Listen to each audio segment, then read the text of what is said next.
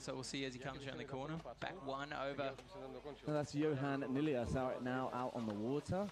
We do excuse that. We thought we were sending our runners out for a quick lap first, but we are straight into it.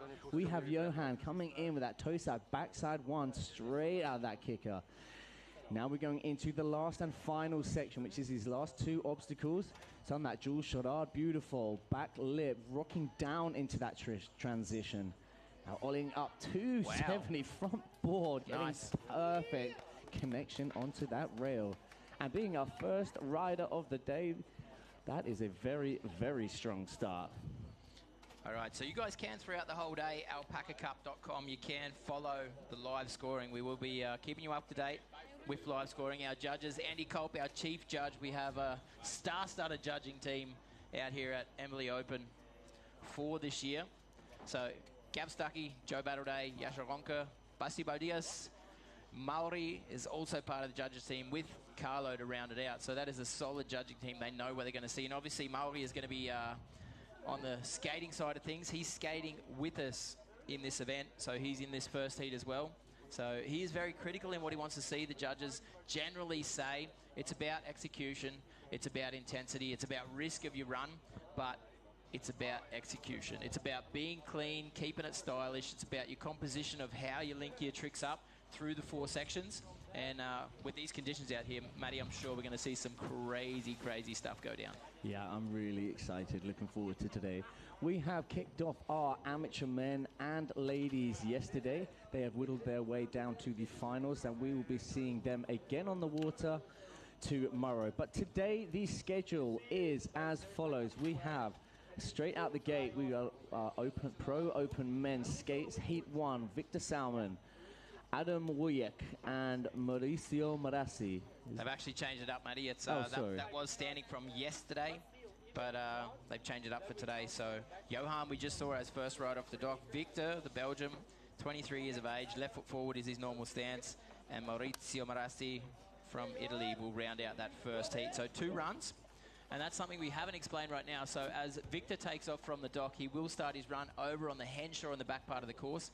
But as Matty had said before, when we go through the format of the course, it's about winning each section of the 4 sections. So whether you do it all in one run, or do you separate the runs and maybe win section number 1 in run number 1, section number 2 in run number 2, it's about getting the highest score in each of the 4 sections over the 2 runs, which means the riders can take a lot of risk in their riding as well. Obviously in the first run, having a crash early in the run is going to make a big difference. But if they can get through that first run and put some points on the board, maybe they can just step it up in the second run and smash things out. Yeah, absolutely. So Victor now just clicking round corner 1. So just one thing also to consider, guys. There are 4 separate sections. We have the back line, section 1, the creative section in between corners 4 and 5. Then the kickers as section 3, and then section 4 is the dual charade, the 2 rail-to-rail / pipe-to-rail, and that beautiful Lisa Ballou signature series. The very first one in the world here in Bratislava. Thank you so much, Shape, for getting that here for us. But now let's get straight into it, where we have Victor. Starts off with that frontside 360 off of the kicker. Beautiful, full pulling all the way to the end with that frontside lip slide. Oh, a little body varial there from Victor. Then gets a frontside shove, followed by the backside shove. Squeezing as many flat tricks in as he possibly can. Then gets that backside big spin. Bump on the wall, smacking it on the wall. Oh, big spin into the corner as well. Victor, obviously known for his wakeboarding skills, but as you can see on the skate, he's got it going on. The backside 360 over that big kicker, left foot forward. Looking casual, man. Like he's got it all locked in, all dialed in. Into that transition rail, spinning. Perfect. Nicely into that transition. And to finish out, up on the pipe. Ollie on board slide. Well done. Yeah, it's not a small ollie, that pipe. Victor, being as good as he is on a wakeboard, he has such good awareness and body control. And it's so good to see 2 riders completing 2 full runs to start off the day.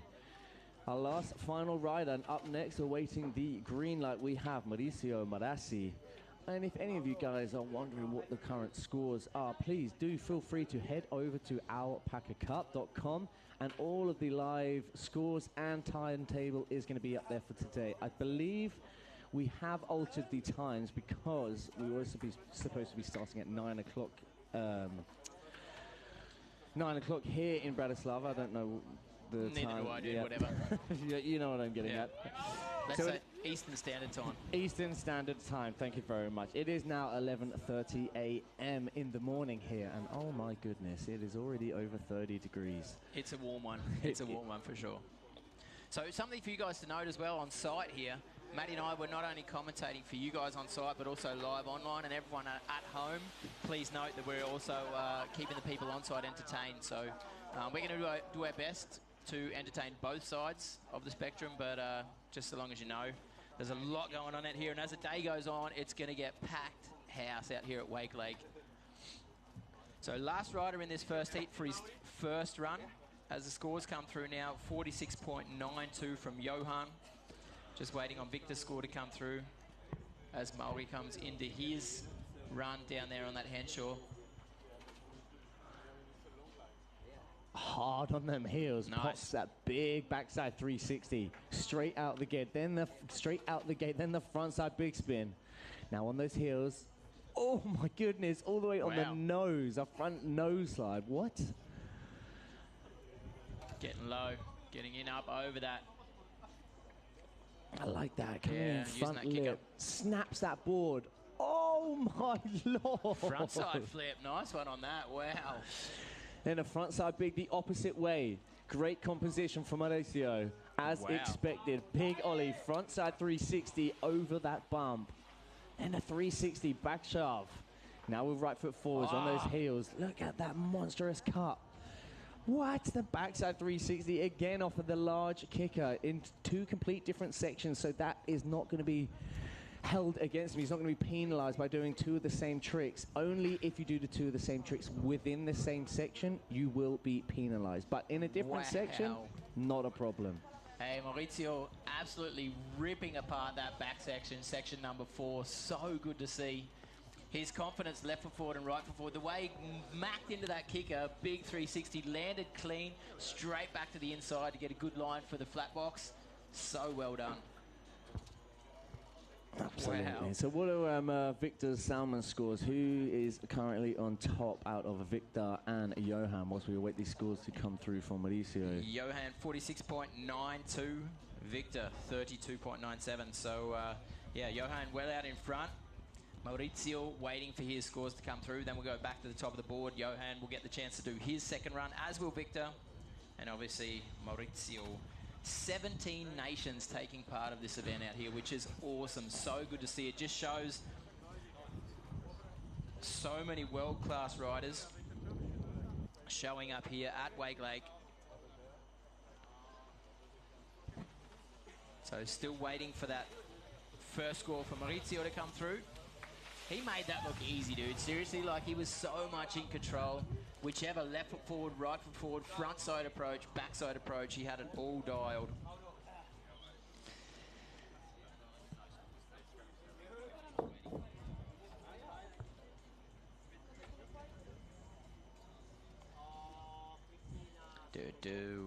So, remember, we're trying to keep you guys up to date as quick as we can.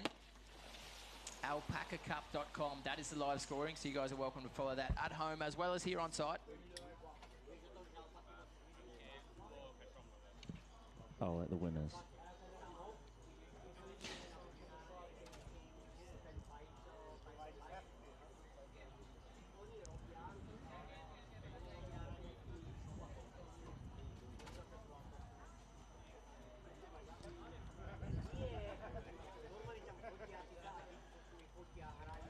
So, Martin, if you have the chance to come and talk to us for a second. Martin Onko, if you can come and talk to us for a minute, that would be awesome. We just got some technical stuff in the background we're trying to work out. Ooh la la la. All right, all eyes on the back of the lake. Johan. Oh my lord. Massive. Was that a 3 shove off of that kicker? Yes, yes, he did. Oh, my goody CB rail, putting the tail up on that thing. On that up rail wall. Long. No. Oh, lay back 1 foot. Wow. Oh, no. Johan, man, that is such a shame. He had it too. Very unfortunate to go down like that. Just didn't seem like he had too much trouble. But hey, you're stuck with me now, babe. All right, can we get a round of applause? We have our next rider, Victor Salmon, out on the water, having another crack at it.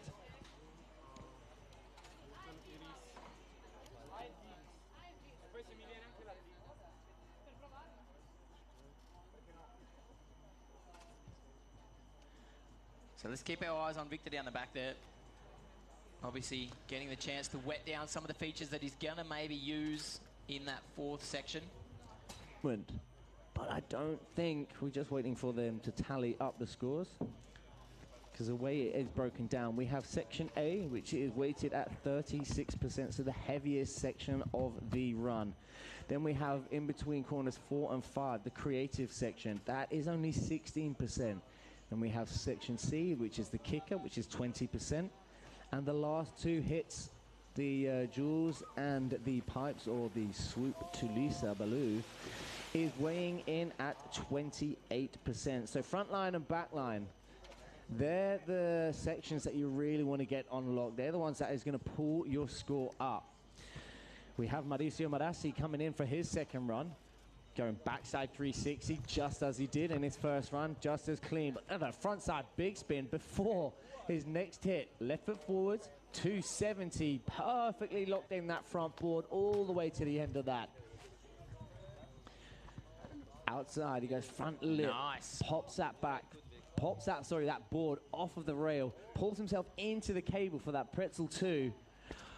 Oh my lord, Mauricio going all guns are blazing. There's the front big the opposite way. Now right foot forwards, ollie, full frontside 360 up and over the bump. Dude, he makes it look so easy, and it is so not. Oh, back big, right in front of us. Love to see it.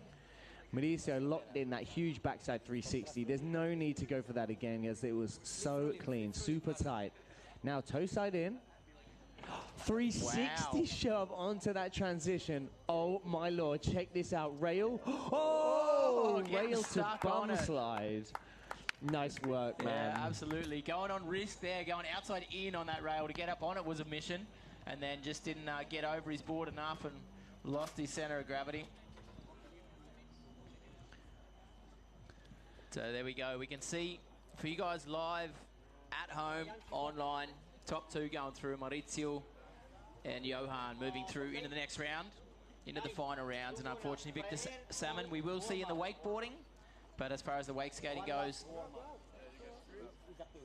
It's 1 lap, right? 1 lap, warm up, no tackle. Yo, the conditions around here are absolutely perfect as well. So nice to see.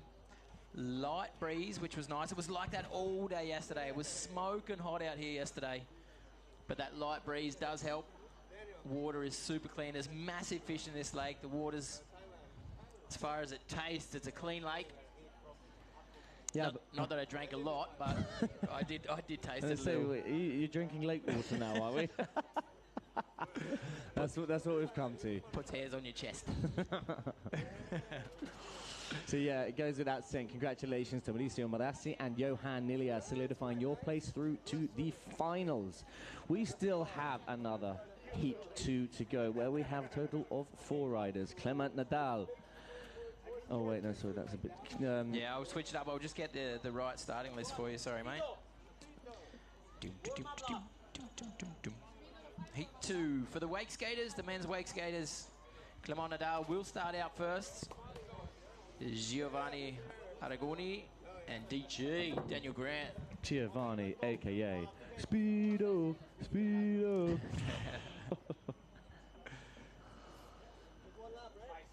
Which, ironically,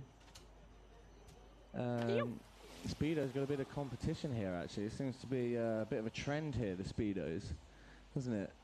Yes.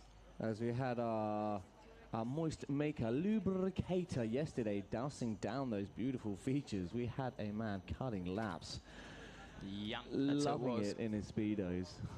But we did say yesterday, that is really disappointing, Speedo. Speedo isn't actually wearing Speedos. And we did say last night, if he makes the finals, he has to wear Speedos. He has to. He should really be DQ'd if he doesn't wear Speedos. I mean, I know I would do it if I was chief judge. But this is going to be an interesting heat. So many big names here. Clement Nadal, Giovanni, a.k.a. Speedo, Daniel Grant. And yeah, so the boys are just running down, let's see, 1, 2, 3. It's just 1, 2, 3. Yeah. Boys are running down like a training run or a warm-up lap is what we like to call it, wetting down the features, make sure they're all nice and slippery when they get out there, which obviously on a wake skate plays a more prevalent role than on a wakeboard. Not having boots on your feet, you need to make sure those things are nice and slippery, which we had that in discussion this morning at the breakfast table as well. Obviously, the features out here, HDPE, plastic, the sliding surface. I was actually talking to Daniel Grant about it this morning, what a big difference it makes to use different structures, different features, different transitions. And when it comes to winching as well, you know, like when you're out there, if you talk about Matty Muncie and the Wakeboard Street Jam, which is going to be on later on this summer, those, you know, using steel and using concrete and using those different materials for the features. Which aren't, and when you go into the likes of the winching, these things aren't designed.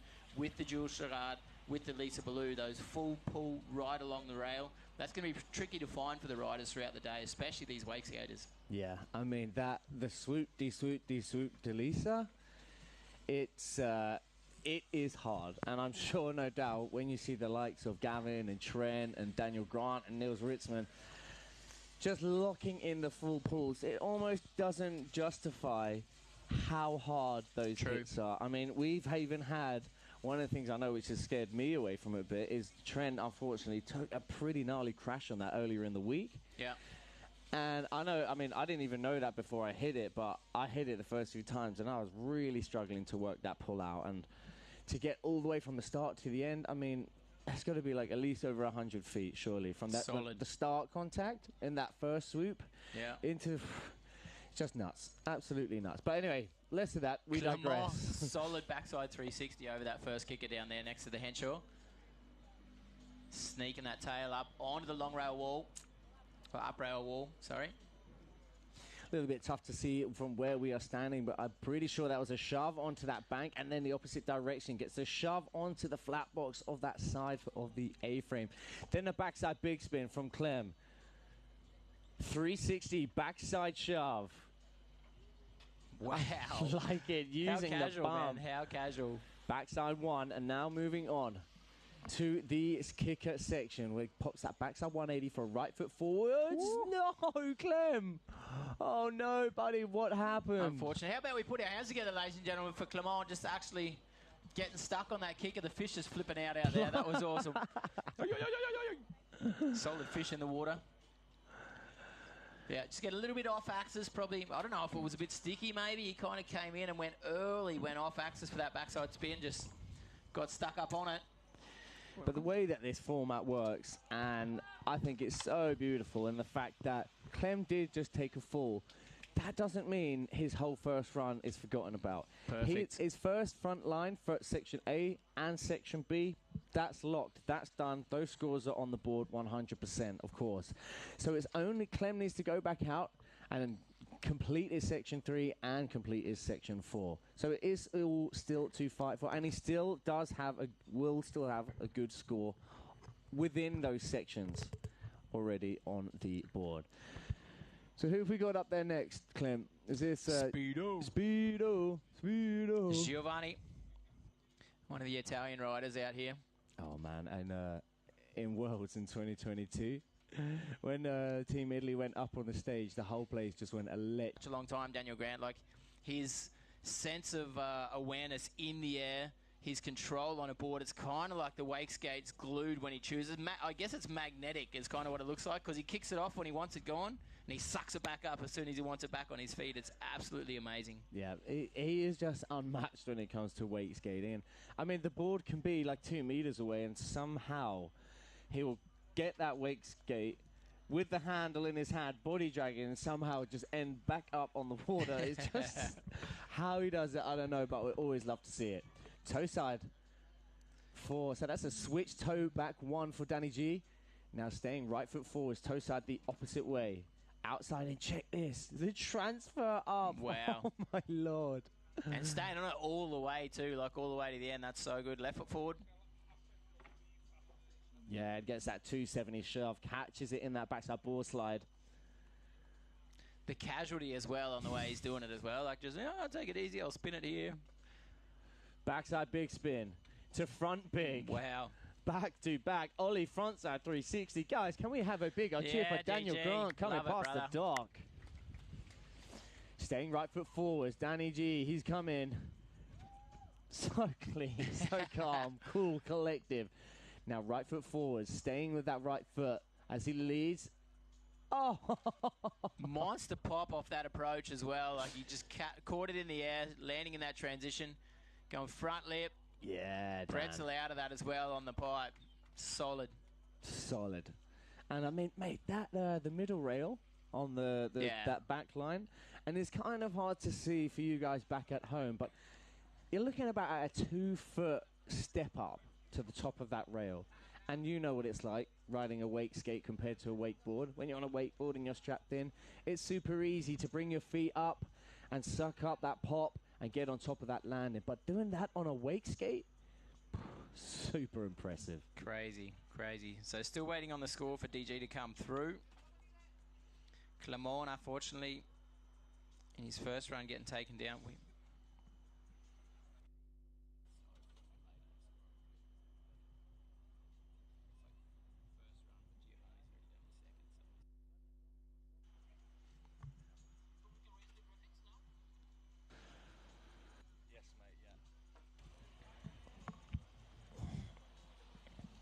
Okay, so as you can see there, we currently have our scores. Clement Nadal only getting a half of the run in the bag with a 17.91. So all he has to do is complete his section 3 and section 4 to get a good score on the board. That's why you see a big difference between Giovanni and Clement Nadal. But we still await these scores to come through from Danny G. Whilst we send Clem Nadal back out on the water yet again. So hoping to see some redemption on that kicker from Clem. Now, to strategically, Clem doesn't have to, if he doesn't want to, do the section A or section B. If he wants to make an improvement, because as he's just seen from Giovanni and Danny G. Absolutely crazy. Man, so sick to see Clem and Danny G both in both divisions, wakeboard and wake skate. So probably shout out to the ladies too, the skater ladies. We'll get you down on the dock because you girls are up next.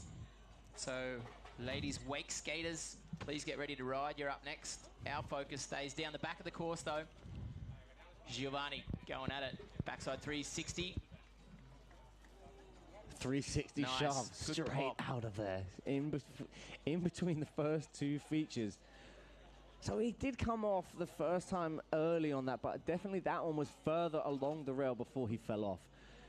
Oh, mate, snaps that board up so high. Big front side shove. Then the backside shove. 360 backside shove. Squeezing all that he can in such a short space. Backside big spin. Wow. Right in front of us. Front big. Oh, my Lord. Bang, bang. Can we have a bigger cheer for Speedo Giovanni coming past the dock? Looking casual as well. Choosing to leave out the kicker. So I did notice over on the front box as well, he started out left foot forward, caught that 270 shove, right foot forward. Pretty interesting to see that switch up in the air. Right foot forward here. The 360 back shove. Wow. Onto that transition. He is hungry for it. That ollie up front board. Didn't get the 270 out, but still the 90 out is a nice clean hit. Nonetheless, he's going to be happy with that. That was an improvement. Down. Swoop. Swoop to swoop, shove out as well. Oh, wow, how about that? Daniel Grant looking very, very, very casual on that one. So I'm trying to keep update as you guys can do as well. alpacacup.com. This is our live scoring. So at the moment, Clem, after his second run, is out for the next round. Daniel Grant and Giovanni definitely making it through. And I'm guessing DG with 54.28 points after the first run. Nothing is going to change with that. He'll stay in that top spot. Giovanni in spot number 2, and they are the 2 that qualify into the next round for the wakeskaters. And we're going to move into the ladies wakeskaters as well. After that, pro ladies wakeboarders, and then the pro man wakeboarder. 6 heats of pro man. That is going to be solid to run through all that. And I'm really, really looking forward to the creative section. That's something, talking about creative section, DG, it is amazing to watch you ride, Daniel Grant. Crazy. It was just later on in the pro women and men divisions. Yeah, what I think is special as well, like yesterday we had, as you had mentioned, the amateurs, and the diversity of this course out here, to see the amateurs hammering at that thing as well, you know, like those big gaps. And I know Dominic was a standout for me yesterday, to see Dominic out there having a crack at it, like using the kicker. He did really well. He's got a unique style, and the fact that part of Embily Open for 2024 out here at Wakelake, the amateurs are incorporated with the wakeskaters, with the pros. It's such a good format, and it's nice to see that from Langenfeld. And now he's on a world stage. He's one of the world's best. He shows up and he's like, yo, Timo Kappa, what's up, dude? He's just one of the boys, you know. Yeah, and I watched it for the first time. I just had my mind blown. I was like, oh, my Lord. Look how many different rails and different lines. And I was just at a cable which is like pretty basic, which most cables were back in the day, you know, where you just had a kicker, you had a flat box, and you probably had an A-frame, and that was the standard. Yeah. And now, how it's grown and gone in so many different directions, and so many different cables are having their own kind of unique little taste. Like, oh, we kind of like this type of... Straight up over the box.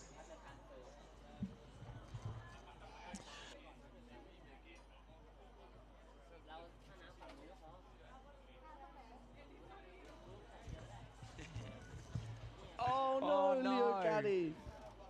Oh man, just going down on that front show. Let's hear it for Leo for Caddy. Sure. I'll give her a round of applause. Very unfortunate as well. But dude, like, to look out of the water here, Matty, as well, like, how are these conditions, man? It doesn't get any better than this. Seriously, it's a light breeze, which cools us down a little bit. But the butter through this creative section, through the motor tower, where you want it, especially later on when it gets into the inverts for the big boys, you know, they're going to be hammering out of that corner, getting some good flips on. So we got a lot still to come this afternoon. Nice to have Brapim back out there, but we will see the wakeboarders do inverts. We'll see the wakeskaters do those flip tricks as well through there. Coming into section number 3 after the motor tower are the 4 kickers, which you can take choice of the little kickers or using those big monster kickers to boot out. And then the tech section, section number 4, the front line, whether you use that dual charade rail to rail with the transition, which is really nice to see, or down the back end go into that step up rail and the pipe hack, as well as that swoop-de-swoop to Lisa Ballou, which pretty special shape features hacked out there together to finish out the run. So that's the way it works.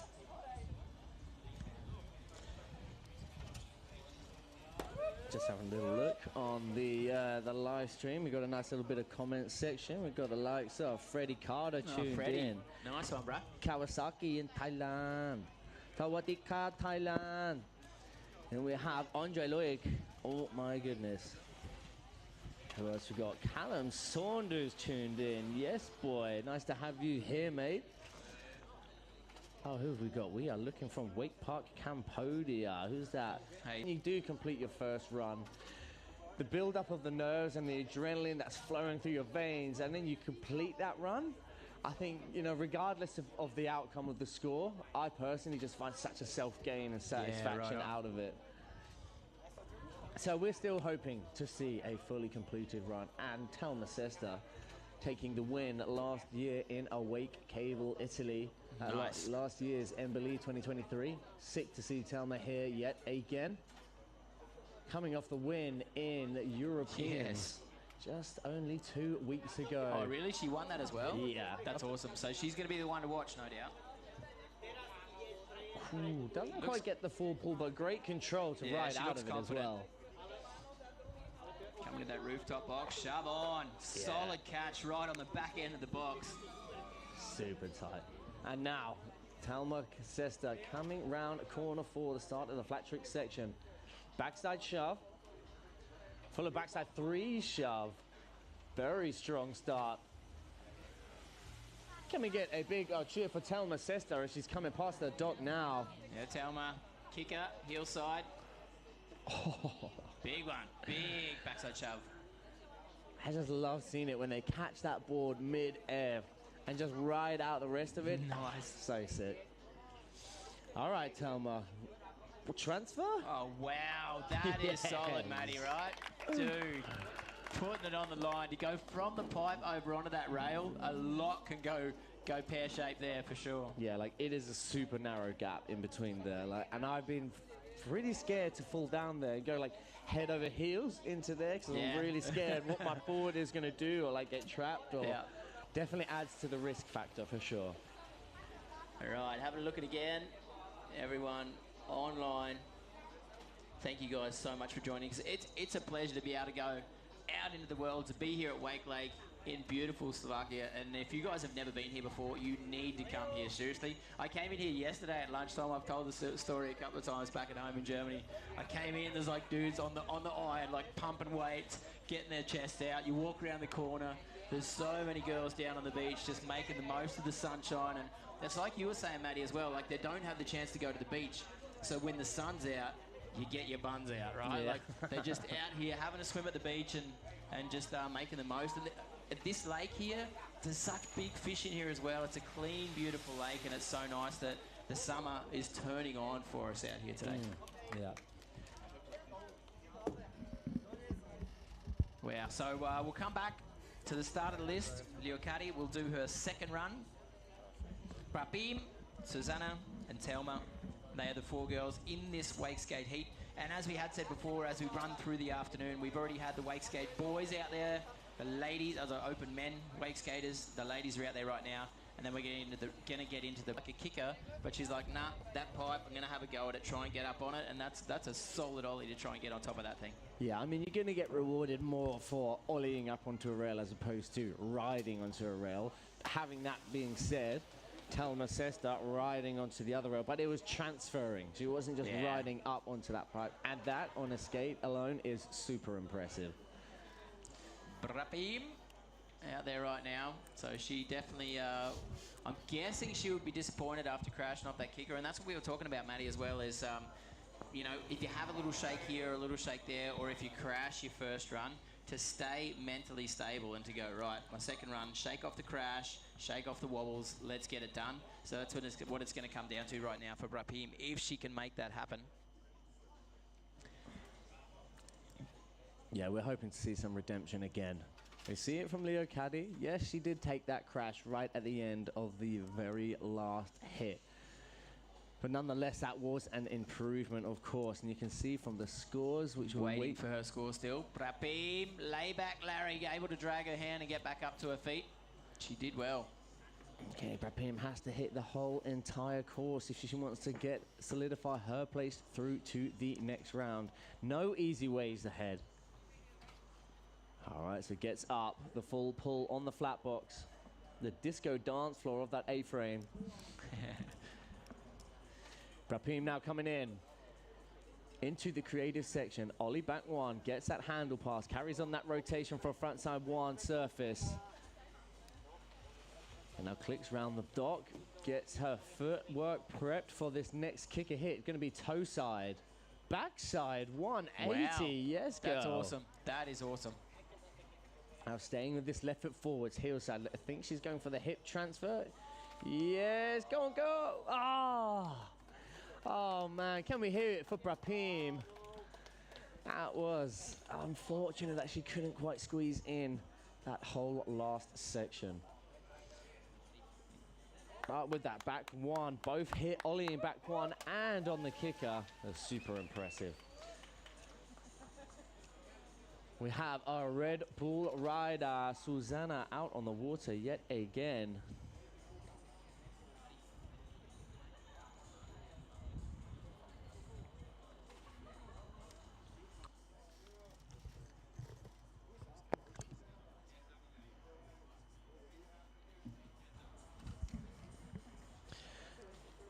So there you go. We can see the scores have been published for Leocadi with a 14.75. Unfortunate that it was for her to take a crash at the very end, but with 2 riders still to go, and with neither of them getting any big scores on the board, it is all still to fight for here in the first round of the Qualifications Open Ladies Wake Skate. Susanna now. Big old air off of that XL kicker. Then squeezes a quick shove in. Super quick feet from Susanna. Toe side time. She gets a nice hit on the inside of that wall. To the disco dance floor box. Front side 180 all the way throughout. Full pulling.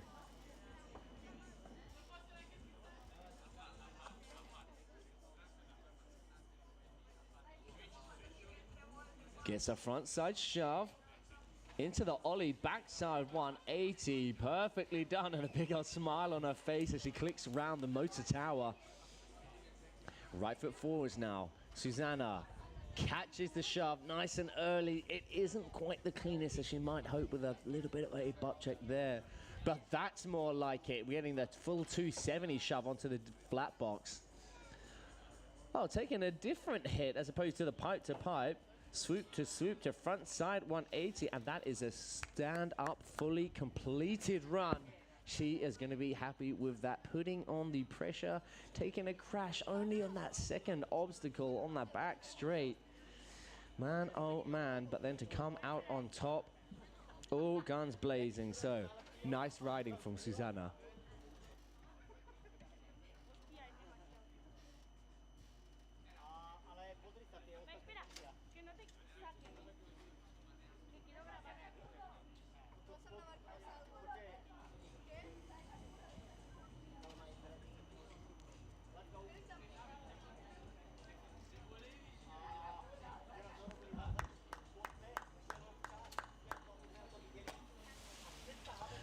Next up then, we send Talma Sesta back out on the water yet again for another crack at it. Talma sitting pretty in first place with that huge score of 48.92 from her first run. And Talma, in true Talma Sesta style, she goes out, puts on a hammer of a run in her first run. And I've seen it before, and no doubt I will see it again when it comes to finals.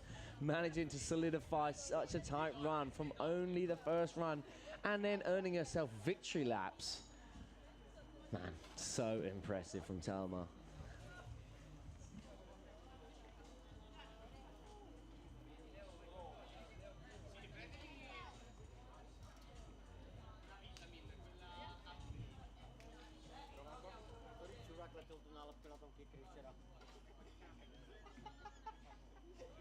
Strategically playing it very smart, opting out of section 1, being the highest scorer in this heat, understandably why she is opting out, enjoying a nice flat couple of buttery laps.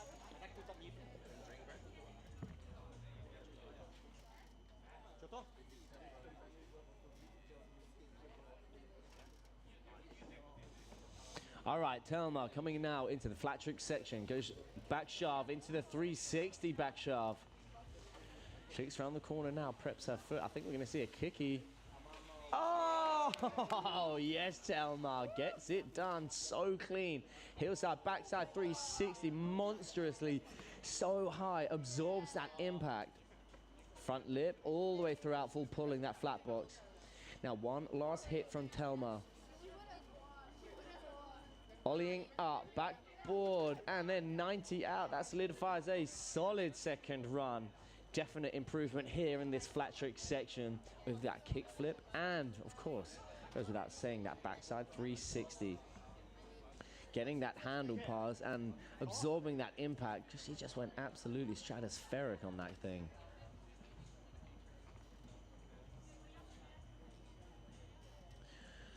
Oh wow, check that out. We have Susanna shooting to second place with a score of 30.79 from her second run.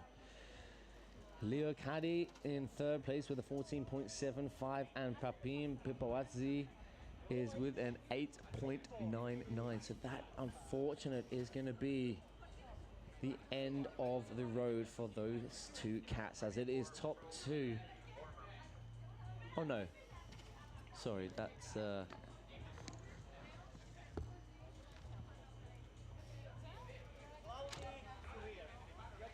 no, scrap that. That was just the actually the qualifying round, and all the top riders will be making, all those riders will be making it through to the next round. Congratulations, Tal Macesta taking the hot spot with a big score of 54.57.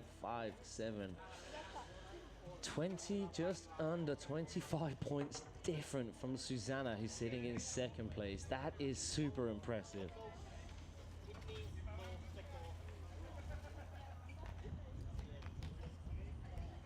As you can see there in the top corner, we have our live scores supplied and produced on alpacacup.com. So do feel free to go have a little check out at the time schedule. If you have any of your buddies upcoming, family, friends, or whatever, go check the timetable, see where we are at in the current standings. We are just finishing up the Pro Ladies Wakeboard Round 1.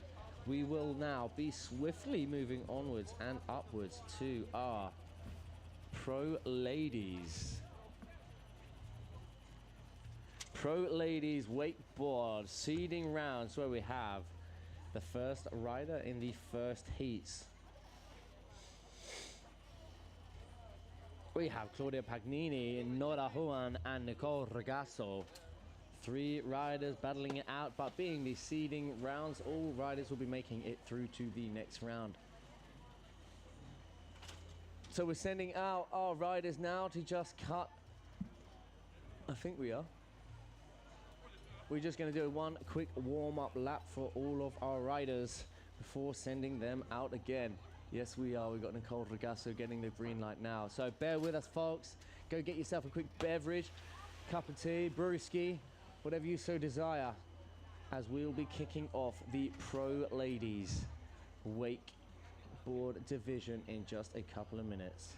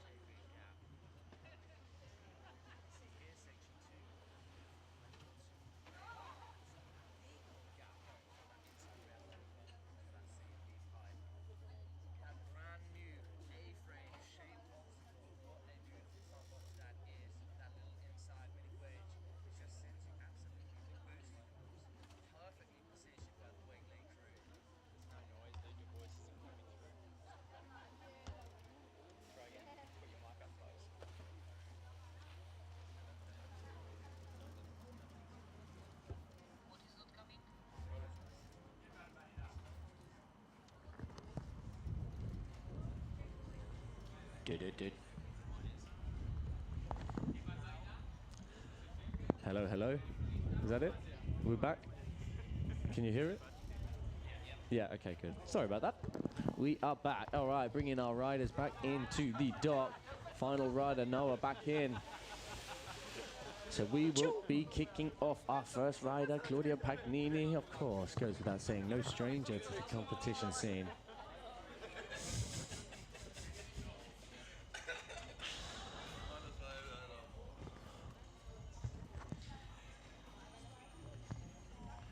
We can hear your voice, Basti, and it's beautiful. You've got a beautiful voice. I love it. Yeah, send it, boys. I love yours. You. I just got some, thanks. We got some drinks here. I hope you guys have got enough drinks out on site as well. It is pretty warm. You guys at home, take a trip to the fridge. Grab yourselves a beverage.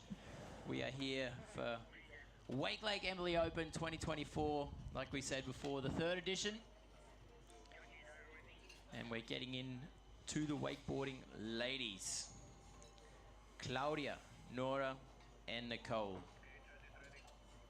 So we apologise, everyone at home. We have been getting some comments that the internet's been a bit slow, so we're trying to fix that on site here. We're going to do the best we can.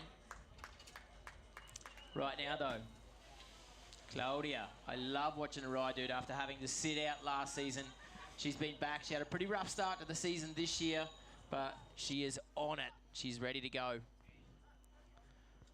Her training yesterday, I did watch some of that as well, and she is doing a great job with this course. She seems to understand it really well, getting some good transitions, getting some good lines from rail to rail. She got that swoopty swoop down there on the Lisa Ballou to finish out yesterday in training. She's got some great lines, and I'm interested to see what she's going to do here for her first run.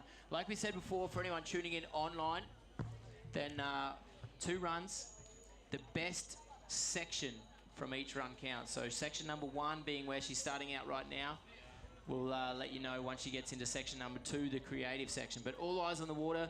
Claudia starting out right foot forward, loading up heavy. Ooh. Going wall, front side 180, up onto that ledge, just staying right on the side of it, not able to get all the way up on it. Good spin there to get on that C&B rail.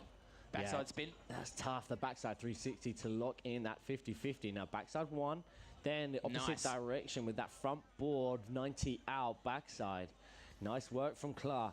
Now coming to the inside, the creative flow section. Wow. Clara, light work of it. Mobe to the inside. Followed by a nose grab, late front side 360. And guys, can we have a big old cheer for our first pro lady rider out on the water of the day? Nice landing on that as well, the heel side. Oh, I love the way she bones her body out on that. That thing is so dialed into her muscle memory. Great KGB coming in here. Flip into the transition right there. Yeah, that's so hard, you know, that last bit of that rotation, you're completely blind. And to land perfectly into that transition. Rounded up there with that backside 360 out. Switch for Clara as well. She's going to be happy with that.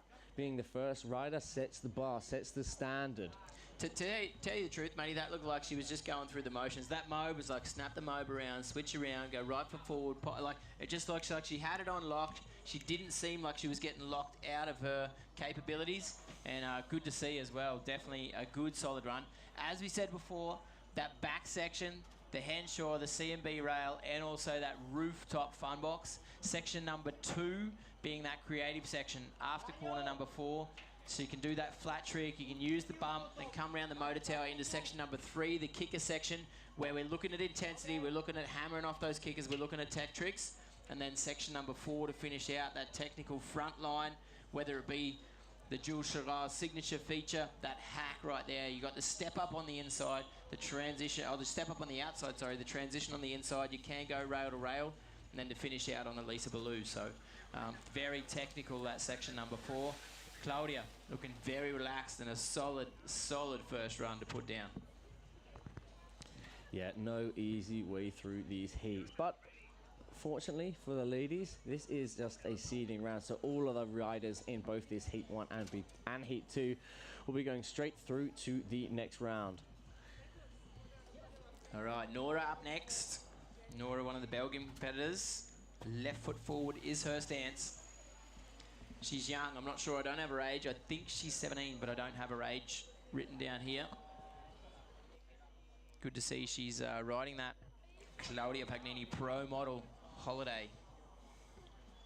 Definitely a board that a lot of girls do love to ride. Partly because of the shape, partly because of the fact that it's Claudia's Pro Model. Cracking a can, Muddy B. For everyone at home, everyone on site as well, obviously our microphones are pretty sensitive to the noises that are going on around here, so we apologise for anything that comes through the microphone. Like that wind you can hear coming through the whole time.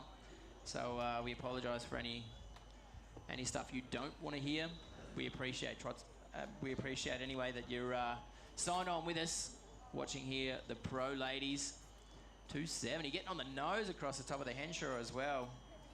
Nice to see from Nora. And now Nora, opting for the bank. Oh, but just misses that big old gap coming across to that rail to rail. Now staying left foot forwards, 50-50. Front board, perfectly locking in that one. Backside 90 out. So that's a stand-up first section from Nora. Now we move on to the second section. 270, back lip butter, rewinds it back out. Switch, shifty fronts, backside 180. Yeah, nice to see the way she pushed out front side and then backside of that thing in to hammer it in. Kick it to the inside, heel side, front side 540, pushing her chest over the toe side edge of a board to control the landing. She did well on that. Straight into the Julesy, rail to rail, spinning into the transition as well. Wow. Clean, Maddie, clean. That was a standout hit for me. To get that locked in rail to rail, perfectly 50-50, Wow. and then get into the transition where you don't actually have a lot of time to, when you land on that second rail, to then drop down into the bank. But Nora just making light work of that.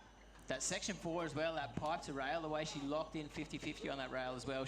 That line from inside out from the pipe and then straightened up to lock in. She did really good, and then to spin out of it to show her control and composure. Well done.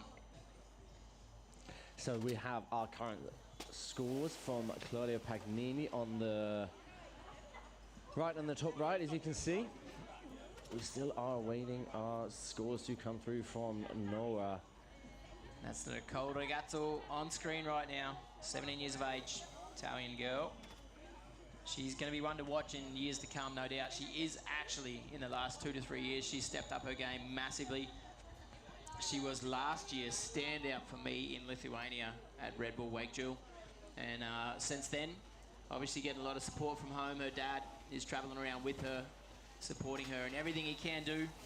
I'm actually well impressed to see Dad Ragazzo on the computer, making sure Nicole can be out there, inspiring the younger generation, also being one of the younger generation.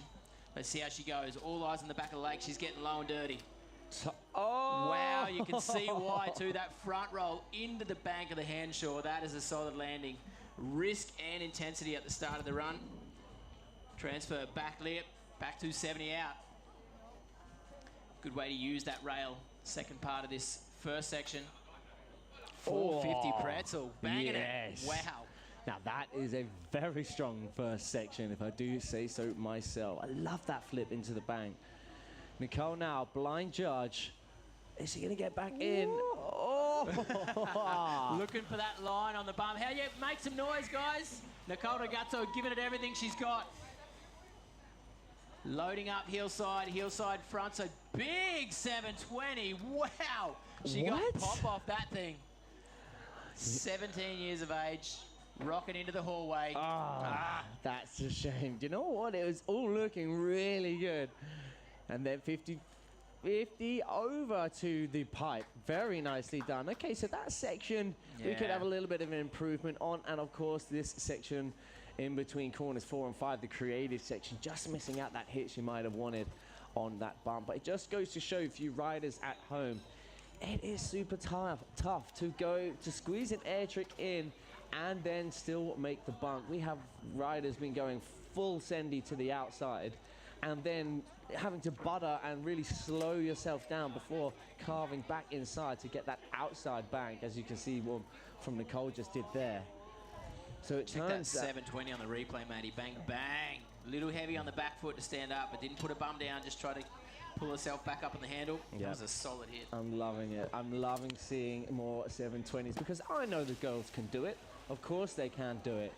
And to be raising the bar here at the Embily Open 2024 in Bratislava, it is so sick to see.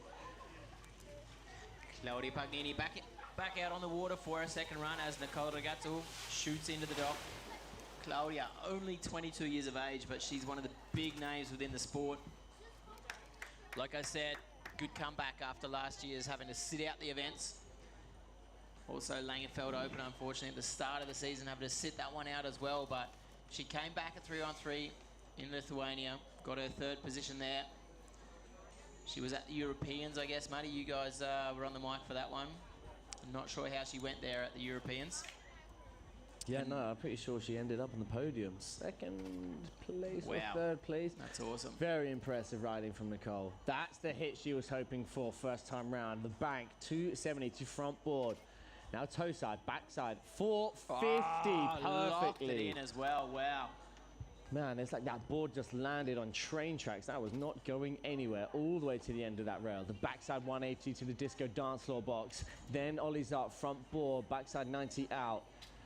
Now Clark coming into the section 2, the creative section. Back move to the inside. Butters it out, front side 180. Then the nose guard, front side 360. Woo, let's go, Claudia. Clark. Looking casual, going to leave the kickers out. She was happy with her kicker hit in the first run. Like we said, 4 sections, best section over the whole of the 2 runs counts. Flip into the tranny, the way she pushes her chest forward over the toes to control the board. Going outside in, step up, Hard way back 2. lip, nice. Getting that hard way 2, perfectly landing, and then the backside 270 out. What's interesting actually is we have both Claudia and Nicole, both from Italy, both going toe-side front rolls into the bank. Yeah. But in opposite sections, whereas the more heavily weighted section is that first back line, section 3, a total of 36%. So that is the score.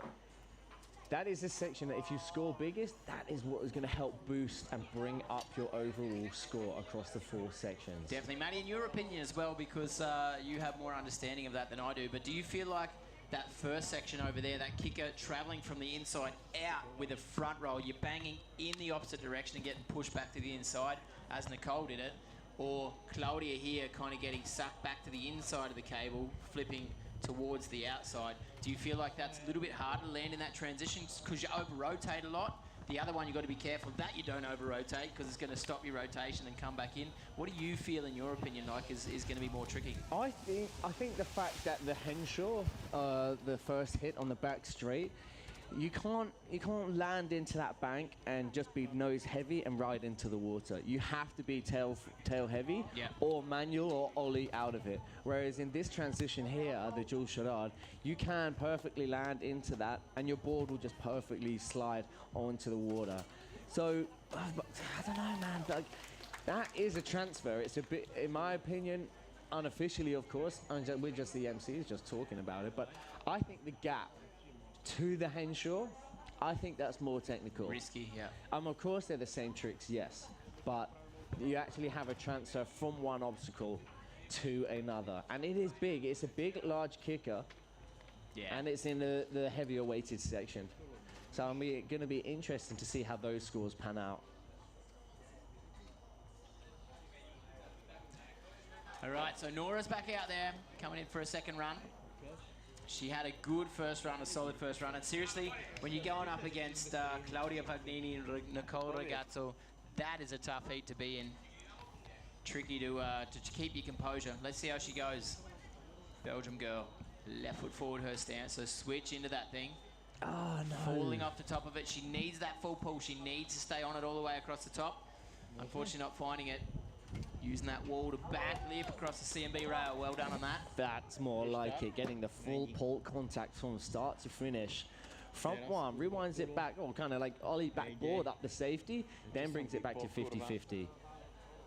Sorry for you guys at home, you're missing this run right now. She's coming into course. 270 butter. Taking a page out of Glenn's book. I love to see it.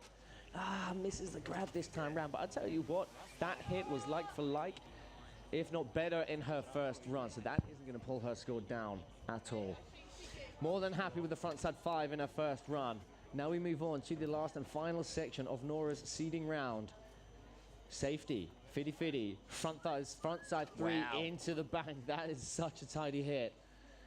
Then the last hit transfer, 50-50. She wasn't feeling secure on it like she did in the first run. Unfortunate, you can see her like fist pump, like very unfortunate. Good transfer though. Yeah, I mean, it was locked in. There was no zeeching. That board was perfectly locked in for that 50-50. And I think I'm going to have to jump off the mic shortly because I'm up next. Very shortly. Good luck, brother. Trying to battle some of these nerves. Yeah, no doubt. You need to get in the zone. Yeah, I'm going to have myself a little stretch, get myself warmed up. So I'll leave you in the trusted hands of Clint Liddy. All right, guys. And I will see you shortly. I'll run you through it. Nicole Ragazzo on the water right now. We got one more ladies heat up next. And like we said, top 3 go through. So top 3 go through the heat. And ladies right now, then we're going to move into pro men. Top 2 go through from each pro men heat. 6 heats right there, so it's going to get into the big guns.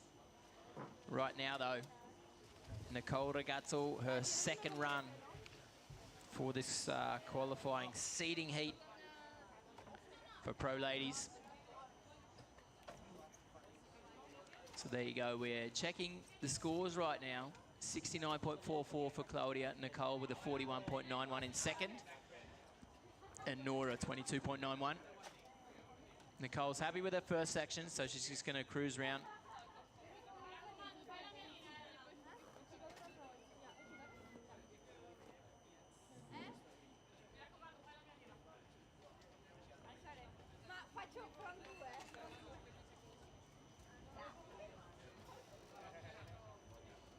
All right, you can see that upright stance as well of Nicole as she comes into this creative section. I think she's going to have a go at this one. She didn't get after the blind judge as smoothly into it as she wanted to. That's a solid one right there. Backside into the motor tower. Did well to control that after that blind judge. Kept her composure, kept her tension. Getting that handle low and tight. She did the big 7 before. Hillside, frontside, late on the 720 right there. How about you put your hands together, ladies and gentlemen, for Nicole Ragazzo. Unfortunately, that's 720, dropping the handle. The first one was good, could have been better. She wanted to go for it again, just rushed herself a little bit. And unfortunately, not able to get the handle pass on it. So she may be disappointed with that kicker section, and she will miss out on the second hit of her second section. So let me check that live scoring. Section number 3, 24.66. Section number 4, 22. So she won't get to better those sections. But definitely solid in her runs. So we'll wet down the features and we'll move straight into heat number 2 for the girls. Again, for anyone at home, you guys are welcome to follow the live scoring. You're seeing it on screen right now as well. But alpacacup.com, you can follow the live scoring pretty easy. In the menu down the bottom, live scoring.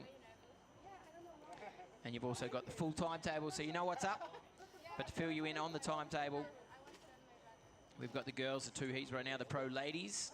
Top 3 make it through that heat. And then we'll go into pro men wakeboarding, top 2 from each heat, make it into the next round. So this is the qualification round to get in the quarterfinals. It's a tough one. And in this second heat, you can see on screen right now, Daria Cloud. Daria, one of the German girls out there. Elena Bodie. Elena, Spanish 20-year-old who has been on fire. Back after an injury last year. She actually took out the win at 3:13 for the Red Bull Wake Duel. Also in this heat, Sonja Sjöström from Sweden and Katinka Boyding from Holland. That is our ladies heat number 2. So the girls out there just wetting down the features, getting a little warm up in, warming up the knees, warming up the hips. As the scores come through, Claudia staying out in front with 69.44. Nicole Ragazzo for 43.72. And Nora 32.81. Obviously top 3 go through, so Nora making into the next round. So she will have the chance to better her run.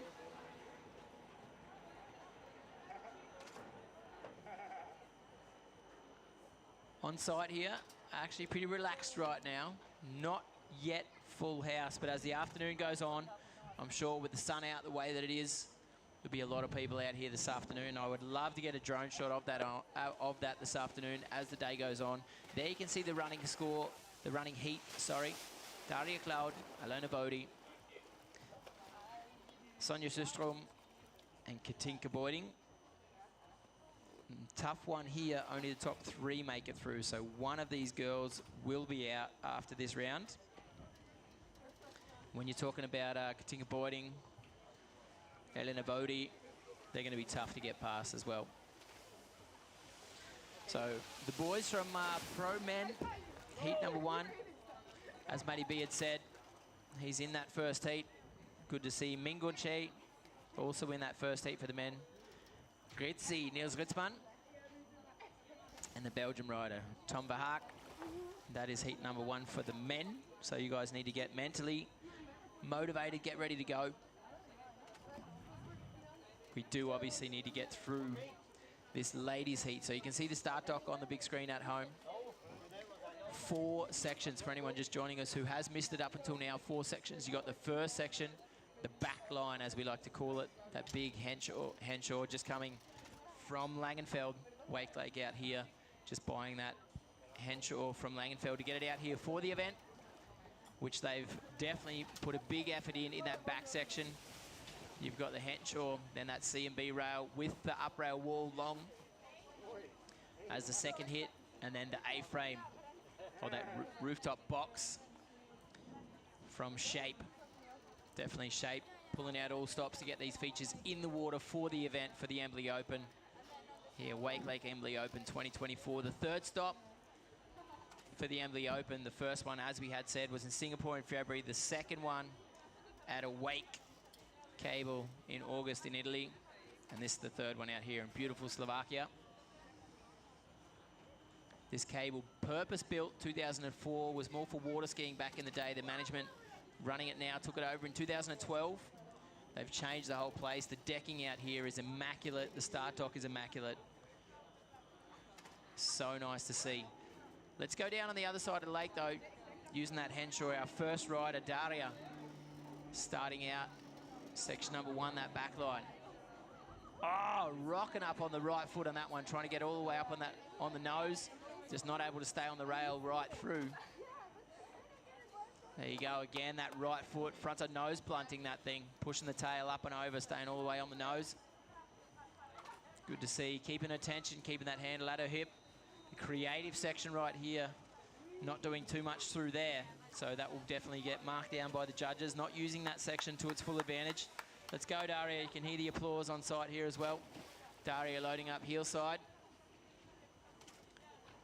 Oh, 450, trying to push her chest around to 540, it not able to straighten up the line on it, unfortunately sitting down a little bit. Oh, 180 up onto the rail, trying to 270 that as well to front board it, but not able to clean that 4 section up. So Daria, maybe just a little bit feeling under pressure with the other girls in the heat. I can understand that totally.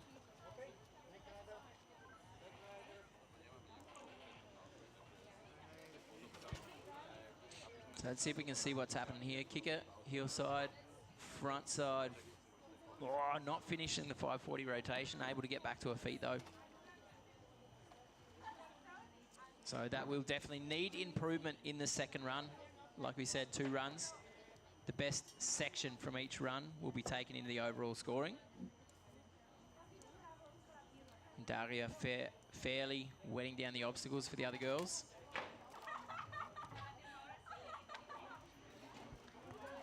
And again, you guys can hear a bit of the chatter in the background. Good vibes down here on the dock. Talking about good vibes. Eleanor Bodie up and at it here for this second heat for the ladies. So in Thailand, a lot of people online. Thank you guys for tuning in. Wherever you are, this going out live in Croatia, Wakeboard Cable Park, PAG. Also North Devon in the UK, Ghent in Belgium, BCP Dock 79 in Belgium as well, Wake Up Antwerpen in Belgium, also over in the USA, Southtown Wake, West Rock. Nice that you guys could support the event, put it on live on site. Right around the world, thank you guys so much for joining us. Let's go though, Henshaw, back-to-back lip, solid. Eleanor using that Henshaw, coming in. Frontside 180, spinning out of it as well. Good line to stay on that rail. Right foot forward, coming fast to the inside. 360 on that, 50-50 on the ledge. Able to spin off it as well. So showing that she can keep her board straight down the line. A little bit more technical, difficult. Buttering through that corner, switching it up, right foot forward. Nice, Mexican over the bump.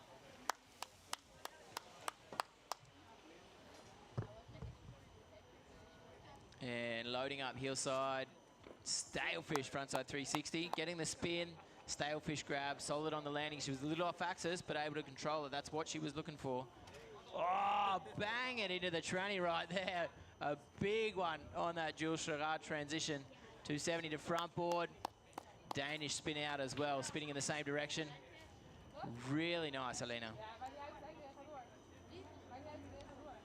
She should be happy with that. A solid first run.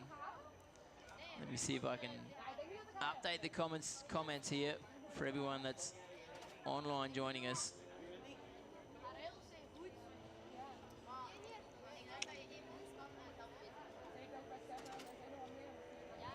So Elena riding around the back of the course. She'll wet down those features for the other girls. And then we'll get into third rider for this heat, Swedish competitor Sonja. I'm not sure her natural stance. I'll try and look down on the dock. I'm guessing right foot forward is her stance of choice.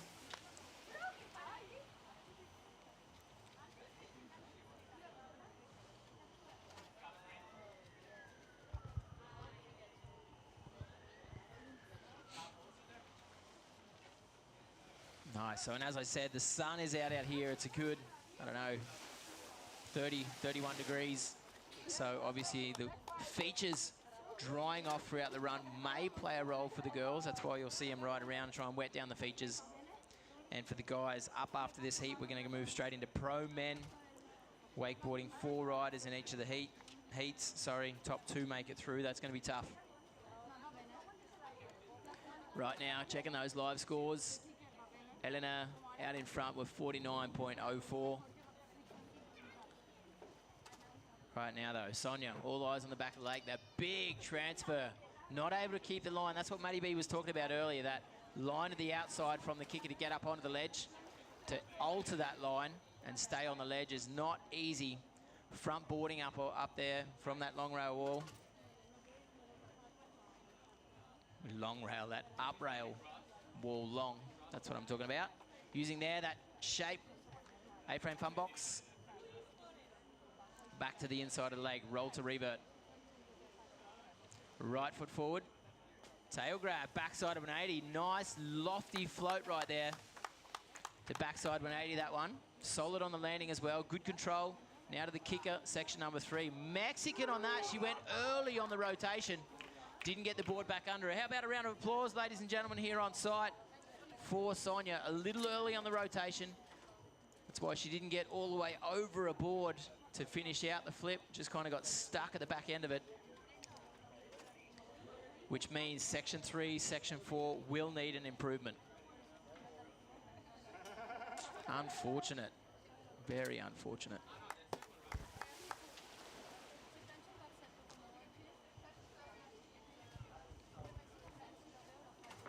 All right, Katinka.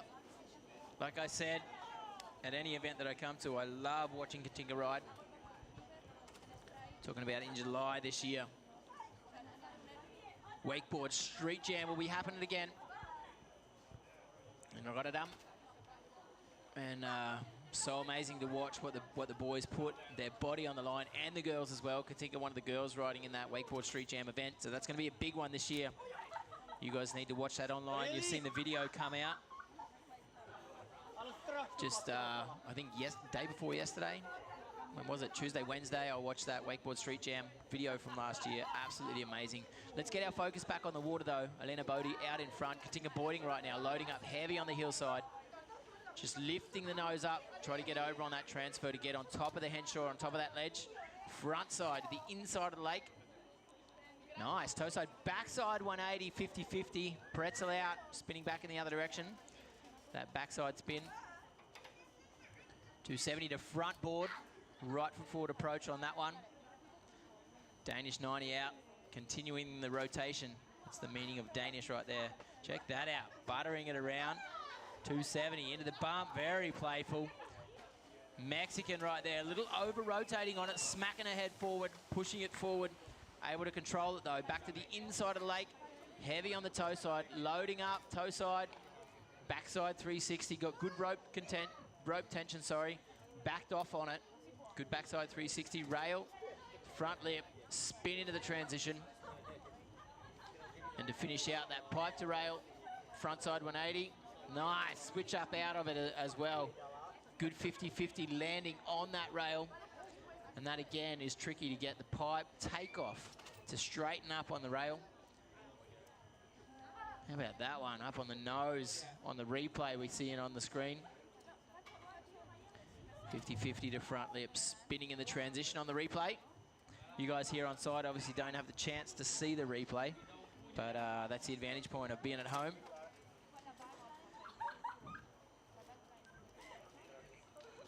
Specialty of being online, that's for sure. And thank you guys for tuning in. So, we'll go back to the top of the list. Daria will start out her run, 13.44 points in her first run, so she needs to step things up here. Still waiting on the scores for Katinka to come through. At the moment, Elena out in front. Sonia with 16 points, so I'm guessing, it's just a wild stab in the dark, but I'm guessing Katinka will move into that second spot. And top 3 ladies make it on, so one of these girls will not go into the next round. Still to be decided who it's going to be, but 2 runs, best section in each run, that's the way it rolls. So, and as you can see, conditions out here are amazing. Light breeze, flat water, warm water, good people, good vibes. And obviously, when you're talking about our advertising partners, Bear Barracks, they've got their shoes out here on site, barefoot shoes, super comfortable, super stylish. Definitely, if you have not informed yourself about Bear Barracks barefoot shoes, definitely a very comfortable way to get around, urban style. It's worth it. Right now, though, let's get our focus on Daria. Coming through section number 1, just choosing to get a little bit relaxed on that one, not hitting that third feature, that shape, Funbox rooftop. Coming through the creative section, this is where she needs to step things up if she wants to keep up with the other girls. She's going to hit that bump. Nice, grabbing on the nose on that roll to revert, kind of boning it out a little bit as well. That was a good one. Well done, Daria. Leaving out the kicker section. So let me check what she did. Kicker section was okay in the last run with 10.67 points. She could have stepped things up there as well. 270, locking in on that one. The way she popped off it as well. Really nicely done. 180, spinning out of it as well on the pipe. So solid for sure as far as technicality goes. Probably not up to the standard for the other girls. And missing on section number 3, that's definitely going to be noted by the judges. But that nose grab roll to revert in the creative section was a beautiful one.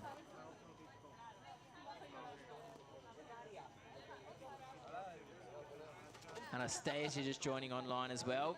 Go girls, she says. Bring on the fire. Peacock Brothers, nice to have you guys online as well. Let's go, Nora. Obviously, Nora already having her run in heat number 1. Don't know if my internet's super slow.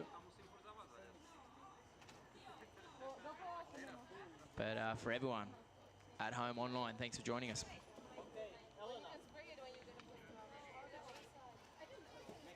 All right. Elena up next. Obviously, Elena, one of the better known riders, Spanish girl, 20 years of age. Taking the win at 313. What an event that was. Wagering themselves. Nice to see the crew walking around as well. Very, very casual. Yannick Patton, Luki Carrick, Pedro Caldas. 3 of the nicest guys on tour. All eyes on the water though. Elena up and at it. Big gap. Stomping on the tail on top of the Henshaw. Not able to get down the downside on that ledge. Unfortunately fallen off on it. Choosing to leave out that C&B up rail wall transfer. C&B rail is what we like to call it to keep things politically correct. Cock and balls would be if you're not keeping it politically correct. C&B works. Roll to revert for Eleanor. Oh, buttering into that bump. How about that one? Not only slowing her speed down, but just styling her way into that thing. Mexican over the bump right before motor tower. Heel side, loading up, heel side, backside. Oh, seriously, 720. She was fast on that first rotation, got the second one dialed in. Big 450 into the bank, stomping that one in as well. That was a lot of pop off that Jules Sherrard. 270 to front. Out there and at it. Swedish girl, right foot forward, her normal stance. So her course, or her run will start down after corner number 3.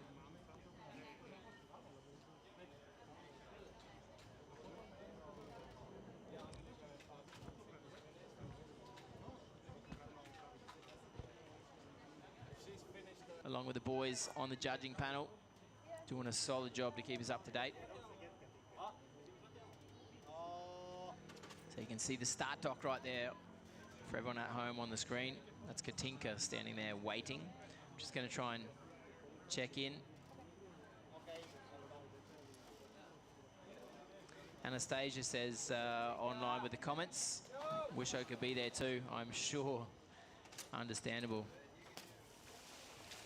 It is beautiful out here. Cranking 06. We want Glenn. Mate, who doesn't want Glenn? Gleno's a legend. Glenn Vandenberger obviously will be in these heats for the Open men. Where are you, Gleno? Heat number 3. Love to watch Gleno ride. And again, we'll try and chase these live scorings for the girls. At the moment, Katinka out there right now. We're still waiting for the score for Sonia to come through. Katinka's second run right before us. There you can see on screen. All eyes on the water. Interesting to see what she's going to do here. She had a solid first run. Loading up heavy hillside. And again, skipping off to the outside. Not exactly what she was looking for. Coming front side into this one. Toe side, backside 180 onto the nose. Pretzeling out of it. 270 to front board. Spinning out of that one as well. Danish, the same rotation direction. Continuing on. Off the back end of the feature. Coming through this buttery section. Beautiful conditions. Very playful coming into that. Nice. Seatbelt grabbing on that back one. Very unorthodox grab, that backhand coming across to the nose. Toe side, backside, 7. Toe side, backside, 7. Skipping out on a little bit, but able to get back to her feet. Section number 4 is going to be an important one. 50-50. Front lip. Spinning into the transition. Did well to do that as well. Coming into the pipe right now. She's looking for a transfer. Oh, dang, dang, dang. Kind of pinballing her way through that one. Looking for the front board on the rail. Just went 50-50 on the inside. Dangoing back to the pipe, dangoing back to the rail, but able to stay on her feet. Pretty lucky.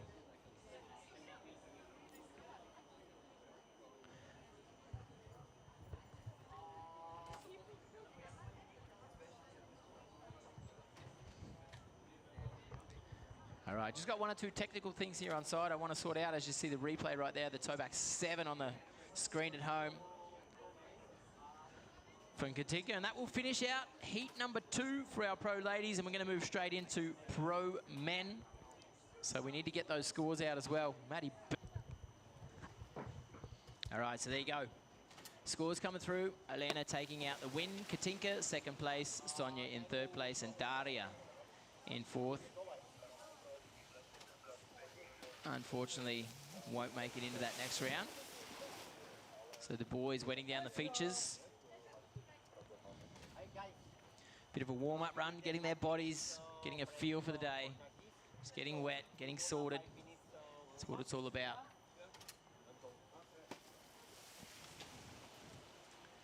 So, let me check here online, see what's going on. And again, for you guys at home joining us, thank you so much. Also for the cables signing in, choosing to be a part of it. I'll run you through the list in Italy. Obviously, Vento Cable, Como Lake. Haven't got out to Como yet, but I'd love to get out there. Turin Wake Park, thank you guys for joining us as well. In Croatia, Wakeboard Cable, PAG in Park. Thank you guys so much. Dock 5 in Germany. Also Pineapple Wake Park in Rossau. Thank you guys for joining us. North Devon Wake in the UK. Wake Park Ghent in Belgium. BCP Dock 79 in Belgium. Wake Up Antwerpen in Belgium. Thank you guys so much. Over in the States, Southtown Wake, West Rock, Daniel and the West Rock crew, pushing the sport forwards wherever they can. It's nice to see how many cables have opened up in the States and what's going on over there from afar. Thank you guys so much. And also, so good to have such a Thailand presence here on site, but also you guys, Phuket Wake Park, Thai Wake Park, ESC, Thai Wake Park.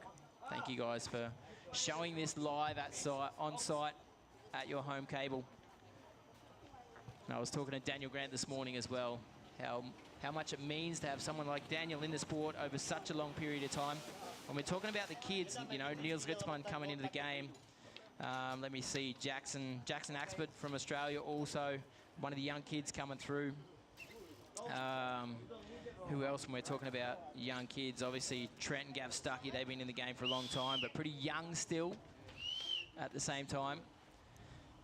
So it's really nice to have the young kids coming through, but when you're talking about experience, when you're talking about people like Daniel Grant, who else have we got here who's well experienced? Luke Carrick's been in the game for a long time as well. Nice to have him on board.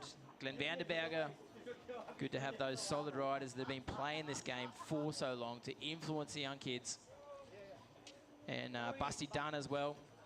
Every time I see Busty Dunn, I'm super stoked. Like the amount of time, energy, effort that he's put in, and money for one thing, traveling the world year after year after year. A lot of these Aussie guys, you know, Jackson Axford, Busty Dunn, who else we got? Benny Heatley, Lockie Fort, they've been over here for like 3 months. Connor Lawton as well, been over here for a long time. That's a lot of energy, a lot of financial investment. And without those guys showing up to events like this, it definitely wouldn't be the same as it is. So obviously there's a few riders missing. I would love to see Jules Sherrard get back out here. He's been with Red Bull. He's been on site. Camille and Jules, definitely we'd love to have you guys here. Obviously the Brexit boys, that's a solid crew that make a big difference at an event when they show up. So there's definitely some crew missing, some crew that could be here. Reen Vanderpass, obviously being injured, would be good to have him out here as well. But this is the Embily Open, and when you're talking about the best of the best, at the moment, currently, when we talk about Stuckey brothers as well, coming off the back of a win 1 and 2 at O-Fest, the back of a win 1 and 2 also in Lithuania, also at Langenfeld Open, Trent taking the win there as well. So the boys, like the Stuckey brothers, are setting the standards this year as they had done last year, and they're kind of the ones to beat. But that being said, you got Luke Carrick in the game, Daniel Grant in the game. You've got Pedro Caldas, who's someone I'm really, really looking forward to come through. Obviously, the seeded riders don't have to go through the qualification. I'll see if I can quickly check my seeded riders list so you guys can get up to date on that. But the seeded riders don't have to go through this event, but they don't have to go through the quali, sorry, but they will be in the finals. So they'll scoot straight into the quarterfinals. Let me check those. See if I can quickly find it. Trent Stuckey already seeded. Yannick Patton, obviously one of the Embily riders, already seeded. Gav Stuckey, Leo Gatti, Joe Battleday, Victor Salmon and Pedro Caldas. They are the seeded riders for this event. So we will see them as of tomorrow out on the water. But up until then, we're going to start with our Belgian rider, Tom Bauhaag. How about you make some noise for Tom, ladies and gentlemen, pro man. Out here, up and riding. Let's see if we can on-site and online stay up to date.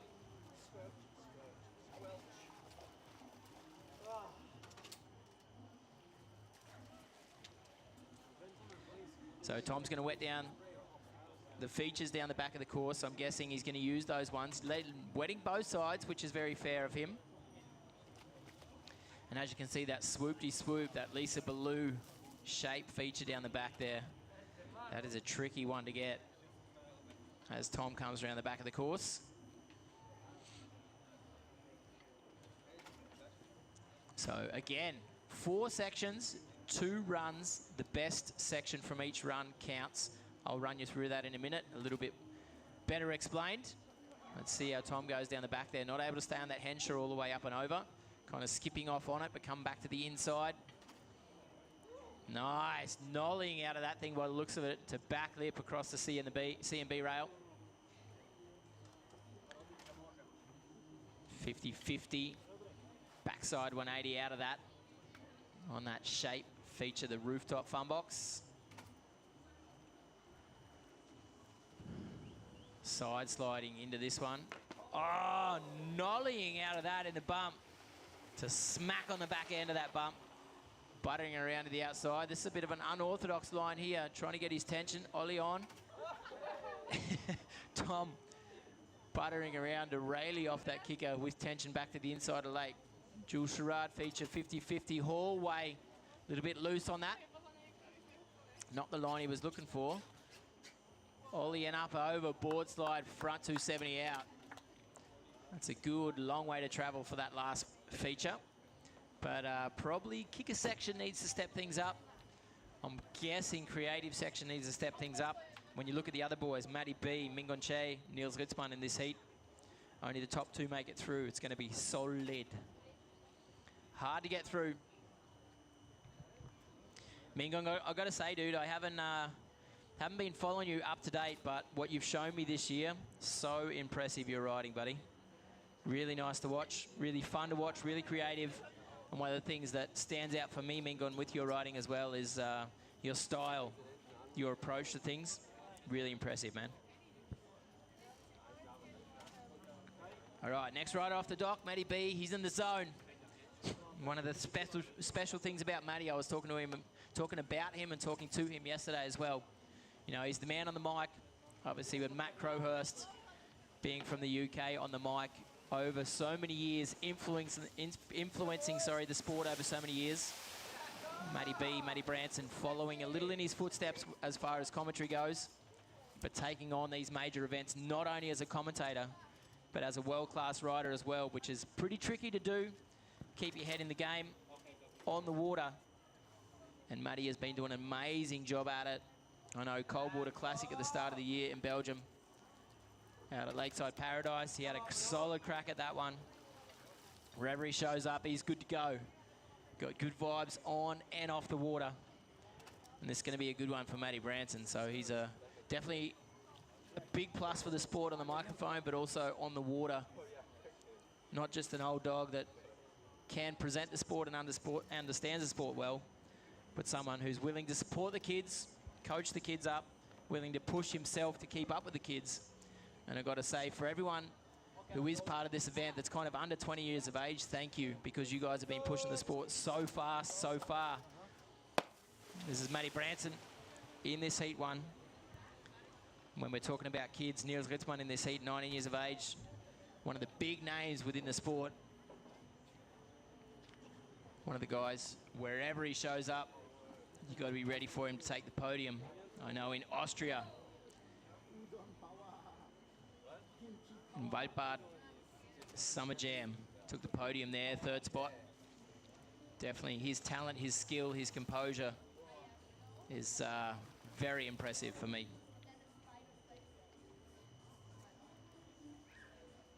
So don't know about how you guys are going out there, but if there's anything going on with the music, with the microphones, anything else, please let me know. We want to keep you well entertained. It is a long day. There's a lot of wakeboarding ahead of us. We're in heat number 1 of pro men. Matty Branson out there right now, all eyes on the water, going toe side. 450 into that bank and landing like a boss, straight up, stomping that into that bank. Front lip to front board, handle behind his back, landing blind on that one as well. Very technical and tricky. Wow, 450 into that one as well. A big transfer using that little booter on the outside, or on the inside, sorry. 360, buttering out of it, coming toe side, fast. Scarecrow, not exactly what he was looking for. Got a good pop off it. Solid on the toe side, just the tension was missing a little bit to chrome over on that thing, but this is his first run. Toe side. Oh, backside 720. Will he get back to his feet? No, he won't. How about a round of applause for Matty B, ladies and gentlemen? First run. Unlucky, bud. Little bit after the chromo, got a little bit shaken by it. But like we said, 2 runs, best section from each run counts. That's one thing I was going to explain before as well. You've got 2 runs, so if you mess up on section number 1 in run number 1, you can come back in run number 2 and better that section, which also means if you kill section number 1 in run number 1, you can leave it out in run number 2, and it's not going to matter. Mingon, Korean rider. Like I said, his style is stand out. Good to see the way those 2 boys support each other as well. Matty had said, dude, Niels Ritzmann, Mingon in my heat. It's going to be tough.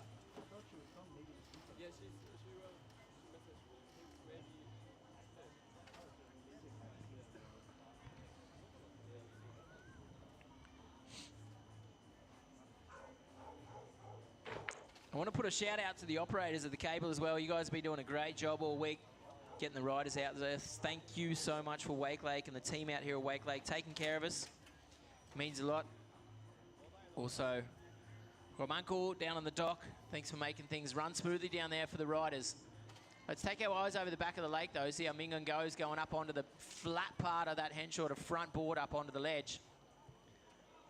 Loading up. 50-50 back lip, pretzel out. Coming toe side at this one to the inside of the lake, toe side. Rewinding onto that one to back lip on it. Good grab as well as he got up onto that ledge of the fun box. So creativity coming through the creative section here. Mobius. So that left foot forward mob. Scarecrow. Good combination right there as well.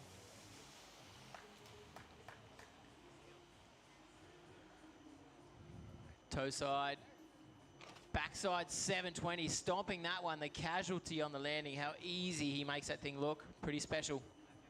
50-50 front lip, 50-50 spinning into that as well, how fast he is on his feet. Reminded me a little bit of how Pedro does that, like that front lip to 50-50. Well done. Mingon, definitely a solid first run. See if we can update these chats. I haven't seen anything come through for a while. My internet may be a little bit slow here.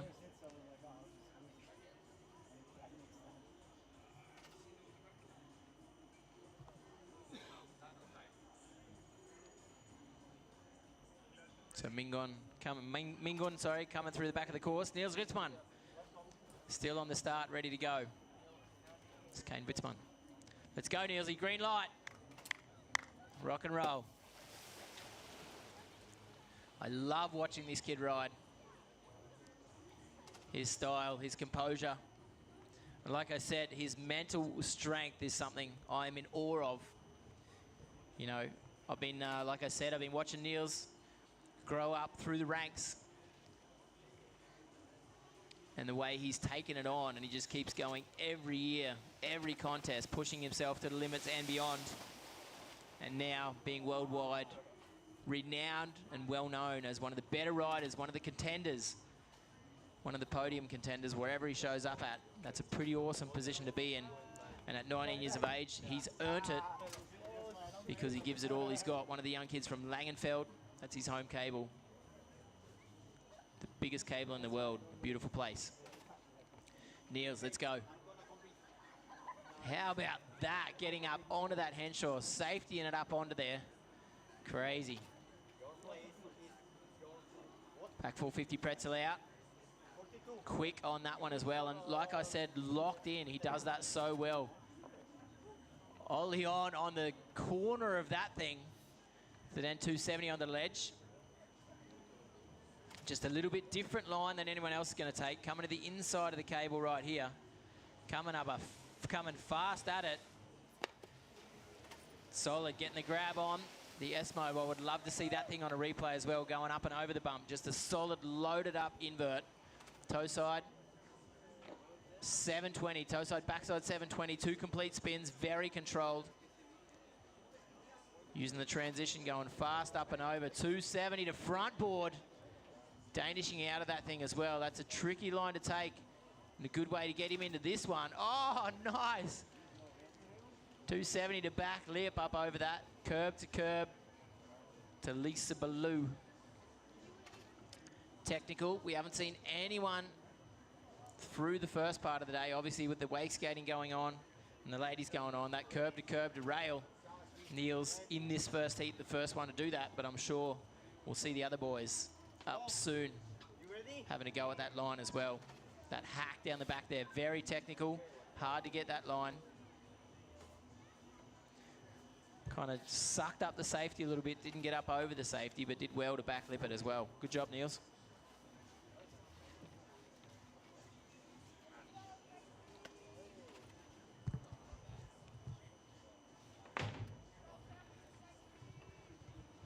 Oh, it is warm under these headphones, I'll tell you that much. Pretty warm out here. Here, Tom. That's the call from the dock. Let's go, Tom. Again, one of the Belgium competitors. Tom could do a little bit better in this second run.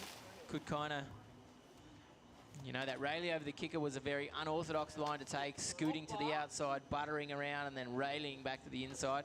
But they kind of got him a weird tension for the Jules Gerard signature shape feature in the middle, that rail to rail with a step upstairs on the outside. That hack just didn't give him the tension he wanted. So he needs to better that. Let's check those scores right now. As Neil's score comes through, 55.32. So Neil's out in front after that run. Mingon Chi in second, Matty Branson in third. Right now, Tom's got to step things up. Let's see how he goes. Front lip and all the way up and over, and 270 out of it as well. 270-degree spin off the back end. Back lip 270.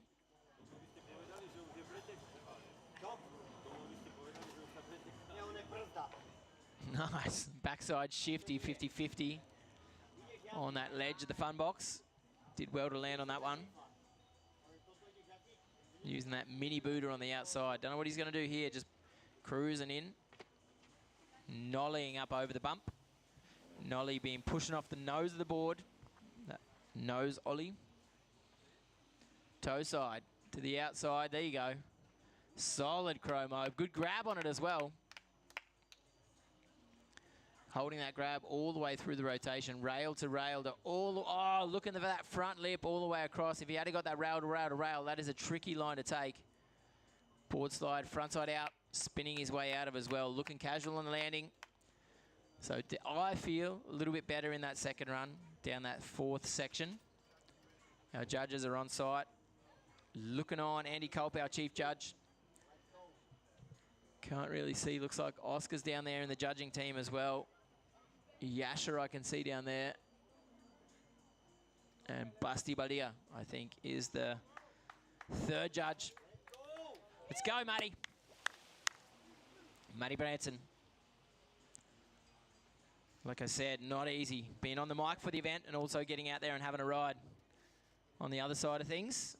Nice to be able to get wet, not just staying dockside all day, but able to get out on the water and have a little go at it. And I do wish for him a better second run than his first run. After that first run, Matty with 21.77 points needs to step up a long way to get up to the 41 from Mingon Chi. Tom's score, still waiting on that one, 21.43 after the first run. Still waiting on his second score. Or second run score to come through right now, though. Matty Branson. So Tom up into third. Matty all the way at the top of that bank. That was a long way up and a solid commitment to get into that thing. Check this out. Going front lip, front board, handle behind his back, landing blind, sorry. Now we're looking at that fun box 450 Danish out. So looking solid down that section number one, that back line. Coming to the inside of the lake. Double pumping that mobe, getting a good handle pass on it. He's going to come fast. Good tension right here. Oh, didn't hit off like he wanted it. The Scarecrow will work, but not exactly what he was looking for. Doesn't matter, though. He needs to nail this one. That's where he had to swim last time. Toe side. That back arm winding up. Toe 7, you had it. And he gets back to his feet. Nail section number 4, Matty. 180 front. Oh, nice. Got a good line on that one, too. And to finish out, rail to pipe to rail. Bang, bang, bang. Haven't seen that one yet either. So a pretty good line down that back end. Probably could have put the tail up over that rail to finish out, but rail to pipe to rail, that is tricky to do, and he did well to get it done. Nice one.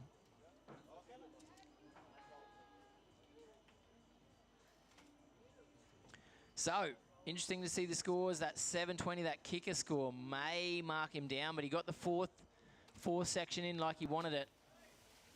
Rudy Tallboys is online. Nice to have you online, Rudy. Get up there, boys. Like I said, the Brexit boys not in full effect here for the event.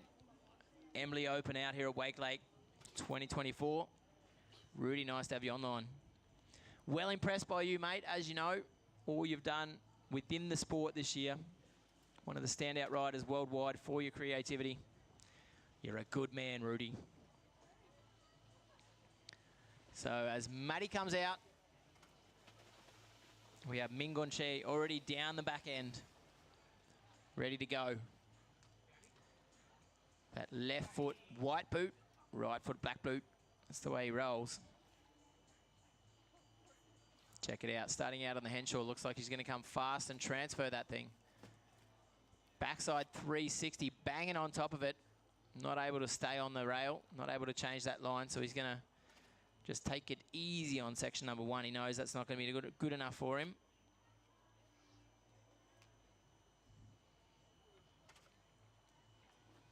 Makeo Mundy online as well.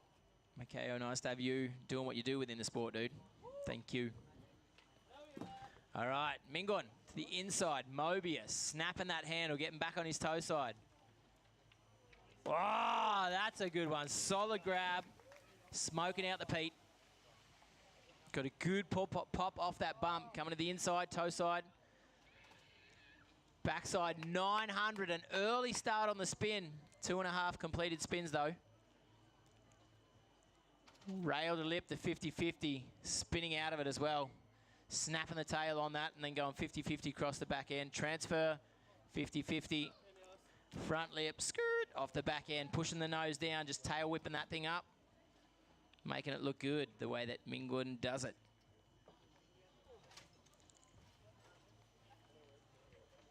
Nice.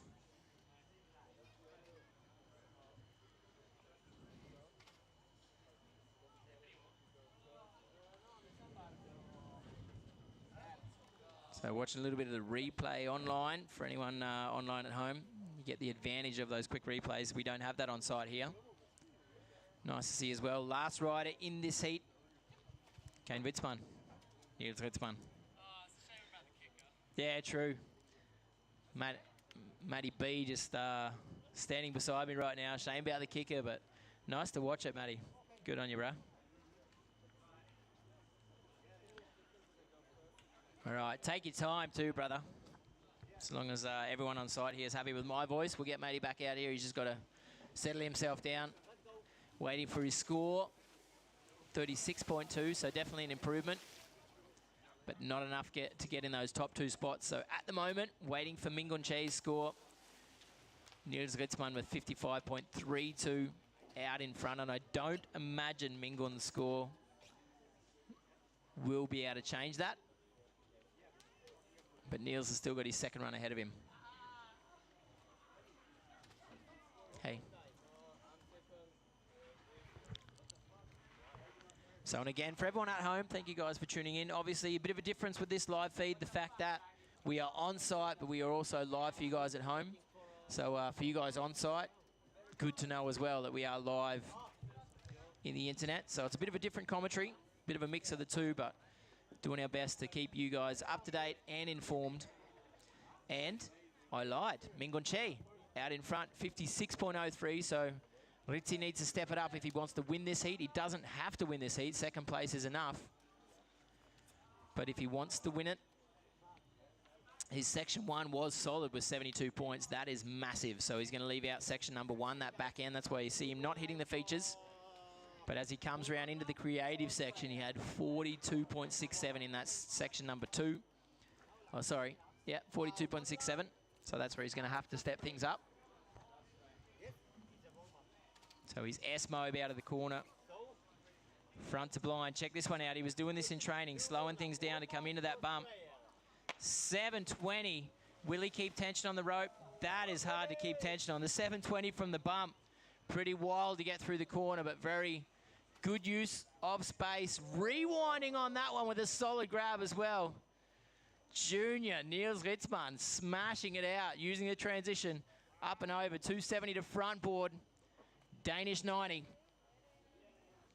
Swoop to swoop, slowing things down. Using that safety up over to back lip across the back end of the Lisa Ballou. Wow. Wow, stepping it up here in the creative section. Also in section number 3, the kickers.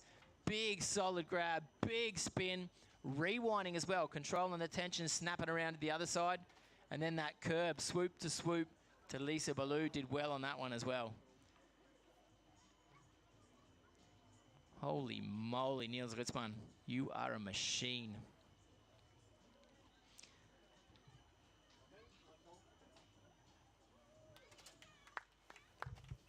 Wow, wow, wow. All right, so with that being said, we're waiting on the scores for the Ritz to come through. As soon as they're there, I'll try to give them to you. Like I said, Mingon Che snuck up into spot number 1 after his second run.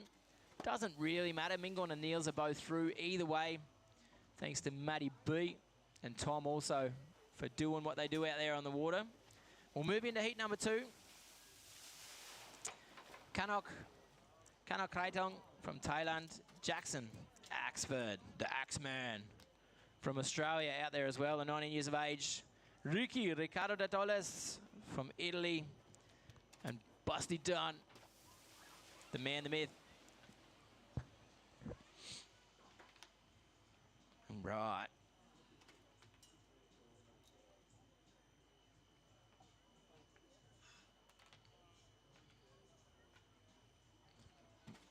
Just jotting down a couple of notes here for this next heat.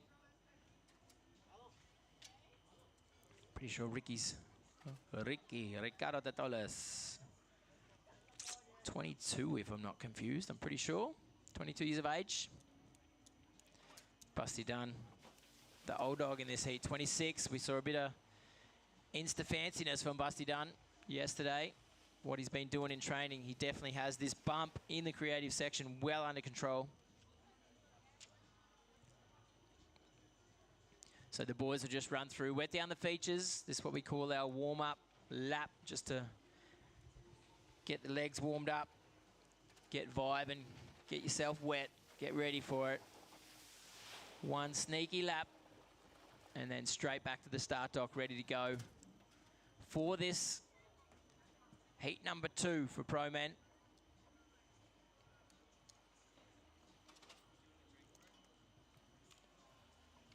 I'm good, Brass. Hey, easy, easy, we're cruising. Matty B just saying, give me 10 minutes. Need a breather. Hey, you weren't that breather, my man. Bring the heart rate back down so we can pump it back up again for the quarterfinals, semi-finals, and the finals later on this afternoon. We have had, for anyone just joining us, we've had the wake skating ladies out there this morning, the wake skaters as well. And we've gone through pro ladies seating rounds, and we're into the pro men heat number 2 from 6.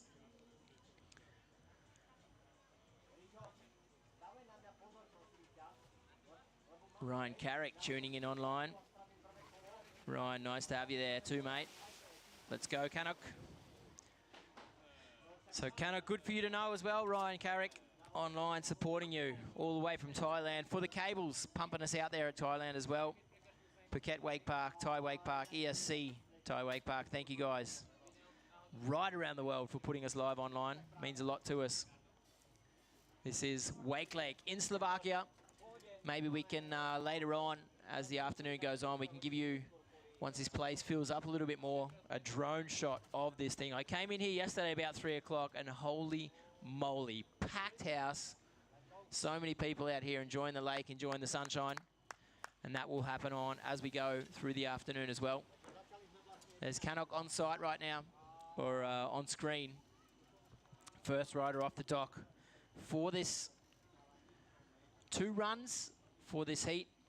The best from the 4 sections count. So the first section being after corner number 3, that Henshaw C&B rail with the up rail wall and the shape Funbox A-frame. That's section number 1. Coming through 3rd or 4th and motor tower is the creative section where you can do some inverts, you can butter around, you can use the bump, whatever it may be. After the motor tower, the kicker section is section number 3. So you can go kick it to the inside or kick it to the outside, whatever you may choose. And the front line, section number 4, we've got that Jules Gerard shape signature feature. And then down the back end, either Lisa Ballou hack down there with the 2 curbs or that pipe to step up rail. Oh yeah, dude. Cannock ripping apart that Henshaw over the back there. Like I said, that Henshaw just coming out from Langenfeld. It's been out there for years, that, and it's so good that the crew here at Wakelake have chosen to get that feature and get it out here. One of the special things about the sport, the fact you can, every couple of years, switch features around, hack those things out, keep it interesting. Cannock to the inside with the mobe, throwing the handle up over his head, Olay style, staying with that left foot forward. Pete Rose, solid landing on that one as well. That backflip with a 360 rotation, frontside 3. Toe side. 7, solid on the landing. He looks very casual, if you ask me. Switching around right foot forward. So left foot forward and right foot forward. Toe 450. So that switch, right foot forward. Toe 450 into the bank. Unfortunately, a little bit heavy on the back foot. Skipping out on it, which means that will finish out his run number 1. Section 4 not completed, so he'll have to step that one up in run number 2. But a solid section 1, solid section 2, and section 3 where the kickers was also super clean. With this, like I said, Wakelake here in Slovakia, built in 2004, purpose-built for water skiing. Obviously here in East Europe, water skiing was a big part of the game back then. 2012, the current management took over. They've changed a lot of things. And over the last 5 years here, the decking and everything, the purpose-built building, they've got a lot of containers over here. When we talk about partying, they do it right out here in Slovakia as well, tonight and tomorrow night. In Plume Point, that is the club that's on site here. We are gonna raise the roof on that place to the windows and the walls.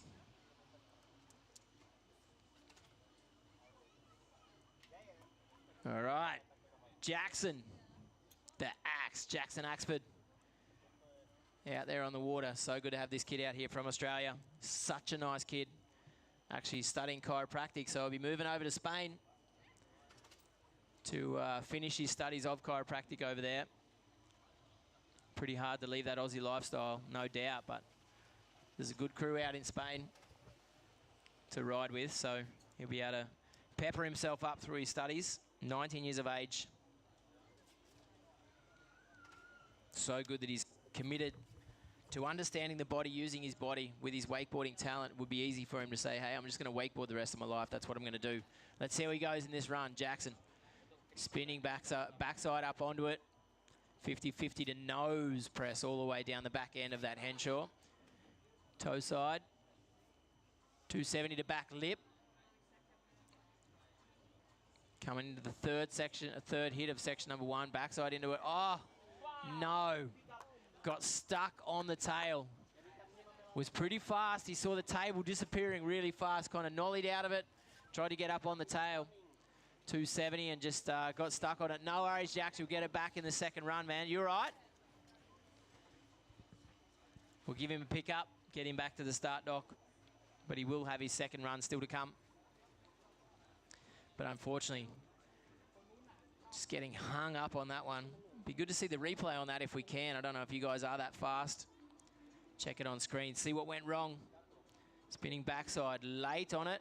Tried to get up on the tail. He was actually on it pretty good when you see it on the replay. He got up on the ledge pretty good, kind of rocked on the edge of it, on the corner of it, but just got pulled out the front a little bit. Maybe it was sticky, maybe it was dry. I'm not sure. Unlucky, bud.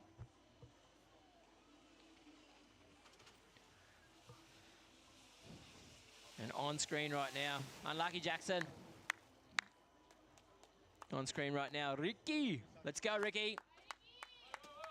Ricardo de Toles, one of the Italian riders. Hey, Claudia, is Ricky 22?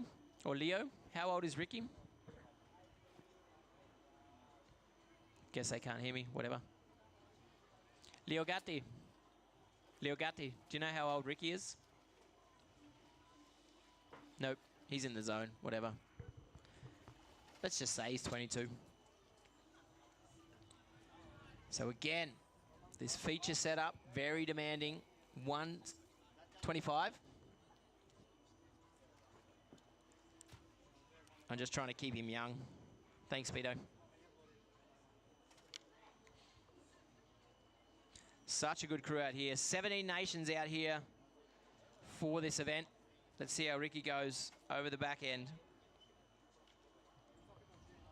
Wow, pushing his chest forward to control that one to get off the back end of the Henshaw.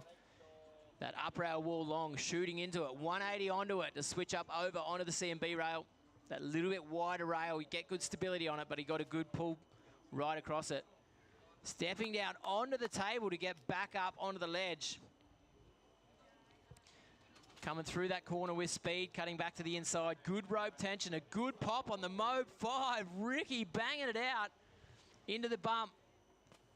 Nice. Seatbelt grab, roll to blind, or actually going that backhand across to the nose. Nuclear grabbing that roll to blind. Toe side. Toe side, backside 720. Looking very, very casual.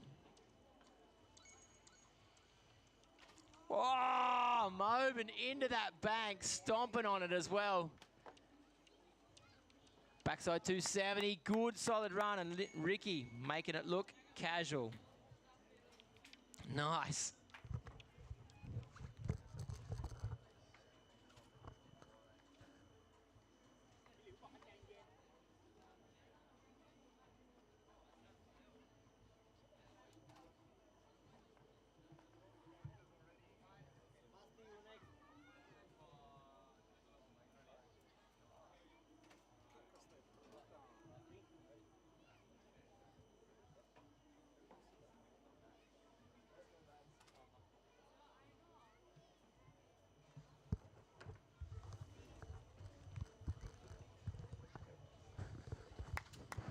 Oh, Ricky, I love it. All right, Busty done. Oi, oi, oi, let's go. From Cairns in Australia. Busty's one of the Aussie guys who's been in this game for such a long time. The big names within the sport down in Australia. We're talking about two of the biggest. James Windsor and Busty Dunn, two of the best in the game. And again, Busty going home next week after a 3-month stay out here in Europe. Big commitment for the boys to come over for such a long period. And he is ready to go. Would love to go home with a podium spot here for Embily Open 2024. Take that back home in his bag. All eyes down the back of the lake. Busty Dunn starting out left foot forward. Coming fast on the toe side. Toe back into the bank. Toe side, backside spin. Into that bank of the Henshaw. 450, stomping it in. Right foot forward, backside. 50-50 on the tail as well. Transferring his weight over to the back of the tail to spin out of it. Good weight dispersion, mixing it up. Back lip up, nollie back one to get onto the ledge. It's the little things with Busty, the way he rolls off the nose to get up over that thing. Rayleigh frontside 3, trying to cut back to the inside to load things up. Mode 5, 2 bangers in that creative section. Tight, tight, tight. Well done, Busty. Toe side, section number 3, the kicker. Toe back 9, wow. Solid as you like, Busty Dunn, making that look easy. Back lip into the transition. Beautiful transfer from that rail over back to the inside. 50-50 front board, whipping out of it as well. Busty done. That is a great first run. Super solid, super composed. Nice to see. Whoa, that line in the creative section as well. 2 solid inverts, making it look like he had all the time in the world. That Rayleigh 5 Mode 5 combination. Crazy tech, crazy controlled.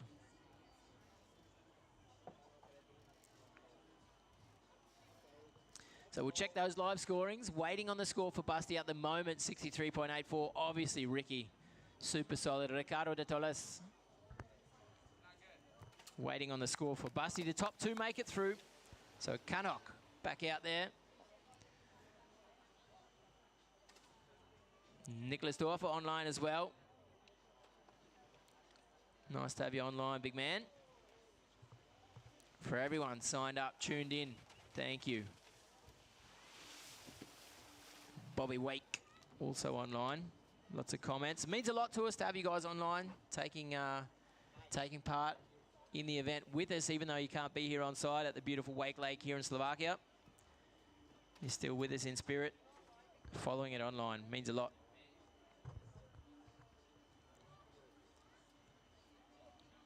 Right, Cannock down in corner number 3, ready to start his run. Still waiting on the score for Busty Dunn to come through. Let's follow Cannock as he comes into that Henshaw. Fast on his feet, that's for sure. Kind of rocking up onto the nose and then spinning into the back end of the Henshaw, buttering his way around, left foot forward again. 270 to back lip. Just kind of skipping off to the inside of that. Nollie back tail, that was well done as well. Kind of pushing off the nose to get the tail of the board back up onto the ledge of that Funbox A-frame. Casual through that corner number 4, loading up for the bump. Heel front 5.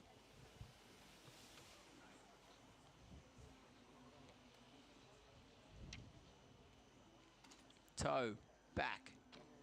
10. Oh, he had it too. Cannock almost getting at that triple spin. Unfortunately, not able to hang on to it. 3 full rotations and he almost had it.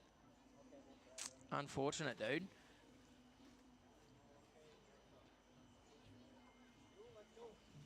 Yo, Timo Una. Nice to have you online, brother. Someone who means a lot to me around the world, Timo Unamus. Thanks for signing in, mate. So good. All right, Jackson's back out there. Jackson Axford. The Axe. 19 years of age. Solid in his first run. Let me check those scorings again. Jackson, 4.92 in his first run after having that crash. Very unfortunate for him. At the moment, 70.91. Busty Dunn. Way out in front, 7 points in front of Ricky. Ricardo de Tolles. Obviously, the top 2 riders only make it through, so Jackson needs to step things up. Who knows what's going to come in section number 3, 4. Not completing section number 1, so he can better all 4 of these sections. Let's see how he goes. Nice backside spin up on top of that Henshaw. Staying on the right foot. Toe side into this one. 270 back lip. Getting the tail up and over it. Spin in. All right, that's what he was getting up on the nose right there. Switching it up a little bit. In his first run, got stuck on it, wanted to get up on the tail. Just getting on the nose on that one. Very clever. Skirt. Flipping back around, left foot forward. Toe side. Chromo. Good melon grab on it on the way around as well. Throwing that front hand down on the heel side. Adjusting his helmet, going back to the inside. Heel side. Front side 900. 2.5 spins. Solid stomp on the landing. Oh, Mobe into that transition. He landed a long way out the front, but able to control it. Front lip, pipe to rail, unfortunately skipping out, so that will definitely tone down his score. in number 4. So a little bit loose here and there, but Tech it was. Full risk it was as well. Ah, unlucky. The axe, he wanted it. He almost had it. So that means definitely Busty done. See the replay on the screen for everyone at home on that 900. Good on the handle pass, 2.5 spins. So still waiting on Jackson's score to come through, but Busty done with his 70.91. Nothing will change that right now. Ricky, second spot at the moment, sitting pretty. So once Jackson scores through, Ricky will know whether he needs to step up or not. Thing is, he'll be out on the water, so he won't even be able to note it. So Jackson's score will improve, but whether it's good enough to get him in one of those top 2 spots, waiting to find out. So pretty much Ricky can't do anything else except for get out there and give it his best, give it his all. Doesn't really matter if he's second or first, he'll make it through to the next round. Obviously, the higher you are seeded through these first rounds, the better positioning later in the heat you become for the round number 2. There's the score for Jackson right now. Definitely stepping up, 38.56, but not enough to get in the top 2 spots. So Busty Dunn and Ricky de Torres will stay in those spot number 1 and 2. Whatever. Let's watch Ricky, see how he goes. Coming in, bang. Back 450.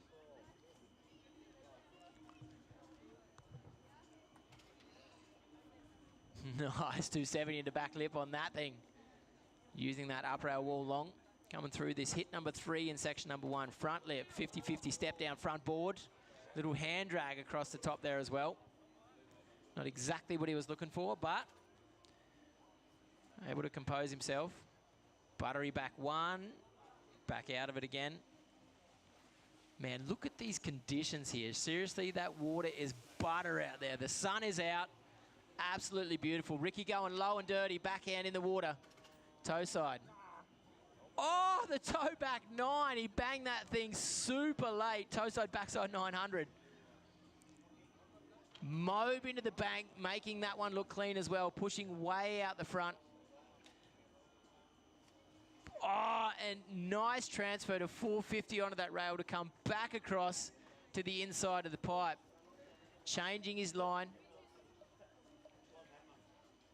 Oh, margarita. A pizza margarita, love a margarita. Hey, it's beautiful to be out here at Wakelake.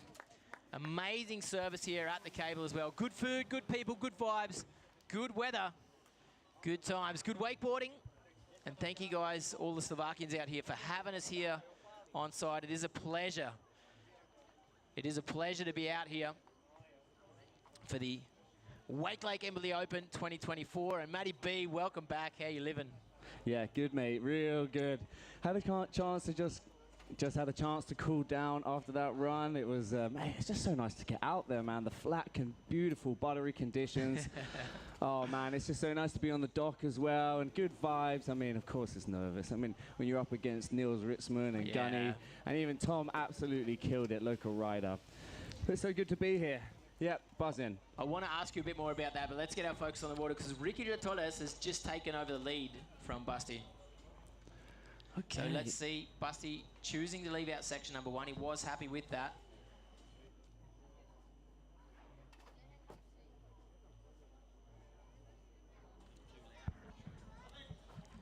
So, let's see how it goes. Busty obviously leave. Seems like it's better. Busty leaving out section number 1. All right, and here we go now into the creative section. Big old 313. Then gets enough time to come back to the inside. Oh, no! Looking for it. No, Busty. The osmosis 5. How casual is he on that, dude? He waits and waits, and the corner's coming. Everyone else will be like, ah! And he's like, oh, Mobe 5, that thing. Mate, that's nuts. You know, I don't think I've ever seen him fall on that as well. I mean, it's such a tricky trick to let go of that handle, carry on looking over your shoulder.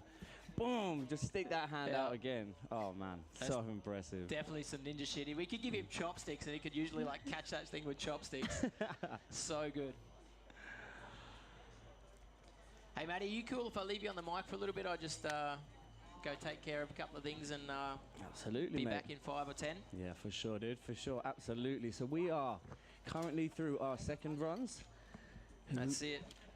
Can I see the current running order? Oh, it's right here. So that was Busty done, obviously. Still waiting for Busty's score. Obviously, Ricky, after his second run, moving up into spot number 1, and that's where the way it's going to stay for this heat with Busty having a little swim. But we're about to go into heat number 3. Hurato Endo from Japan. Nice to have Hurato out here as well. 17 nations at start here, man. That's just insane. That's awesome. Tunapi from Thailand. Gleno, one of the Belgian riders. And Clement Nadal, yeah, this is going to be a real interesting one. I'm super excited for this. Glenn being a good friend of mine and helping each other, push each other out on the water. You know what it's like, going down, having a session with the boys. Just gives you that fire to try something new when your boy is there on the carrier behind or in front. Super sick.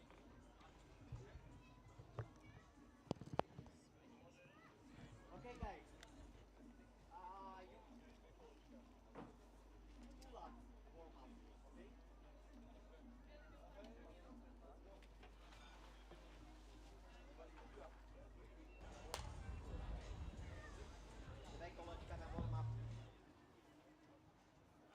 Starting that cable up yet again, getting ready. The riders are on the dock, going to cut their warm-up laps. And man, oh man, look out there. Beautiful, flat, buttery biscuits conditions. I love to see it.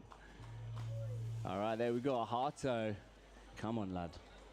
Hato has been absolutely killing it in training. So many tricks, textbook, on lock. Super intrigued to see what he's going to put together because he's got so many different lines, so many different hits, and everything is so on lock. The same here with young Gan Mutan. So sick to see him here traveling all the way from Thailand.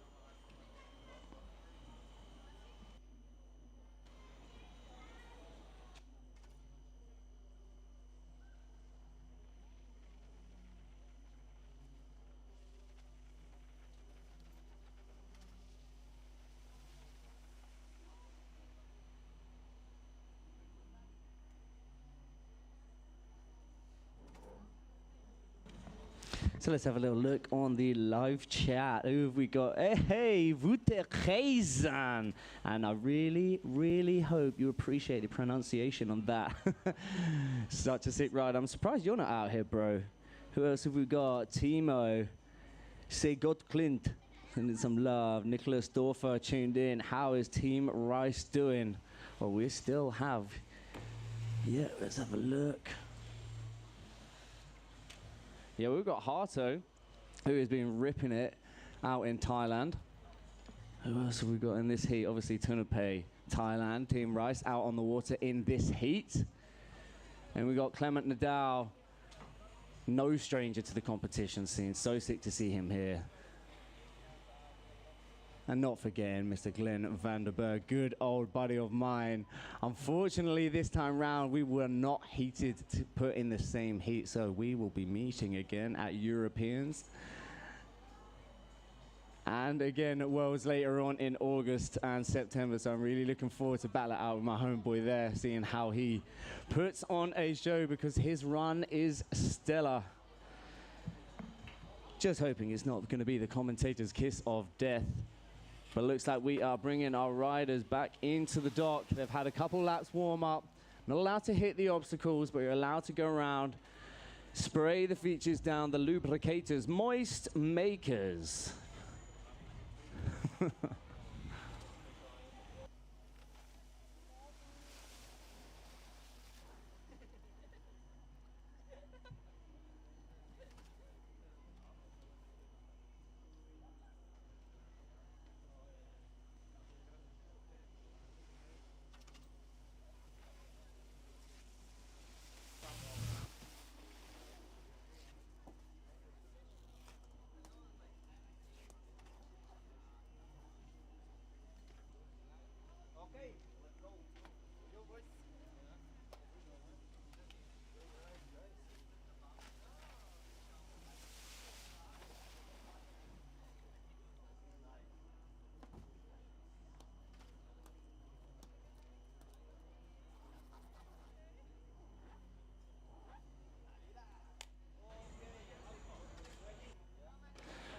It looks like we have the green light from our judges.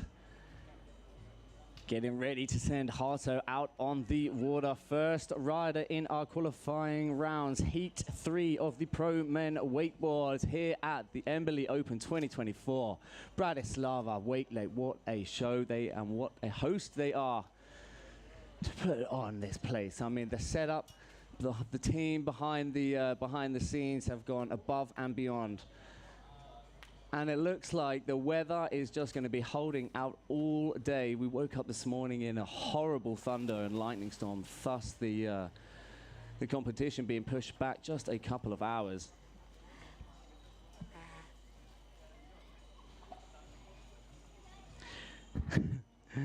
Vute, great pronunciation. Supporting the Belgian riders. Hey, Glenn, you got Vute on the sidelines. Yep. He hears that. Wouter Geisen, sending love from back home. He's got the message, Wouter. And of course, we've got Ryan Carrick sending love to Moten. Yeah, come on, guys. Let's pipe it up in the live chat. I want to get you guys involved too. Come on. All right. Hato now, out on the water.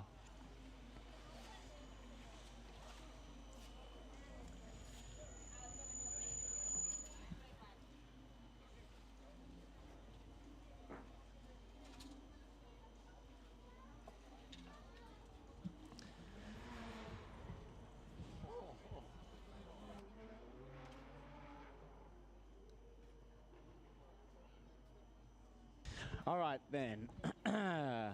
Just a few moments away now.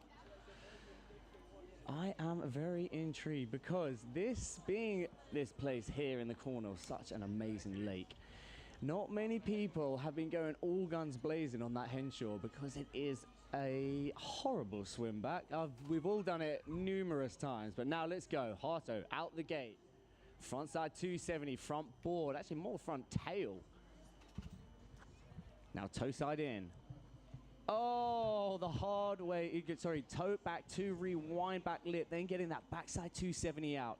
Left foot forwards in. Indy, tantrum, back lip. Does not get any cleaner than that.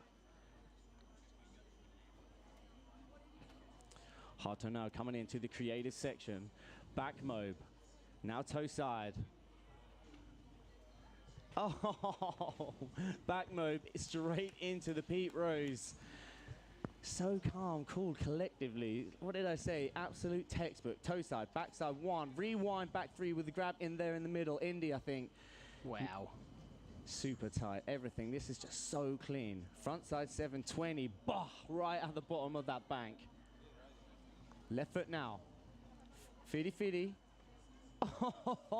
Oh, that was tight. 50-50 over front ball. Pretzel 450 out. Hey, crazy, right? I did not see a single wobble in that. I mean, wow. Crazy. That sets the bar as well. That's super impressive. What do you guys think on the live chat of that? The first run. Still yet 3 more riders to go. Next up off the dock, we have Tunupe, a.k.a. Moton. Team Rice, Ryan Carrick showing lots of love for Team Rice.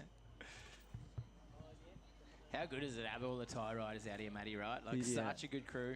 Oh, and Bobby Wake. Yes, BD. BG even. BD? BG. Bobby Grant. I assume that is. All right, and here he goes. Team Rice, Moten out on the water right now. Moten, another one in training. So many different tricks, and it's so sick to see. I believe this is his first big pro event.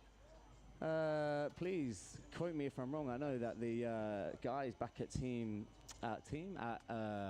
Thai Wake Park with these like rookie camp and competitions alongside with Luke Carrick have just been doing amazing things.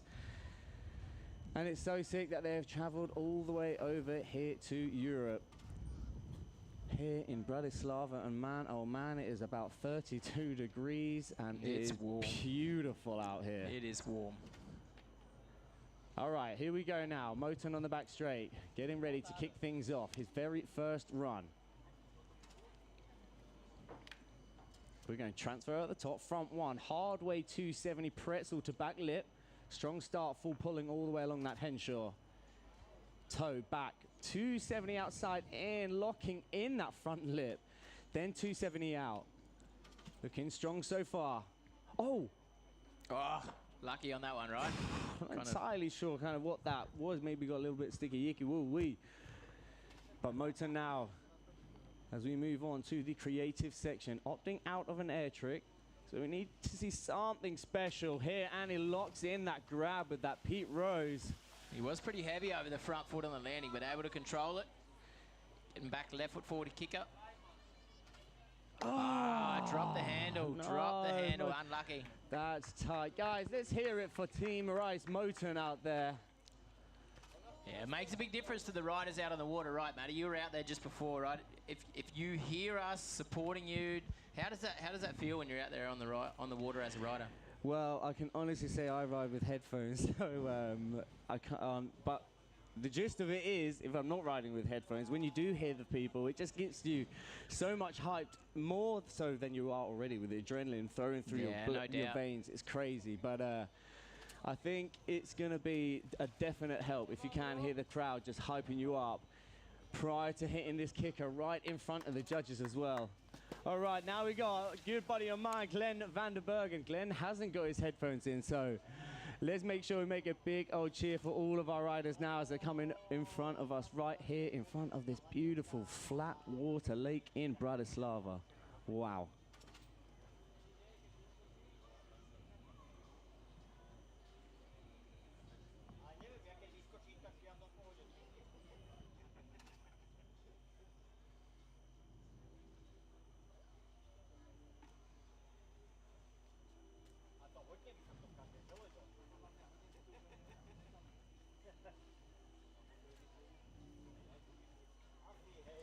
Right, come on then, Glenn. Let's see it. Let's see it. It's crunch time now. Me and Glenn have been sessioning this bank hard, but now let's go when it matters. Yeah, boy, with a half cab slash scarecrow into the bank. Big old pop off of that kicker. Front three on. Nice little bit of impo work coming off the rail slightly early. Toe side time into that kicker. Hard way, front one, 50-50, big sorry, same way backside one out. Word, sorry, just had a little fart there, mind fart. Big old roll to reeve it to the inside, butters it out to the Moby. Wow, that was fast, guys, dude. Let's hear it for Glenn van der Berg now, coming past us. Left foot forward, big, front side, no, shooting the handle. Oh man, Glenn has got that trick on lock, man. The cab front 9.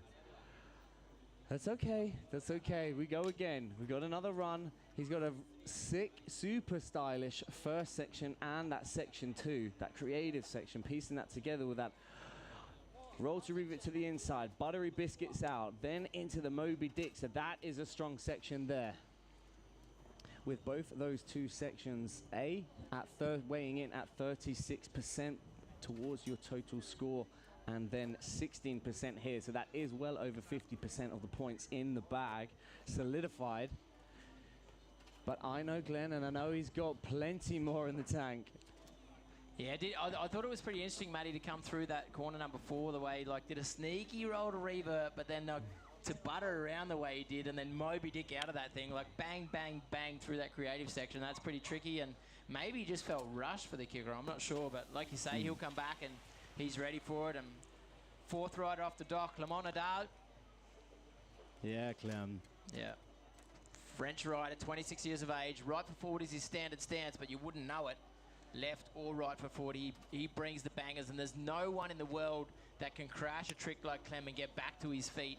He does that so good. He kind of just flattens his back, drops his knees. He does that so characteristic. I'm hoping that he doesn't crash in this run, because I would love to see him put a stand-up run. I'd love to see him put the points on the board and then go easy into the second run. That would make a big difference for him. Yeah, but I do believe Clem has come out of a small injury, so hoping he can piece something together nicely well here. And here he goes, starting off with a right foot forwards approach into the, looks like, yeah, that full A-frame. Oh no, transfer from the inside, getting that 270 front board, full pulling all the way to the end of that rail. Backside, 270, front no slide, carries on that rotation for a back 2 out. Looking at the box, winding it up. Backside, oh, the pretzel into that thing. Spinning backside and then straight back in the other direction. Yeah, it's got to have quick feet for that. To the inside, good pull through the corner. Again, that roll to revert, very short edge to get that roll on. A lot of time for the bump. Tanny to B, a solid indie grab on that as well, throwing his head back, super late. Yeah, just holding that grab all the way through. Toe side now. Oh no, wow. Clem! Oh, the Tootsie rewind. Oh my God, it's just my favorite trick that I love to see from Clem. Yeah, toe side, Tootsie, get that handle pass, and then rewind it back. Crazy. Just nuts. Crazy. There's not many people in the world doing that, right, though? Like Clem packs that one out. He's usually got it on lock, so we'll probably see it in the second run, but he just kind of started the rotation a bit early. Didn't get the pop he was looking for, maybe, and didn't get over the board all the way, but what a technical trick to Tootsie that thing, an upside down handle behind your back to rewind and stop the rotation. That is so tricky. Yeah, like you think about more, you see more rewinds, a lot more common tricks nowadays, which is absolutely sick to see. I mean, there was a time where, you know, Daniel Grant was doing it way back when. Yeah. And then you kind of just never really saw it again, and then it kind of brought it back to life. And so if you just think about that, standard toe back 2, rewind 1, think about that in your head, and then throwing a front flip in there at the same time. Crazy. Yeah. Crazy. I kind of feel like sometimes when I watch riders come off features and or hitting the kicker as well, I mean, Gav Stuckey's a good one for it, Niels Ritzmann is a good one for it, and thanks, Marty. Marty Onko taking care of us out here. Thank Obviously, you, bro. makes a big difference as well. Wakehouse Projects putting a lot of time, a lot of effort into this event. But as I was going to say, you know, Gav Stuckey's a good one for it. Niels Ritzmann's a good one for it. If you see like a standard 720, it kind of looks weird from the boys. If they're not spinning a 900, it's like 720 rewind. Like so many of those tricks, which is absolutely amazing. Tension and rope control to rewind in the other direction is absolutely incredible. And they make it look so easy, but it definitely is not. No. I agree. Thank you, Martin. All right, Harto, second time round. Harto with a huge score of 68.33 in this section. So actually, he's the gonna leave it out. highest scorer in Section A as it stands. And like I say, I know that the other boys have got more in the tank. That is for sure. So, all right, has a moment though. This is nice compared to other competitions where it is, you know, one full run. He has the chance to just, okay, now mentally focus on just this bit here, because it is tough to go one full run, full send on absolutely every section. Looks like he's leaving out section number 2 as well. He's got a 67 in that section as well. I mean, he did the back mob super early. I mean, that's what I struggled with, getting the back mob and then across into it. Toe back, 1080. Oh, he had it too. He had it. 1080. Will he get back to his feet? No, that was close. Hey, how about you guys give a round of applause right there? He could have just done the 900. He wanted to pack out the 1080. Had it as well, just unfortunately landing heavy on his heels. Couldn't get back over the board. Might be able to see the replay maybe. 1, 2, 3. Just not able to push that front hip around to finish it out. Actually had the rotation, got caught up a little bit. Unlucky, dude. Wow. All right, and it's interesting now because all of the other riders, Moten out here now, which is his name is Tunepe. No one besides Harto has actually completed the second half of the course. So, wow, that's going to change things up. You know, the pressure is on because now people don't know what to do. Do they go safe? Do they do their harder stuff or easier stuff? Because as it stands, a fully completed section 3 and 4 is what it is going to take for one of these 3 riders to take second place. And that is the important place that we need to be, or even first place above that. So Harto is not guaranteed through to the next round as the current standings are. All right, here we go. Come on, Team Rice. So Tunupe, aka Moton, with a 53.33 on this section. He's more than happy with that score, clearly, opting out. How fair is that though, dude? Like, he's wetting down that feature for the next rider as well. Like, he doesn't have to, but he's like, hey, you know what? I want the best riders out there. I want the riders to give it their best. And the fact that he's out there and he's like, Gleno's going to be out next, I'm just going to squirt down the features so they're wet for him. It is warm, so sticky plastic, warm plastic. Great sportsmanship. Yeah, absolutely. Absolutely. I love it. All right, come on now. We're going for the Mobe. That's it. Got a good pop on that as well. Oh. Yeah, see? Okay, demonstrates it is hard. Good effort, bro. Good effort. Wow, he came late and low at that one. I mean, I just wanted to say Harto made that look so easy, but Moton just demonstrates that it is actually tough to do that, to piece those two together. And then carrying on, was that the toe back 7? The G-spot? No! No! Okay, it was a definite improvement from his, he has got a score now on the board for a section C. However, no section D. So the door is still left wide open. Yeah, that heelside 7 was solid. Heelside backside 720, and then getting skipped out on the transition. It's tough, man. I mean, I've been watching all of these riders absolutely kill it. I don't think I've seen Moton fall on that, the toe side back roll. Really? Back 1 into that bank. He's had that unlock. He's had like back 2 rewinds into it, hillside 7s into it. So much stuff. Every time I've seen him, I haven't even seen him crash. But that's competitions, man. The nerves and battling it, and then being able to battle with your own nerves and then go out there and put it down. And to be honest with you guys back at home, when we have been practicing, the conditions have been super choppy. I mean, there aren't actually wave breakers here, and everyone has been ripping. It's not exactly like people are just riding down the middle. People are sending it. So it is completely different to how we have been practicing. And now, because when you're the only one on the cable, as you guys back at home, you're well aware, it is different. And that's the beautiful, calm conditions we love to ride in. So to go out there and rip it up in practice, but now it's crunch time. No! Oh, what? Is he all right? I missed that one. Yes, he's hyped. He's still hyped. Oh, I think he's frustrated by the looks of that. Banging on that henshaw, just saying, screw you, dude. Yeah, he punching the rail. He wasn't too happy on it as well. I was actually just having a look. Maybe we can see the replay, if you guys can catch the replay on that to show us exactly what went down. He landed super late by the looks of it. He's had that on lock, man. We have been sessioning that bank over and over.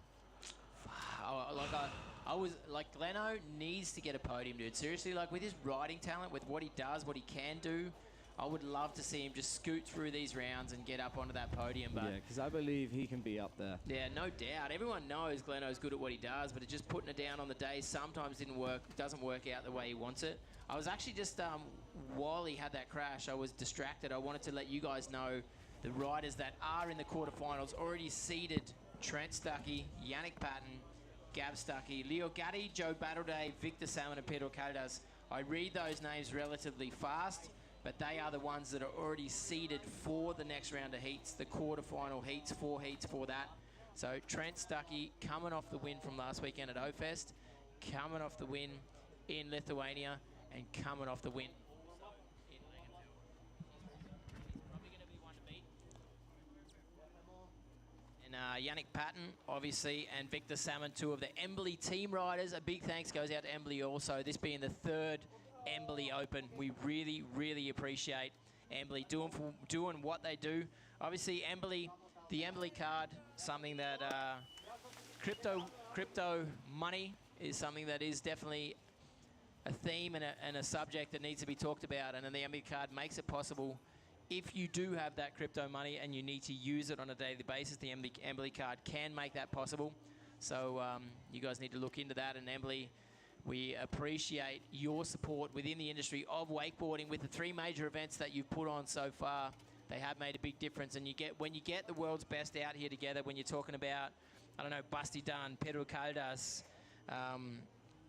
Yeah, Victor Salmon as well, the Stuckey brothers. When those boys are on Joe Battle Day, when they're all out at the start on the dock, then they are the world's best going at it. So, Embily, it makes a big difference, you guys supporting the sport the way you do, and we really appreciate it. So let's get our focus out on the water, though. Clement will leave out section number 4. Let me check out. And section number 1, sorry. 22.2 points, or 23.2 points was his score in the first run for section number 1. So he's looking at bettering section number 3 and 4. That's what he wants. That would make sense. He has the advantage of being able to see the other 2 riders or the other 3 riders already out there. He knows he's in 3rd spot. He knows that Moton did have a crash, so he's looking at stepping up section 3 and 4 and maybe sneaking up in that top 2 spots, maybe getting into that next round of the quarterfinals. So let's see where he goes. Clement Nadal, he's ready for it. Toe side, loading up, getting low. Looking for the Tootsie. Tootsie roll, so definitely playing it safe on that one. Tootsie, 50-50.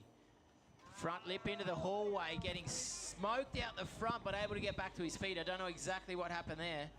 That's typical. What you were saying before about how Clem can just get up and out of anything. It was tough to see from where we were looking. Obviously, from in front of the jewels where we're looking, exactly what came out of that. Because I thought he was going down. It looked like he did hit a little bit of a sticky dry spot. But that's a complete run. Nonetheless, with that little hiccup there, that is a complete run. So the question is, Matty, will it be enough? Like he was pretty far behind from 23 points to 34. That's a long climb up. He wasn't clean on it. Is that going to be enough to get him through the next round? Well, he's landed so Moton did. I'm thinking Moton landed the kicker, but it was Moton that fell on the bank, wasn't it? So Moton did actually get in at section 3, but with the completed run, unofficially, of course, I think I could say Clem has probably squeezed into that 2nd spot. Let's see how it goes. We'll have to just await those scores, whether it's ahead of Harto. Can I leave you a couple of minutes by yourself, my man? And did you just have a couple of mouthfuls of my pizza? Lovely, yeah, right enjoy on. it. And then Do that. I just had a couple. We're about to get into heat number 4 for you guys. Heat number 4. Simon Šimak from Slovakia. Wojtek from Czech Republic. Good to have a Czech rider in here. Like I said, 17 nations out here. Luke Carrick from Thailand. Team Rice on the water again. I've got his brother tuned in here on the live stream. And Connor Lawton from Australia to round out this heat. This is going to be a solid one. Don't want to miss this. So still awaiting those scores to come through. Let's have a look.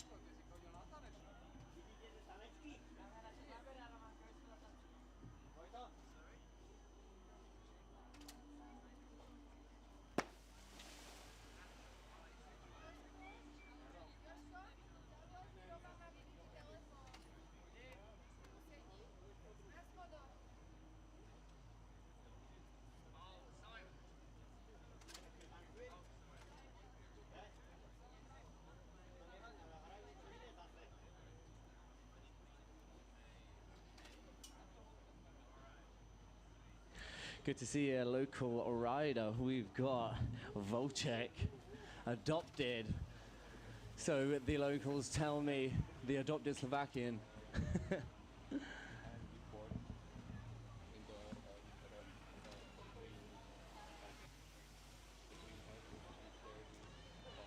Luke Carrick out there on the water. He has been killing it in practice rounds. So sick to see.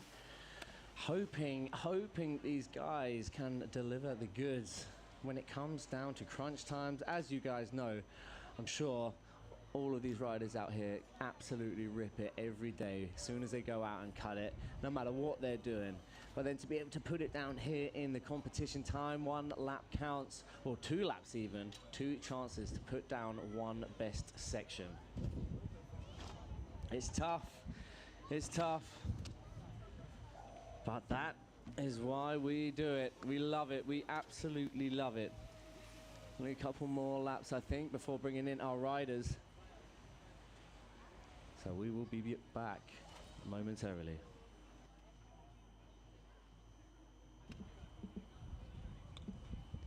Oh, but looking at the scores, congratulations to Clement Nadal with a overall score of 35.8. Yep, like I said, a full stand-up run amongst 2 other riders who unfortunately didn't complete a full lap. That earned Clem's place through to the next round. And as you can see there is our current starting lineup for our qualifying round 1, Heat 4.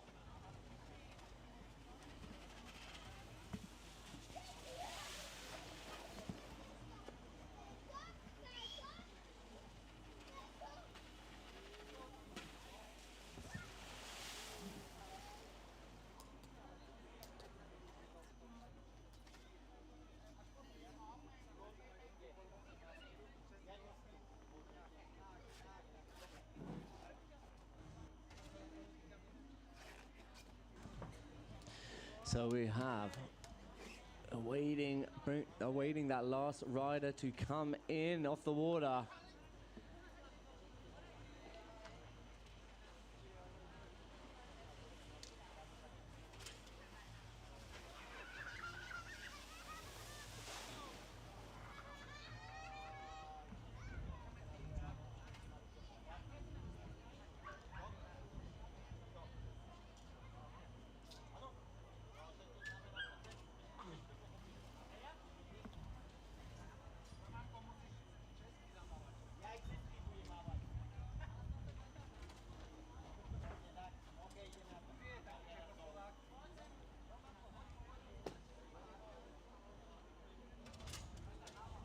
All right, let's hear it now. We've got Simon out on the water. Home country here.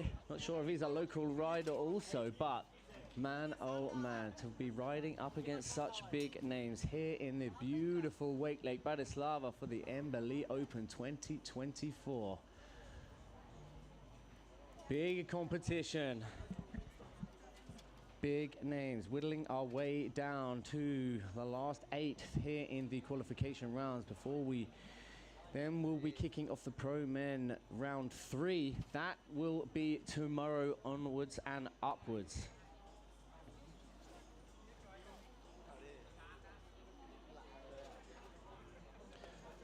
But Simon now coming round corner 3 to start of his first run.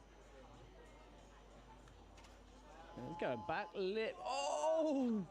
Oh my goody gum drops. Nearly getting a face full in the end of that Henshaw. Knowing that that is not going to be enough. Opts out of hitting the rest of this section. Interesting enough. I would have probably still sent some stuff to get some scores on the board. Now he's going to have to complete that full section again, hopefully in his second run. Like here, kicking things off in his first run. Opts out of the air trick. Backside 180, hillside. Oh, the Mexi to blind, perfectly done. Let's make some noise for Simon as he's coming past the dock. Toe side in. Backside 720, calm as you like. Super clean, locked in. Let's go, right foot forwards again. Fitty fitty, front board. On the tail, backside 270 out. First rider flipping into that swoop, backside 3, stale fish. Oh my lord, that was beautiful. That is super risky biscuits. Getting that flip over that first swoop down. All right, Simon getting a nice score on the board. That is ballsy for sure, man. What do you guys reckon about that? We weren't expecting that from Simon. I know I wasn't. Next up then we have Wakelake. This guy has been killing it. I met him the first time last year in Europeans in Hungary, only about 55 minutes drive away from Slovakia to Hungary. And being a landlocked country and having beautiful lakes like this, it's understandable why these places get absolutely packed. We have paddleboarders out there, we have kayakers out there, people just enjoying the sun and tanning it up. And man, oh man, what a day, what a vibe, and what a performance we've already had from our riders up to this point. And we're going to keep the vibes rolling. We now have Wakelake coming in, right foot forwards to kick things off.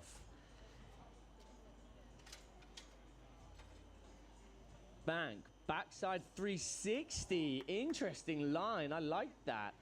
Locked in that 50-50. Backside one out, and it goes 50-50 onto the inside rail. Hard way 270, getting that back lip onto the outside rail. Backside, rewinds it and then the opposite direction.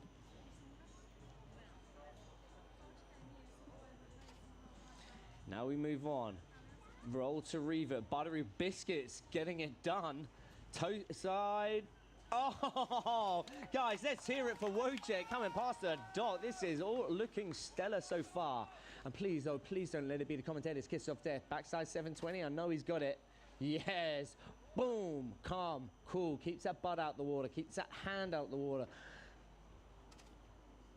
Oh, my goody gumdrops. That was beautiful. 1, 2, 3, gets the 360 out the end.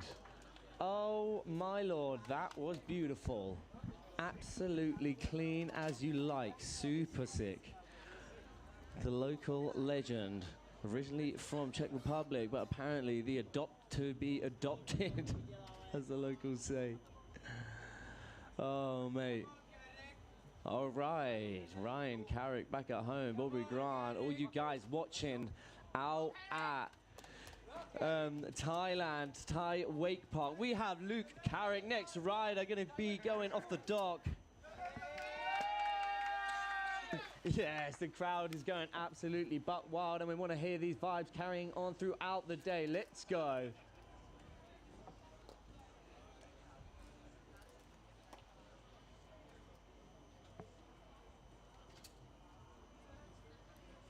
Team Rice, Team Rice. That's what I'm seeing. Let's go, Luke. Full send. Ryan Carrick, his brother, getting involved on the live chat. Love to see it. Bobby Grant, well, Bobby Wake. I'm assuming that's Bobby Grant. Come on, Luke. All right, then. Come on, Luke. Luke has been killing the gap here.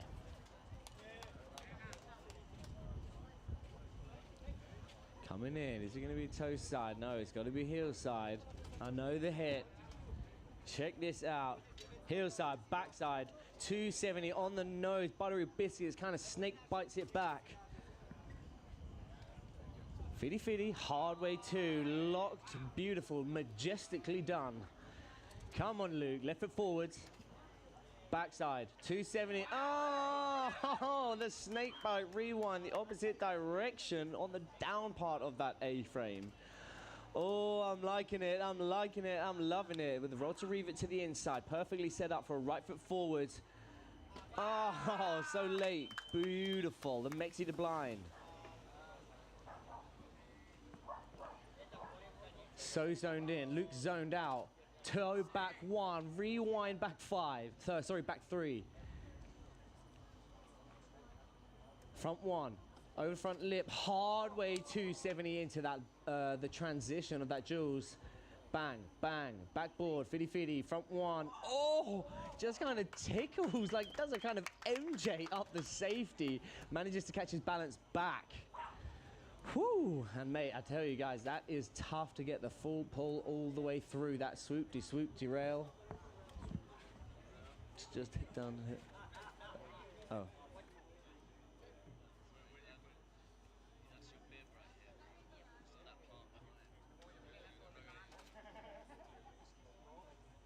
Stand-up run from Luke Carrick. Let's go. Ryan Carrick, his brother, getting involved. We'd love to see it.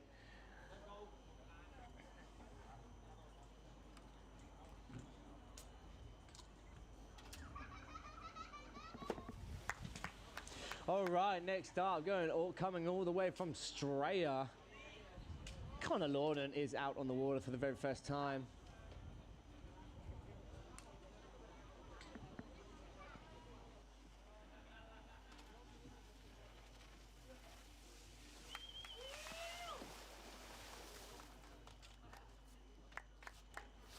Pedro Cordaz just tuning in, waving to his fans back at home. Love it.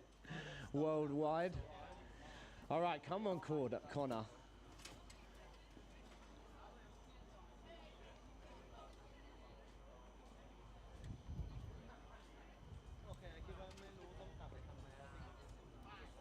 All right, it is go time. Connor Lorden getting ready to kick things off for his very first lap here in the qualification rounds. Right foot forwards. Gets that nose grab, front side 360 into the bank. Staying right foot forwards on his toes. Front side 180, then ollie to back lip. Getting the full pull contact out of that rail. Then toe back one on. Hard way 270, getting a beautiful hit there.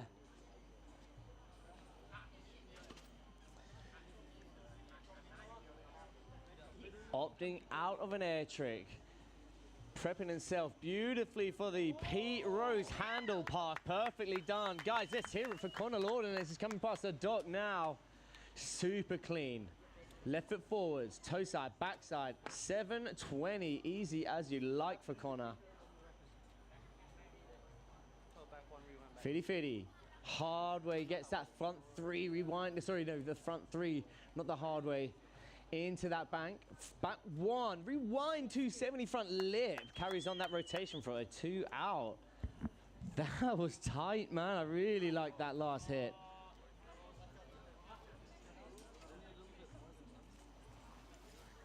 Very good. Can I just eat my pizza? Thank you. Wow, there we are.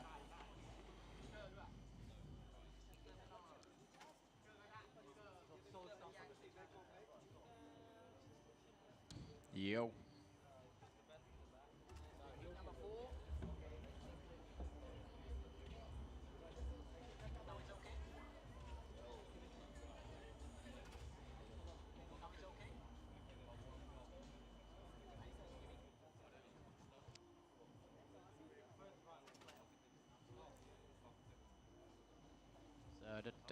All right, there we go. Heat number 4 here, Pro Man. Sorry guys, I just tuned out for a little bit, but I'm back. Connor, nice work, dude. Solid runs right there. From all the boys, by the sounds of it, from Maddie's voice, I was over in the background from Maddie's voice. Lucky Carrick seemed to have killed it. See the replay from Connor on the screens for everyone at home. Wojciech seemed to kill it as well. Simon also, so check some of these runs. You can see on screen for everyone at home, that's the Henshaw, that big kicker to get that gap on. So we go back to the top of the list. 4 sections. Best section from each run counts from the 2 runs. Nice to you guys supporting Simon as well, as you should be. Local rider out here riding against some of the world's best. And that's one of the things I had said earlier, one of the special things about Wakelake Embily Open 2024, the fact that the amateur riders categories are part of the event, also the wakeskaters, and then the pro riders. So we've already had pro ladies out there to qualify. And we're into heat number 4 from pro men.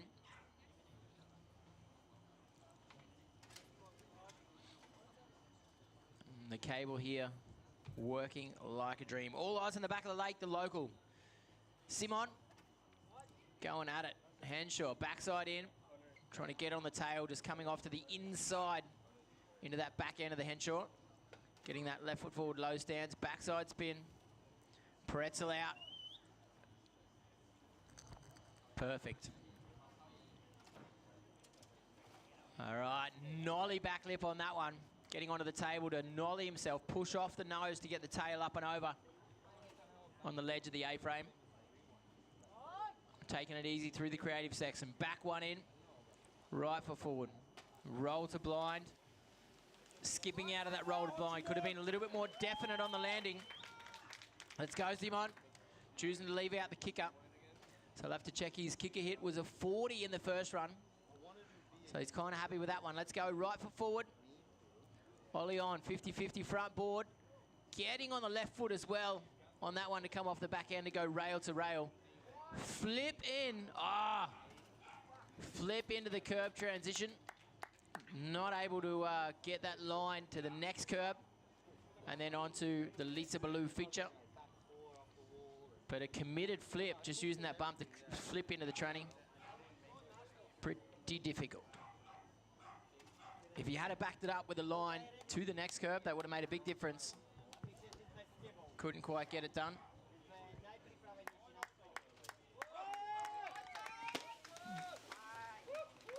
Whoop, whoop. And the riders from the Czech Republic, Wojciech.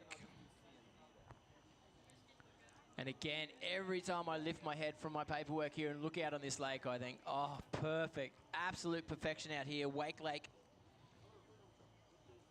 in Slovakia. Like I had said, my first time out here. I'm hoping it won't be my last. I love this place. So beautiful. It's 5-tower system. Set up in 2004, changed ownership 2012. They put a lot of time, effort and energy into building this whole decking area. Building Plume Point, that club over the back there. Beach club, pretty amazing. Let's get our focus out on the lake though. Wojciech coming in to that handshake, going backside. That hard way, up over onto the ledge.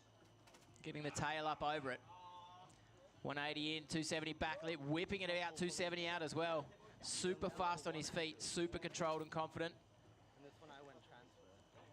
Oh, grabbing, stopping the rotation, going in the other direction, straight back.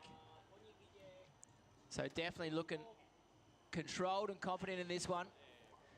Section number 3, his creative section was good in the first run. Solid grab down on the nose for that chromo. Flip with a 360 spin. Kicker, choosing to leave it out. He was happy with his kicker hit. In run number 1, he's looking at stepping up. Section number 4, though. Mobe into the bank. That landing was solid, getting his chest over the toe side edge of the board.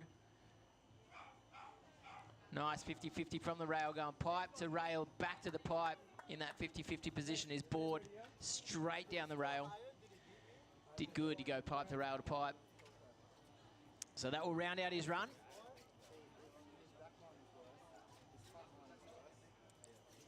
And I would love to see what the judges have got to say about that. They're tallying the scores right now.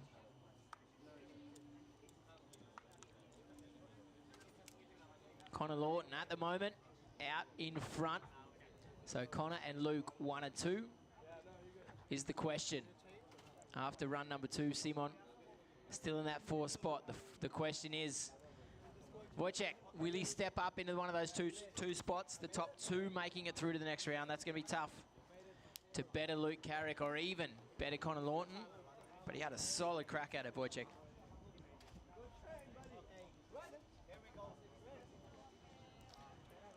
Check it out. Ooh. Let's go. Luke Carrick. As Matty B says, Team Rice. One of the Thai competitors, a solid Thai contingency out here. Obviously, when you're talking about Luke Carrick, Daniel Grant, 2 of the international, better-known Thai riders. But we definitely have a super solid Thai team out here representing, which is great. Also in Thailand, Phuket Wake Park, Thai Wake Park, ESC, Thai Wake Park, all putting the live stream online for us. Thank you guys for that.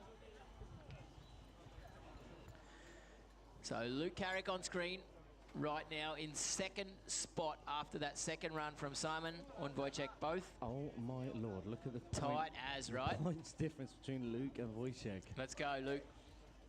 Bang. 450 back lip. Oh, that's a better hit that we saw from Wojciech. Very similar hit from him with the 270, but Luke getting that extra 180.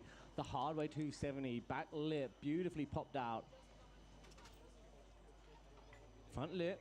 Oh, outside creeper, backside one on. Dude, I love watching him ride. He's so creative. So technical, love it. Mobe 5 to the inside. Super fast on that Mobe 5. Roll to blind, gets that done. What an impressive creative flow section that was. That grab was going through his legs too onto the hillside edge of the board. That is solid. Toe back 1, rewind back 3. Oh, this is all coming together beautifully now. Front 1 on, fitty, hard way back 1 into the lander. Love that, the hard way blind landing. Then little board tap. Oh, getting the front board on the back end of the Lisa Baloo. Okay, so still does get the full pull all the way through to the end and a little tickle on the end of that Lisa Baloo rail. I like to see it. I would actually like to see that last feature on a replay if we could. Obviously, you guys here on site don't have the advantage of the replay, but everyone at home. Oh, yeah, so it just gets a little tibbity. Here we go. Here's a bit of the action replay. Kind of got what he was looking for, right? That back Mobe 5 sets him up perfectly. Right foot forwards to the next to blind. Reach through the hat. Yeah, gets that super sick grab, man. Front 1. Here we go. Kind of pulled himself up with his back end to get him out onto the rail. Gets a little jab, tibbity tabbity on it. All right, come on in, Connor. Let's see it now. Connor is sitting pretty in first place with that run. So whatever happens here, Connor and Luke are both through. Whatever happens, whether Luke's number 1, Connor's number 2, they're both scooting through to the next round into the quarterfinals, so they'll be stoked on that. But Connor, still, as you know, matey, when you get out there, you've got your hits, you've got your run, you want to get it done the best you can. So Connor's not going to give up on it, I'm sure. He's going to go out there. Maybe that 720 will turn it into a 900. I know he can. Maybe he'll put another 90-degree rotation on something that he's got out there. Yeah, look at the scores there. Oh, Luke taking the lead. Yeah, Luke, huge score, 57.83. Okay, all right. I thought let's get back into it. We have Connor Lawton coming into this first section. More than happy, clearly, yeah, he's sitting pretty in second place. He's got a 52.67 in this section. So it's section B and section C. If he clearly wants to improve on. I mean, I'll tell you what, that's interesting because in section B, we didn't see an air trick from Connor, but he done a beautiful, that's the Chrome Mobe, wasn't it? All right, now we're going for an air trick. Back Mobe first. Staying right foot forwards. Into the, the Tootsie. Yes, Connor, the toe side front roll, late backside 1. Coming in, heel side, front side 900 with a butt check. That's annoying. And now coming in, right foot forwards, left foot forwards, fitty, front lip, then hard way blind landing into the bank. How late he spins that thing into that transition, crazy. Fitty, front board. And a nice backside 270 at the end. I gotta say, dude, like Connor over the last 2 years, I've been watching him like only in the few competitions that I get to commentate when he shows up. So impressed by what he's doing, dude. From last year to this year, like last year he kind of just came out of the gates and went, here I am, Connor Lawton is in the house. And this year, wherever he shows up, he's representing, he's stepping up his game. And it's so good to see out here in these heats that he's just like, here I am. I'm going to give it all I got, dude, and I'm going to get in that quarterfinal no matter what. Yeah, absolutely. And I'll be honest with you, all the boys from Australia have been doing that. Absolutely ripping. I mean, they come over not just for one competition. They come for up to 2 months, some of them. Solid, yeah. And just travel all around Europe, going comp to comp to comp. And we was just chatting about it last night, wasn't it? Imagine spending all summer at home, and then when it's winter, then going to Europe and then doing summer in Europe, then the Euro competition scene. It's sick. It's amazing that they do travel all over this way. Let's hear it then for Connor Lawton as he comes back into the dock. Yeah, Connor. So we're talking about Australia. We're going to move into heat number 5. So Christoph, one of the Hungarian competitors, will start out that heat. Vic Drugmans from Belgium, will be rider number 2 off the dock. And then Lockie Ford and Benny Heatley, Aussie, rounding it out. So those 2 riders as well, like Benny Heatley coming off a burner at O-Fest. Like he said a little bit, a couple of new tricks at O-Fest, and he's ready for it, Benny Heatley is. Oh man, he has pieced together something beautifully here in between corners 4 and 5. I'm really looking forward to seeing him put that down. It seems that they are all playing it very strategic, going nice and safe on their first run, and then their second run, they're upping the ante. But that definitely is a strategic advantage, right? Like starting out 4th from the dock. Yeah. You can watch the other 3 riders, you can do what you can do, and then your second run, you're the last off the dock, so you know if you need to pull out all stops and go for it, or if you go, oh, the boys crashed anyway, I'm just going to chill through because I'm already in second spot and that'll do. Yeah. So Benny definitely, Benny and Lockie both probably in a better position for this heat.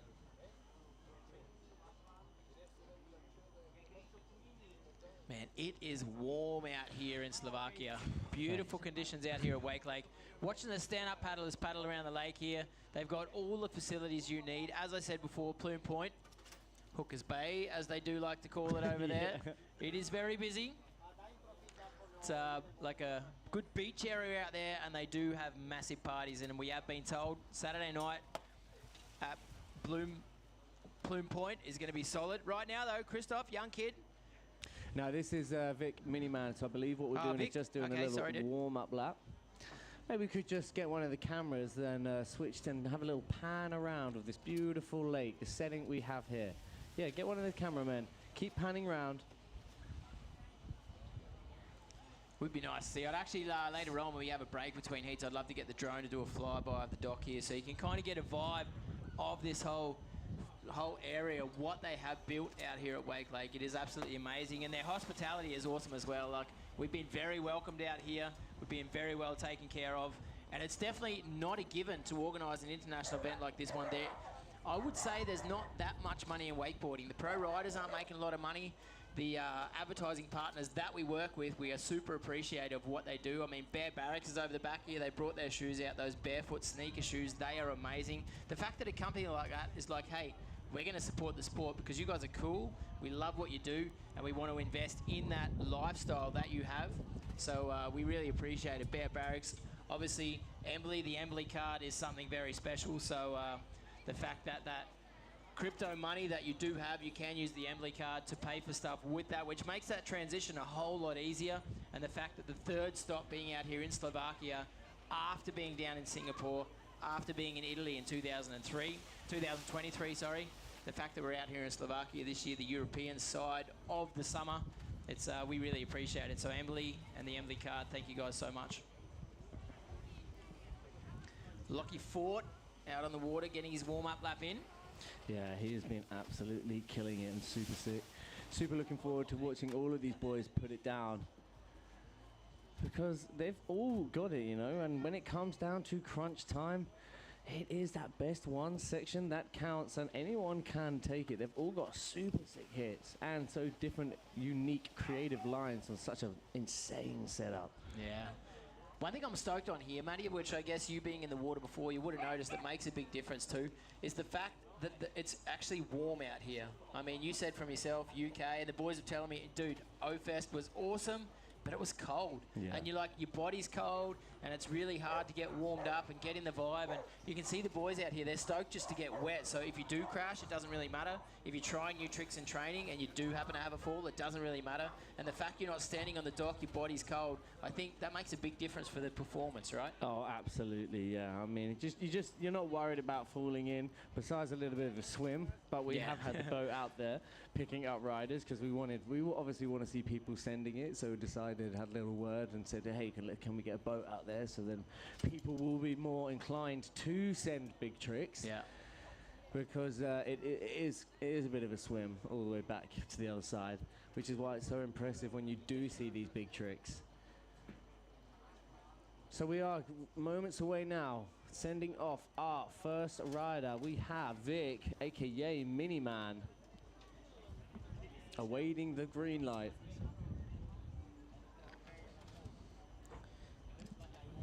Vic, the Belgium competitor out here. Do you know how old he is? I'm not sure. He looks like he's probably 15, 16. He's 12. He's 12? I asked the other day, yeah, he's 12 years old, and he does look young. So 12. sick. Sevens on lock, 12. rewinds, man. So I'm going to remember that name because that's one we're going to see in the future, right? Yeah, Vic Miniman. Mini Man. Noted. I'm looking forward to it. I didn't actually see any training from him. So I know that a lot of the Belgian riders, when you're talking about Gleno, when you're talking about Louis Egerix, there's so many Belgian competitors that are solid at what they do. Yeah. And you know, to have people like that to look up to, but does make a big difference. He's also supported by the Peacock brothers on the road to pro. Oh, really? Yeah. That's going to make a big difference, dude. Yeah, they're doing great things, man. Respect to the Peacock bros. Now, right foot forwards, Vic is getting ready to kick things off. Let's go, Grom. Loading it up. Oh, my Lord. What? Backboard, then back into the lander. How did he spin out of that thing, dude? He was so late on it, just trusting his skills. Goes from the bank over to backboard. Backside 2 out, staying all wrapped up. Backside 360. Oh, my Lord. He's 12? What is that, dude? This is sick. What an insane first section. Now Vic coming into the inside. Roll to revert. Staying right foot forwards. Slapping that one back on the melon as well. Melon grab on that 3. Man, that noise just echoed through the park as he slapped that board down. Toe side, backside. 720. Come on, Vic. How's his landings too, dude? Like he's landing casual as, pushing his chest over. Oh, wow. 50-50. It was more like nose press to nose press. Then hard way back 1 in. Over to nose press. Backside 180 out. He wanged that tail a long way in the air and almost tapped it on the rail on the way out as he went backside as well. So, wow, that is very, very convincing from Vic, dude. The future is looking good for Vic. Let's have a little action replay. Oh, yep. Yeah, that unwrap, backside 3, and in the opposite direction, Pretzel. Hard way 270, getting that back front nose even. Nose press. Nose press. Back. Tapped it as well on the way in, yeah, dude. Okay. I'm sure if Nico van Leckerveld is watching, he's going to get a little buzz out of that one. No doubt. If Nico is watching, which I hope that he is, I've missed him on tour this year. And that's the things, right? Going from the nose, kind of nollying out of it onto the nose again. And you saw in that slow action replay, his tail didn't drop. Yeah. You know, from nose to nose. So good. I'm well impressed from Vic. How about you guys give a round of applause for Vic out there, ladies and gentlemen. The Grommet going at it. Gleno seems like he's pumped. He's got a smile on his face. All right, next up then, Team Straya out on the water. Lockie Fort. Such a nice guy, Lockie. Such a friendly guy. Love riding with him, chatting with him, and catching up with him. Yeah, he's one of the guys that supports a lot of the young riders, as does yourself, Matty, and that makes a big difference, you know, like coaching up the next generation. Lockie's not only within himself, pushing the sport forwards, but trying to support the kids with his experience as well, which makes such a big difference. And I mean, you see those 12-year-olds like Vic, they've got someone like Lockie to look up to, the Aussie kids, as a role model, but also the fact he's sharing his knowledge makes such a massive difference for the future. Mate, yeah, absolutely, bro. Very well said. Let's go, Lockie. Right foot forward, that's the way he's going to start, dropping that back arm. Ooh, gets a transfer up, yeah, backside nice. 2, locks in that front nose slot, that front nose. Locked in the full pull, all over back lip, carries on. So then the opposite direction goes back lip, then over to front lip, the opposite way to how he started the run. Gets the toe side front roll. Fully committed, Lockie Fort. He's not here to play around. Man, when you just see someone like Vic Miniman going all guns blazing, S mode from Lockie. That landing too, right? Pushing his chest forward, solid on the landing. Super sick. Guys, can we hear it for Lockie Fort coming past the dock right now? Right foot forwards, loading up that carrier. The KGB holding that nose all the way through once he gets that handle pass. Outside in, check this out. Snaps the board, shifty, backside 180, landing into that transition. Front one, front fitty, then the backside. So it goes front side, backside, but over to backside lip slide. Pretzel 2 out. Bagel even. I like that hit. That's a super tidy hit. Yeah, he was kind of lucky on that 270 out because he came over the front a little bit, but he composed himself, got it under control, and to go like pipe to rail to pipe, super tricky, I'm guessing. It is a bit of a gap between that thing, and to get the right line and push off straight away, pretty tricky. Yeah, he lands on that rail perfect. Look at that in the replay, that toe side front roll. Gets the S mode. The way he lands that thing too, like just pushes his chest over, lands it easy. There it is, sticky the front as one, you like. over there, and then back lip. And that was a tidy hit. And now Straya back out again on the water. We got Benny Heatley. Bringing the heat. Let's see what Benny can do. I'm sure he's going to be pumped up with what Lockie did. Benny over from West Australia, he's ready for it. He's one of the standout riders over the last couple of years, one of the Aussies that comes over here to Europe and mixes things up a lot, and he's going to want it for sure. At the moment, Vic is out in front with 45.17. So Christoph obviously not being able to ride in this heat. It's a three-man heat. Top two go through. We're still waiting on the score for Lockie Fort to come through. Benny Heatley coming on course right now, as you can see. Down the back. Locked in on his elbow, dropping the handle right now.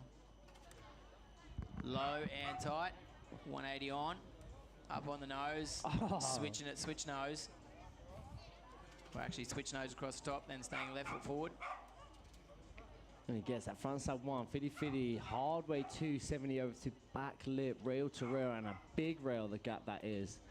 Yeah, Benny gets the 270 crow, carries it on to make it the mobe, with a back lip in the middle. Sneaky mobe with a shortcut. Toe side roll to revert. Oh, wow, bang, my bang, gosh. bang. I cannot wait to watch that back on action replay. Dude. That line was so sick. Pete Rose, 540. He's fast. Benny going, all guns are blazing. Toe side, fitty, then fitty. Full front side 3, hard way back into the bank. Stays right foot forwards, into the swoop, backside 3 in. Hard way 270, the opposite direction. Wow. Benny Heatley. Damn. That was tough. Hey, he needs to clean up that Julesy transition. If he can clean that thing up in the next round, that is a super solid run. And that's going to be one of the runs we're going to see that may take him through to the finals. That's solid. Absolutely. Let's have a little look at that action replay. Gets the grab on it as well. The 270 Crow Mobe. Through that creative section was absolutely amazing. How quick he was on his feet.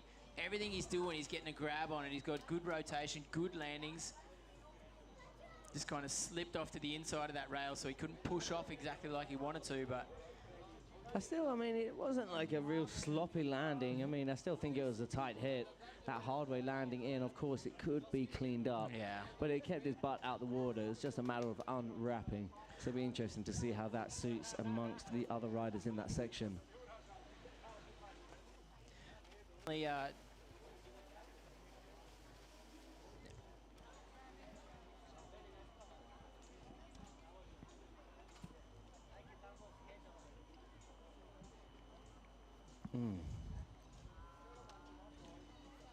it's definitely complaining at a high level from my side of things. I just know that Benny's standards that he has, he's not going to put something online that he's not 100% happy with, and that little bit of a line that didn't work out for him, that's the thing he's going to fix up, no doubt. Lockie, super solid. Nice to see as well. And what about that for a picture? You look at the size of Lockie Fort. Look at the size of Vic standing beside each other on the dock. Kind of looks like Lockie eats Vic's for breakfast. But that grommet will definitely be someone to watch in the future. I mean, when you talk about next generation, I think back to Langenfeld Open. Pieper Kienzler from Langenfeld, 14 years of age, the youngest competitor to take part in Langenfeld Open this year at 14. What he is doing is awesome.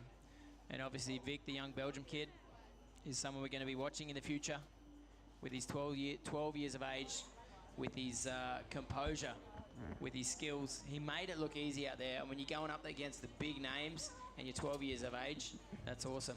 Let's go, Vic. Right, there are the current scores. Have a little look at them. Vic with a 45.17. Lockie Fort with a 52.81. And Benny Heatley. So just about 10 points between Benny and Lockie. But about a 15, about 8 points, 7 points before breaking Vic and Lockie, who's in second place. So it is a matter of 8 points we're talking about. As you can see, for first, it's 17.45, but to get into second place, Vic would need an overall improvement of just over 7 points. Can he do it? We'll have to see right here, right now. I hope he can, but I mean, this is competition. Either way, whoever Lockie comes can out on step top. up. Like I would love to see him do it. Just put Lockie under pressure and then go, all right. That was tight. He goes nose press. Then 270 back lip. Rail to rail. Carries on that rotation for a 270 out. Stays all wrapped up, kind of Victor Salmon style. Unwrap, backside 3, hard way 270. Looks in that front nose. Carries on that rotation for a backside 90 out. Now what's Vic going to go with in this section? Buttery biscuits it up. More than happy with his first run in section 2. So now we move on to section 3, the kicker section. He's coming in right foot forwards. Heels. Oh no, Vic. Peter's online as well. Peter Rubens. Go Vic, mini man. Proud dad. Understandable, Pete. He's ripping that kid. I bet. I tell you what, I think Lockie is probably like, whoo, lucky. Because, man, how do you put that front 9 down and finish the rest of his run? Yeah. That would have been impressive. So that is super unfortunate for Vic. That means, unfortunately, he won't be going through. But it is all still to fight for. Oh, no, sorry, because it's just 3 in that heat, isn't it? Yeah, just 3 in that heat. Christoph couldn't ride in that heat, so just 3 in that heat. Hey, probably on that note, while Vic's having a swim in, and Peter, his dad, is online, thanks to all the mums and dads that help their kids get them in the sport, help, you know, those buying the boards, traveling the world, everything that's part of what it is expensive, and it's definitely, not something that's easy to support. So thanks for all the mums and dads for doing that. Yeah, absolutely. I mean, most of these people, well, if not all of them, wouldn't be at this high level had the mums and dads not put the money in and got that cable membership, taking them down, driving them, no doubt, time after time, sitting at the cable. Oh, no! Lockie having a swim. Doesn't matter. It's all good. He's through to the next round. Oh, there you go. Already. It's guaranteed. Lucky on that one. Wait. Lucky. So Vic obviously having a crash in that section 3, not making it through to the next round, but Lockie Fort also having a bit of a swim. Means the placings will stay the same. Benny taking the win in the heat. Benny Heatley bringing the heat.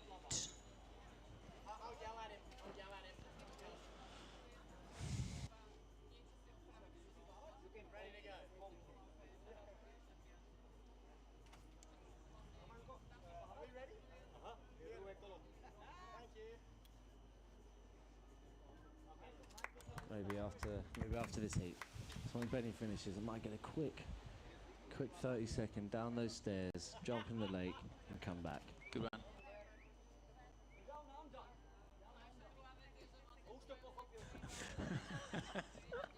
Safety first. Safety first, that's what it's all about.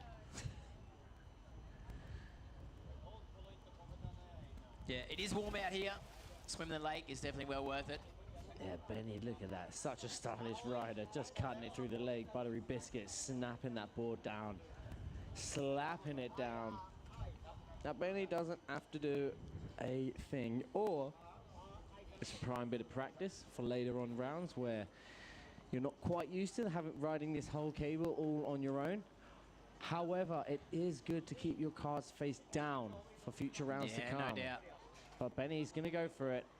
Or at least just have some fun out there. Maybe not the hits he's going to do. Who knows? Just go out there and have some fun. You're already first place. Front one on. Hard way 270. Back tail comes off slightly early. Nonetheless, a big transfer of that hard way 2.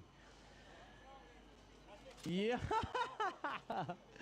Rayleigh time onto the rail. That is so risky. I was going to say, I don't feel like he's going to risk anything, and then he comes out with that. That's awesome. Roll to revert. Bel Air. Whee! So Benny definitely not giving it 100%. Let's hear it for Benny Heatley as he comes past the dog. Coming out first in our qualifying rounds, heat 1. Round 1, heat 5, sorry. And then we have one more heat, is that it? Yep. One more heat of the day to go. Benny finishing out. Ollie in, swoop to swoop.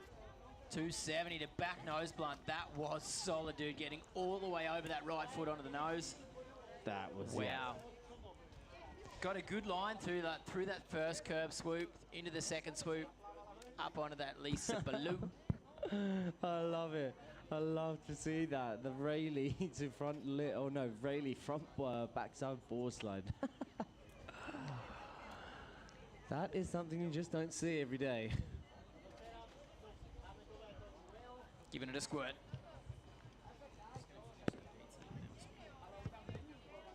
Okay, yeah, whilst we just send out, await our last heat, I'm going to take just a quick dip and I'll be back on in just a couple of minutes.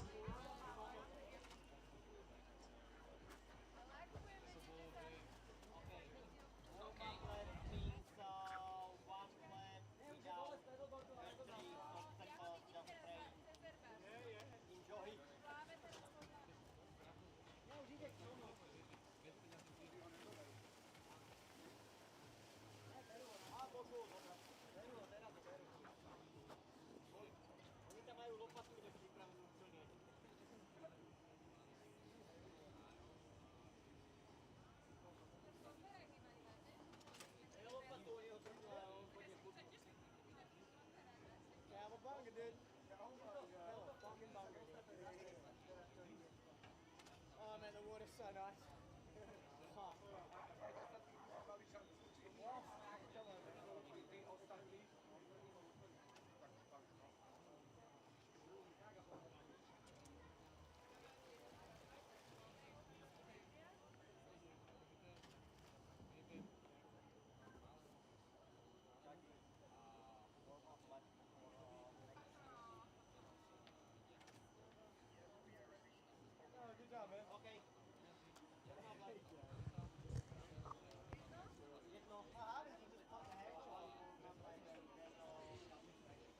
So I hope you guys are doing good out there. It is warm. Make sure you're sunscreened up. Make sure you cool down, get in the water. We're about to get into the last heat. Pro men for the Wakelake Embily Open 2024. Again, to everyone online at home, thanks for joining us. Did see before. Ryan Carrick online. CK Kester. CK, thanks for everything you do within the sport, my man. Thanks for signing in, tuning in, staying up to date and interested with everything that's going on.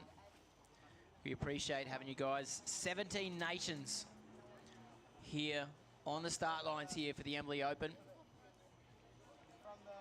And what have we got? 1, 2, 3, 4, 5, 12 different nations showing this thing live at cable parks around the world, in Croatia, in Italy, in Germany, in the UK, in Belgium, in Thailand, in the States. So good. This last heat is going to be a solid one. Let me have a look at the rest of the program. The boys are just out there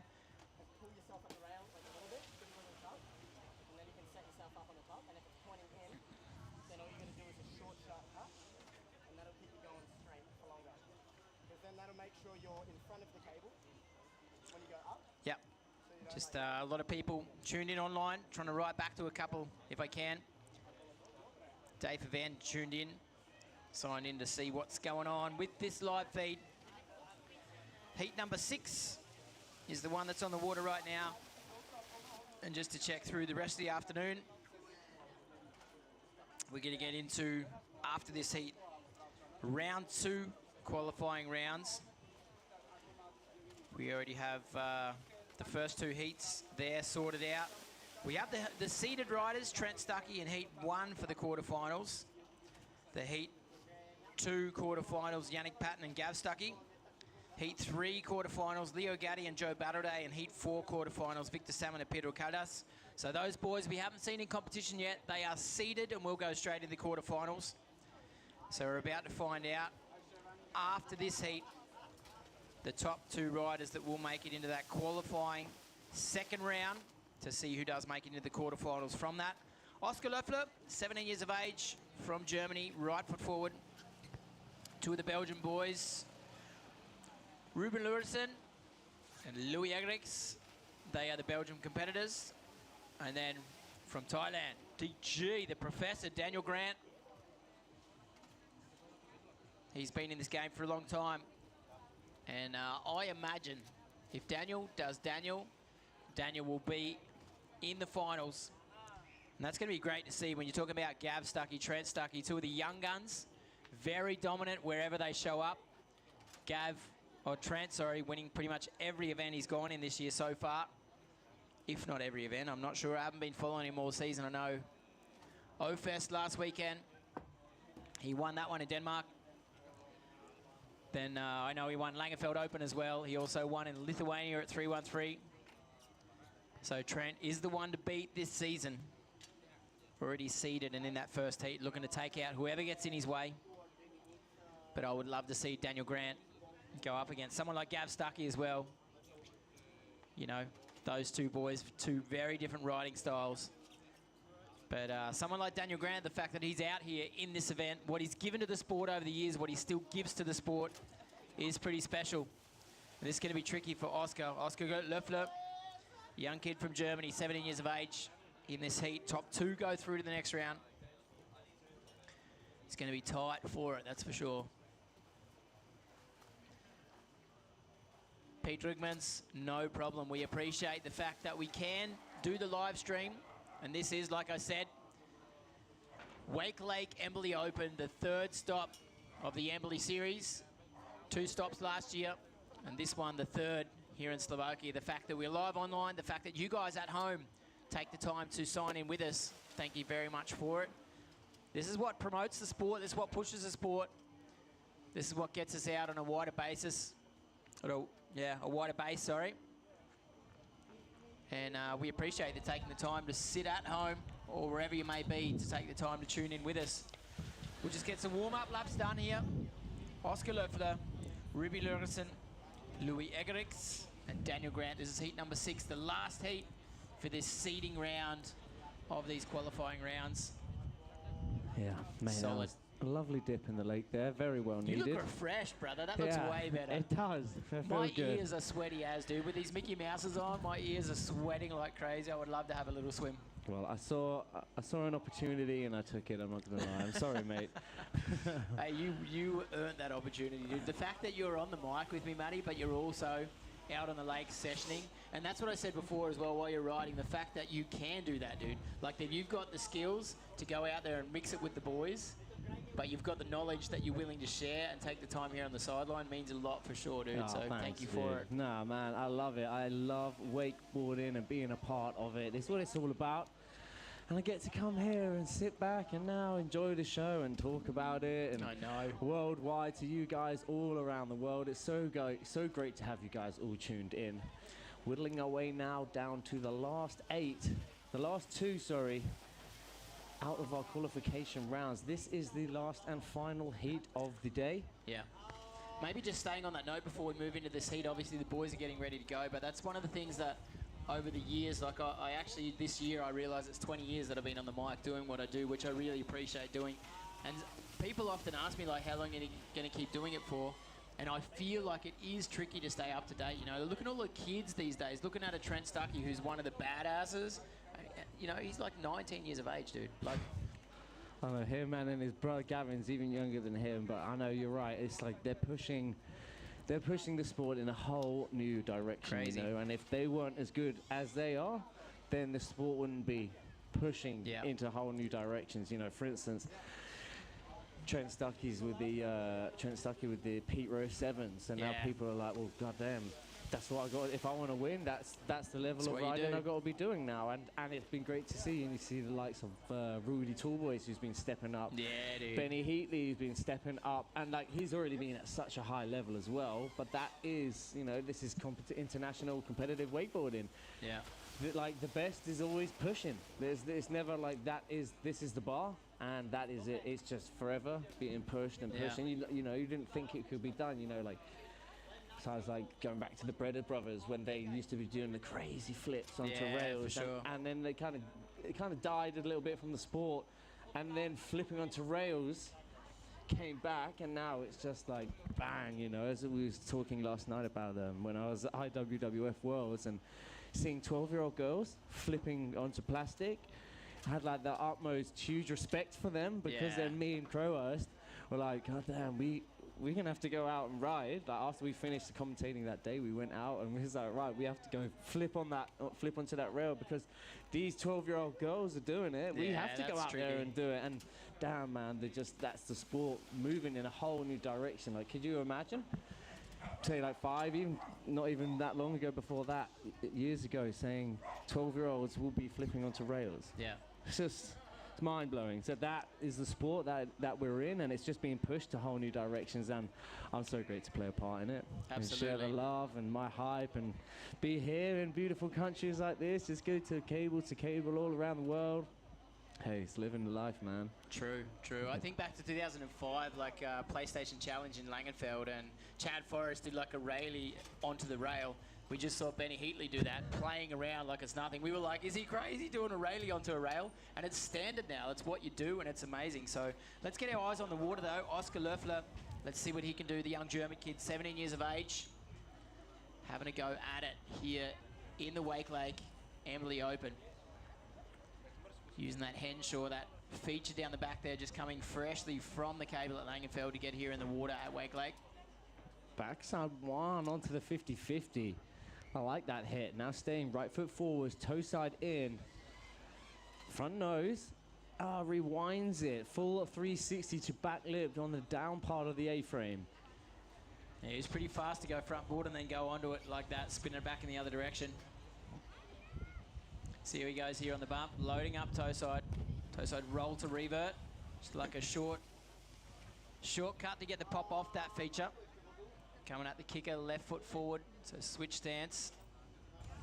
That was beautiful. The chrome lobe holding that grab all the way through to the very last minute. Hillside, I like it. Yeah, piecing them together beautifully there.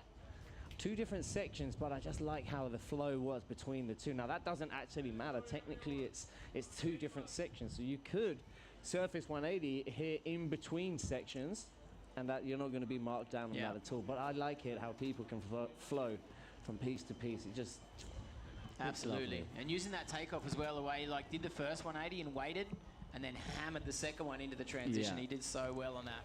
Love it. Super stalled out. Just sprinkled the stees on top.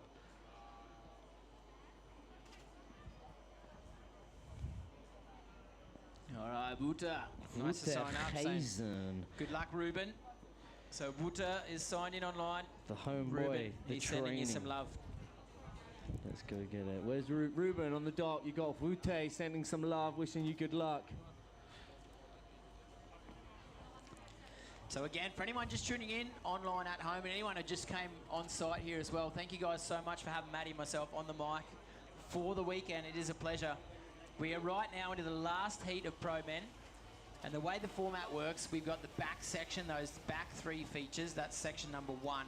Then the creative section coming around corner number 4, and the motor tower, which you can use the flat water, you can use the bump. Then as you come around the corner, the 2 kickers, section number 3.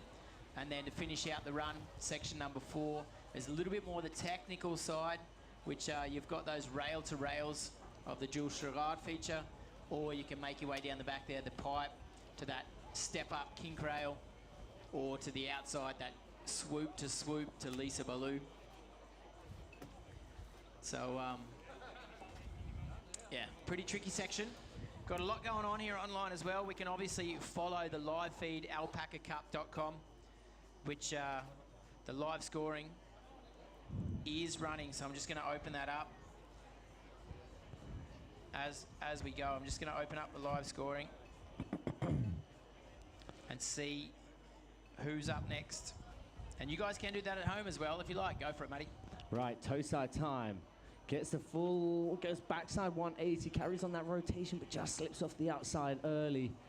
Not quite getting the full pull, but now coming in. He goes toe back toe back 270, front lip, pretzel 270 at the end. Hillside, front side 450, rewinds it. Pretzel 270, the opposite direction. And now we move on to the creative section. Left foot forward, roll to revert. Piecing it together now. Left foot forwards. Crow Mobius. Yes, Ruben. Nice. Now we're coming into section 3, the kicker section. Toe side, backside, 720. Yes, boy, gets it done. Now ollieing up, over to creeper. Oh, yes. Wow. Purposely dropping down into the hallway. Then gets up, little backboard tail tap, 270 out. Think he just got a little skibbity, scabbity, tibbity, tabbity on the end of that rail. So good. Kind of pushed off his tail, tried to get back over to the pipe and kind of smacked the nose on it on the way around. He did have a good go at it. See if we can see it on the replay maybe. That would be awesome for anyone at home that does have the advantage of seeing the replay. Snapped it around as he went backside on the landing. Cool. Let's go now. We got Louis Egeditz out on the water for the very first time. Let's get it, Louis. Last heat, second, the penultimate rider of the day. Yeah, I love watching Louis ride. He's a super creative young kid. Pretty sure he's 19 or 20 now. Not really sure exactly. I think he's 19 years of age. Yeah, man, he is hungry for it, bro. Yeah, it would be time. I'd love to see him back on the podium. He has got these hits on lock, man. I really hope he can deliver the goods right now. Okay. All right, come on, Louis. Starting things off. Eyeing up the kicker to Henshaw. Is he going to know? I know what Louis is going to do. He's going to be popping off this safety. He goes safety. Front one. Rewinds it. Hard way 270. Back lip down the end, or back tail more like. Back tail, yeah, sure. Toe side. Full 360 nice. From the bank over to that outside rail. Beautifully done from Lou. Toe side, front roll. Oh, yeah, purposely putting it sideways. Yeah, Louis. Purposely putting that sprinkled steez on it. Louis now to the inside. No stranger to the air trick scene. I know he's got more in the tank. Plenty in tank. Yes, holds that grab. Wow. Let's hear it for Louis Egeditz as he's coming past the dock now. Gets that blind out of that tanny. Oh, wow. Yes, I love it. Love to see it. The KGB 5. Now, Mobius into the bank. Louis Egeditz all coming together now. Check this. Front to 360. Rail to rail. Rewinds it back Nollied out of that to rewind it. I know. That's the little things with Louis.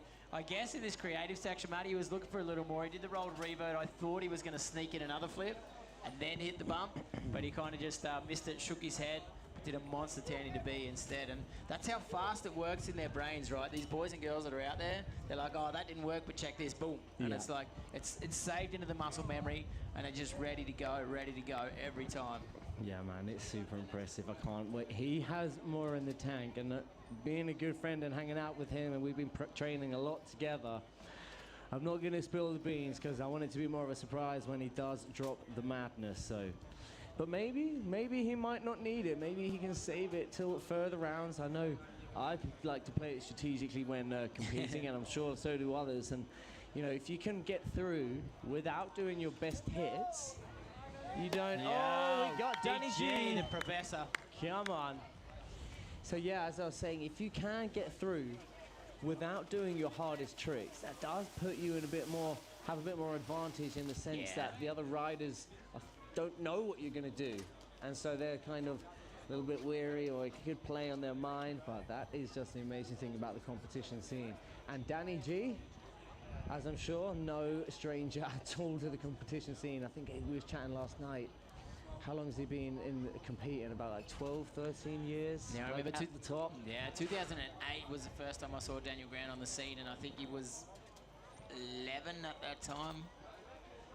11 or 12, and he's been at the top of the game since then, dude. Like, won so many titles, and he was kind of unbeatable on a wake skate or a wakeboard. So let's see how he goes here. Daniel Grant over the back, getting low. Oh, Mexi into the bank to kick things off from Dan. Now toe side in. Hard work. He goes toe back one to nose press. Holds it all the way through. Front side 360 out. Left foot forwards, backside. 450. Switch for Dan. Easy peasy, lemon squeezy. He Coming locked to the that inside. thing in too. I was chatting to Dan earlier. He says he hasn't ever done an air trick into the bump. And now look at this. This is not just show.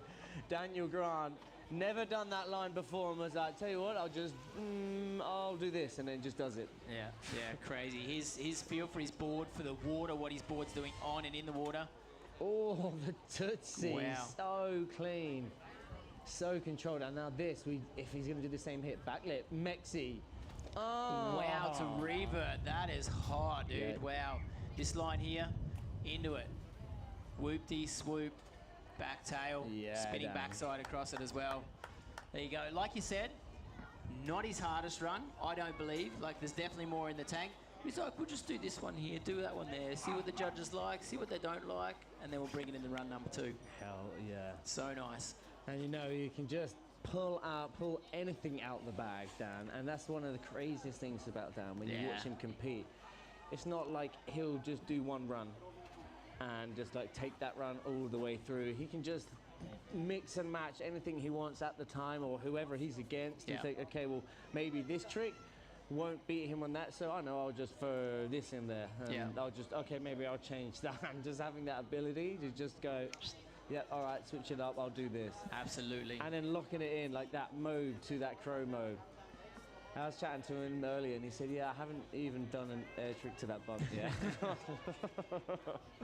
But I'm making light work of it. Can we hear it, guys, for Daniel Grant as he's coming into the dark? Yeah, DG. He's such a boss, dude. Like, what he says, that's the way it goes. Like, so flat out, so good, and he's been in it for so long. Just supporting companies, using his face, using his talent for the companies to present the sport the way they do. So good to see. So we go back to the top of the list.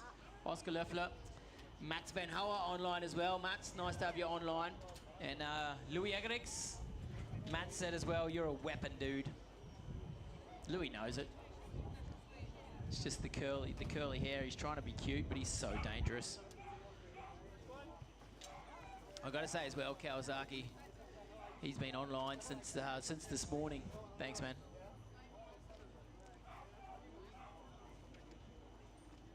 All right, run number 2. So let's check those live scorings. Oscar in 4th place at the moment, so he's definitely got work to do. Only the top 2 make it through into the next round. This is going to be tough for Oscar.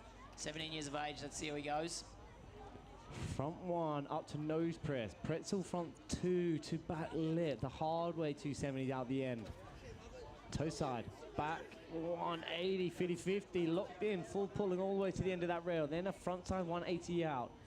Toe side time. He goes front board. Then rewinds it. 2 full 360s to back lip.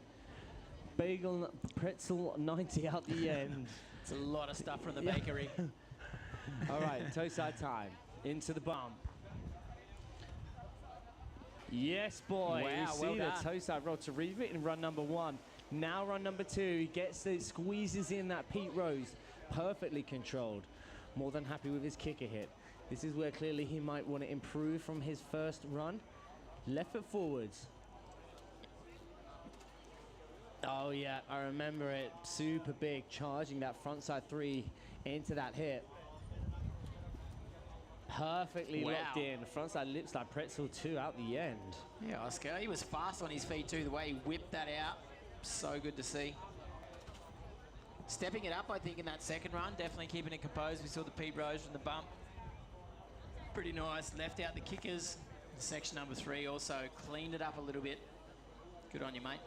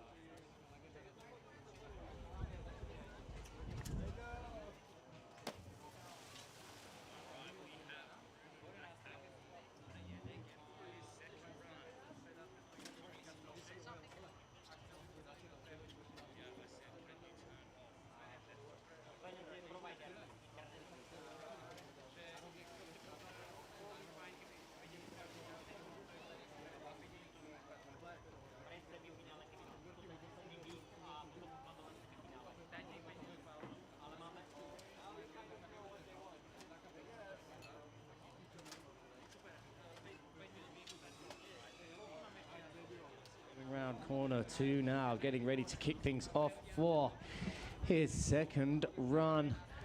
Currently sitting on a score of 30.99, a huge score difference on him and Louis Eggerich, who's sitting in second place. So he's got to pull something out the bag. Front board, yes, boy, carries on that rotation, full backside for a front board out. Backside, 270, pretzel 270 the opposite direction. Staying left foot forwards, over he goes. Backside 450, then in the opposite direction, pretzel 270 out. Now are we going to see a mobe to the inside this time? Yes, we are. Come on, Ruben, piecing it together. Then the crow mobe, yeah, boy. Very nicely done from Ruben. That's an improvement from his first run off for sure. And interestingly enough, that was the same hit that Danny G done in that exact section. Mobe to inside, crow mobe to the outside. Just comes off slightly early, rocking down that firecracker stairs. Now to round off his second run.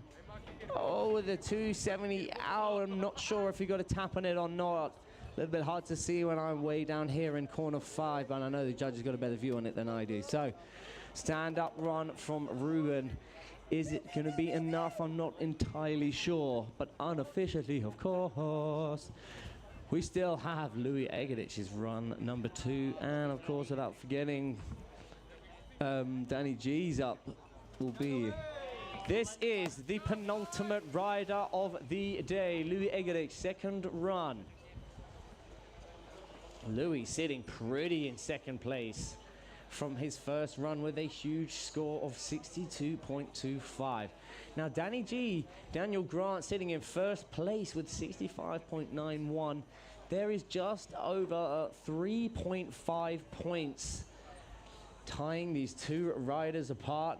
As the current standings, they have both earned their place through to the next round. Now the real question stands, who will come out on top? As coming out top then sees you into a better place through into the round 3, which will be kicking off here tomorrow. So be sure to get it shared across your socials, Instagram, Facebook, you know the crack. Right foot forwards now, Louis Egerich, front side 270, handle pass, holds it all the way through perfectly, full pulling the end of that rail. Toe side time. Oh my lord, he goes front board from wall to rail, 450 at the end. Then the front flip to front board. Damn, the buttery biscuits on that one, love to see it. Now guys, check this out. To the inside, Louis Egerich, Mobe 540 into the Tanny 2B. Yes, Lou. What a beautiful section that was. Now right foot forwards. He's opting out. He got that KGB 5. That was sick in his first run. He's more than happy with that. Now he's going to go for an improvement, opting for section 4. Back mobe. Oh my lord, the crow mobe will kind of come in for the heel side edge, the back mobe. Backside 270. Oh, and he gets the rail to rail out. That right there was an insane second run from Lou. Damn. That's going to be interesting to see what the scores come out on that one. Is it going to be enough of an improvement to boost his overall score to the next, to the first place?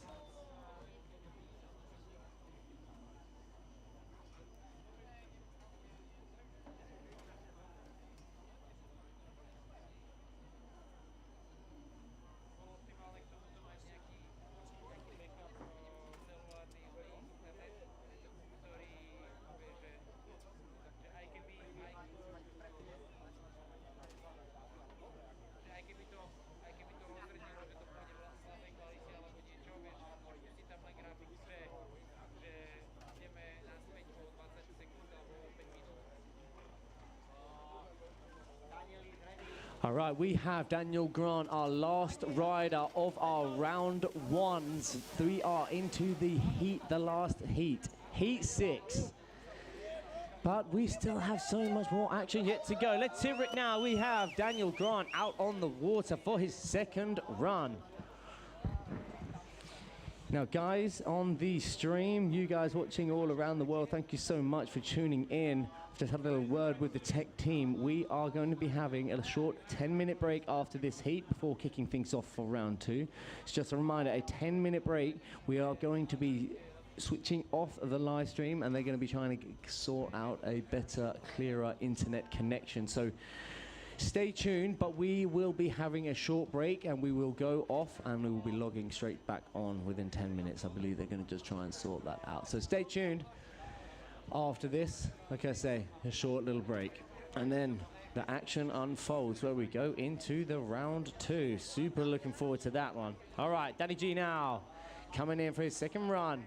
Back lip, full 270 to the top. Such a hard rail to master the full pull on. Left foot forwards now, Danny G. Back, front side 360. Oh my God, perfectly locked in 50-50. Nollies his way out of it.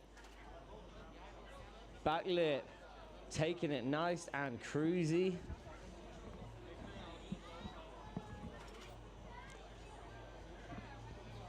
Oh, we love to see it. A big old back lip slide. Dragging it through the water, shifty backside 1. Guys, Daniel Grant in front of us. Let's hear it. Oh my Lord, look how big he is going. Daniel Grant, easy peasy with a back 9. Gets the Mexi, the kind of full 360 into it because he comes in for that back lip first. Swoop to back lip on the end of that Lisa Ballou. Oh my Lord. Give it up for Daniel Grant, people.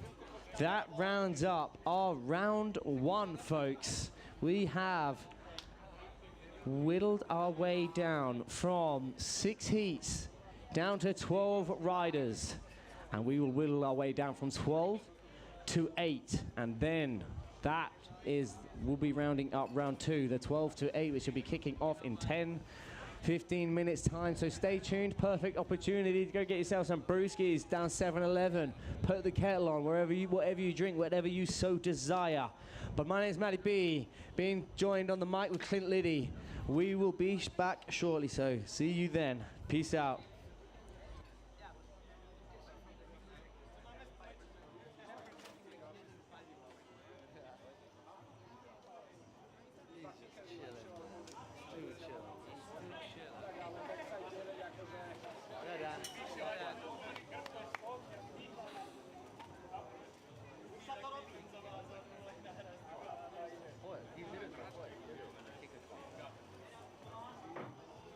Yeah, you did it.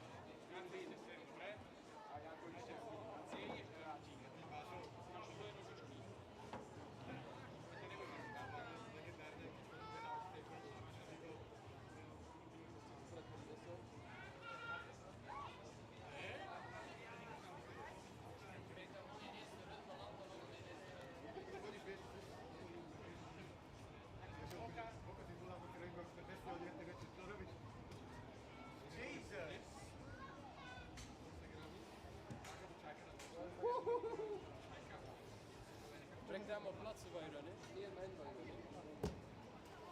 Det är namnet. Ja. En snap, det är ingen student för ju vänner och ska resa.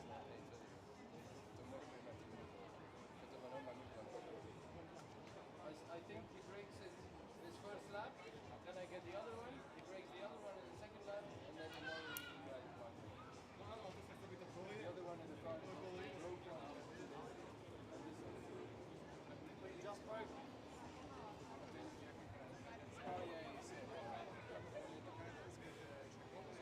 Do you know who you're up against? Oh, fuck him up. Oh, he's moved down again. And then there was a gun. Oh, so he's turns again. So that means I would have been against you or Dan.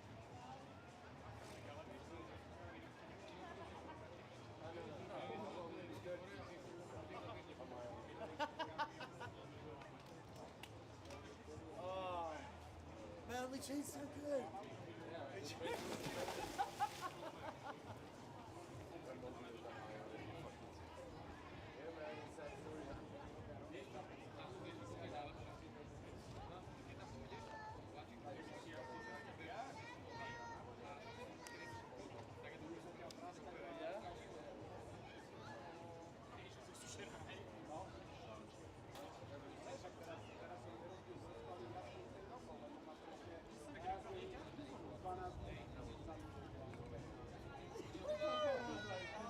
Because I knew what you could do.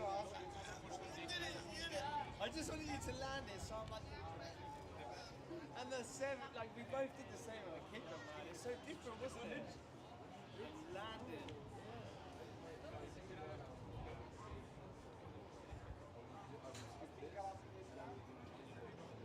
Just yeah, but still, Chance Stucky's he's doing fine. See, he goes like this, then back. I mean, yeah, you don't get that grab, but still, Chance doing that's a big trick.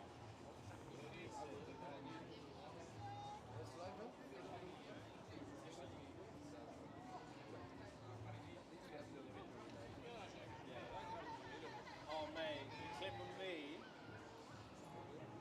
doing the front seven, the drone came in, like from this side and then like went around to me, and then the seven into the bank. I just wish I pieced that lock. Ah! Yeah. Yeah, I hope so. Bro, I nearly didn't make the bump. I nearly didn't make the bump.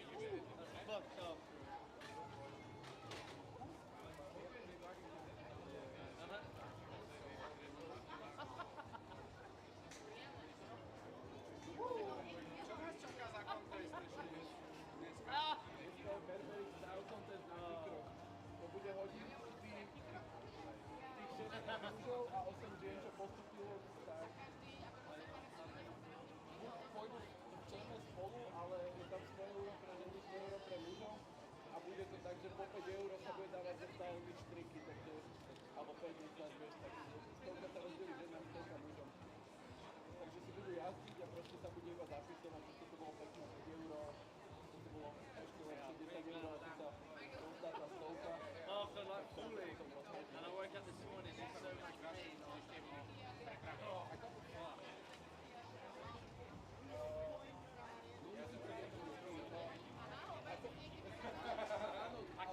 I thought I wasn't going to make my one for them, so I was like, fuck, I'm not going to make it. I just went for it, there's no way I'm going to do it, bro.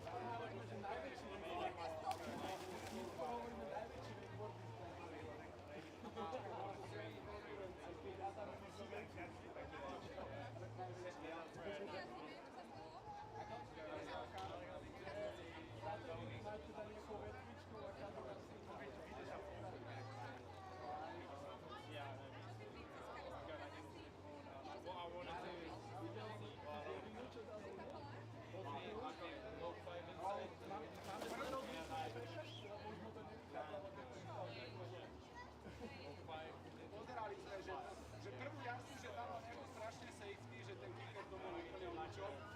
Tu sa niečo rozprával, že asi chcú niečo iné vidieť. Asi sa rozhodol. Zabil.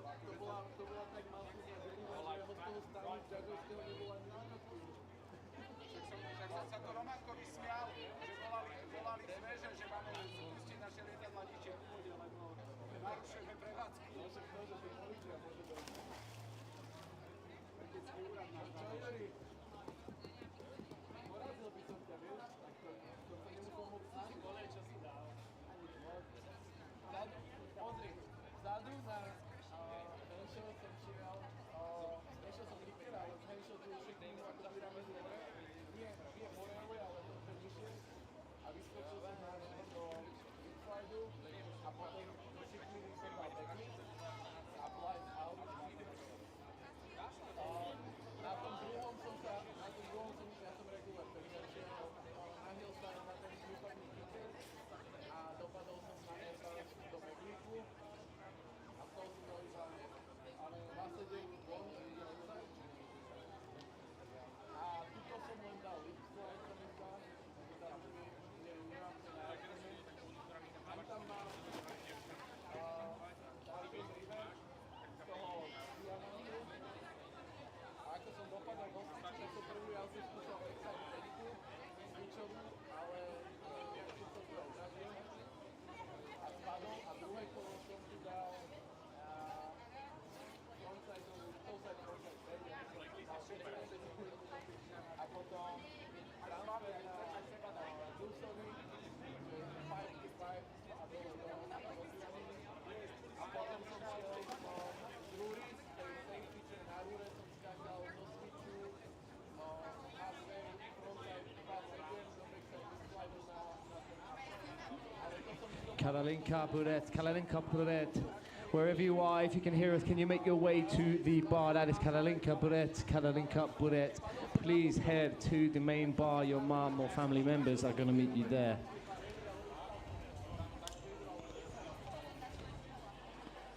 Kalalina, if you can hear us, Kalalina Bouquet, please head down to the bar. Your mother is looking for you.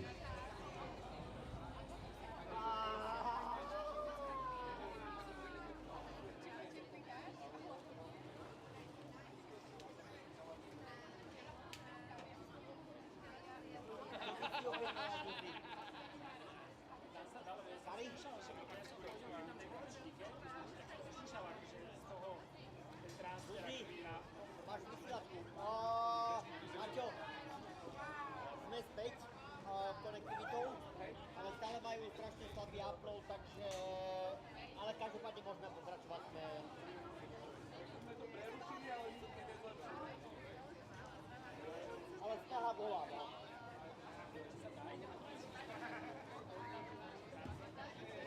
Pozri,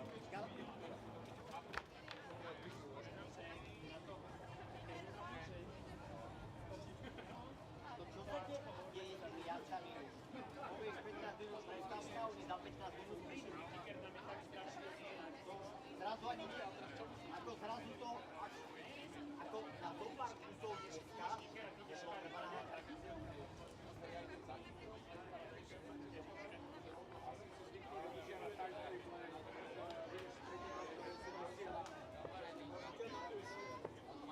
Jasne nie sú čo bývané. Nemáme starých dobrých poďov. Vlastne si vyskakoval tak?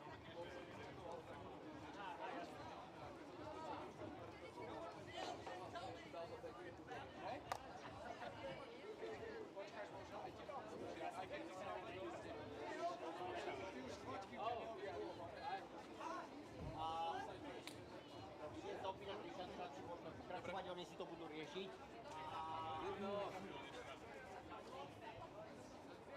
I talked to Noah because we're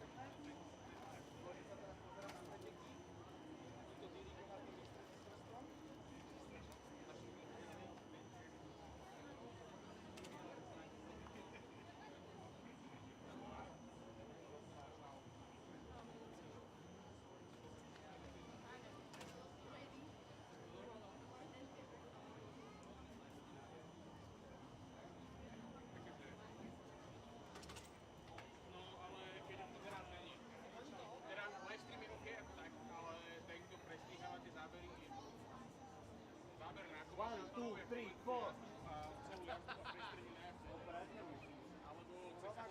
Ty si chýbal ako si.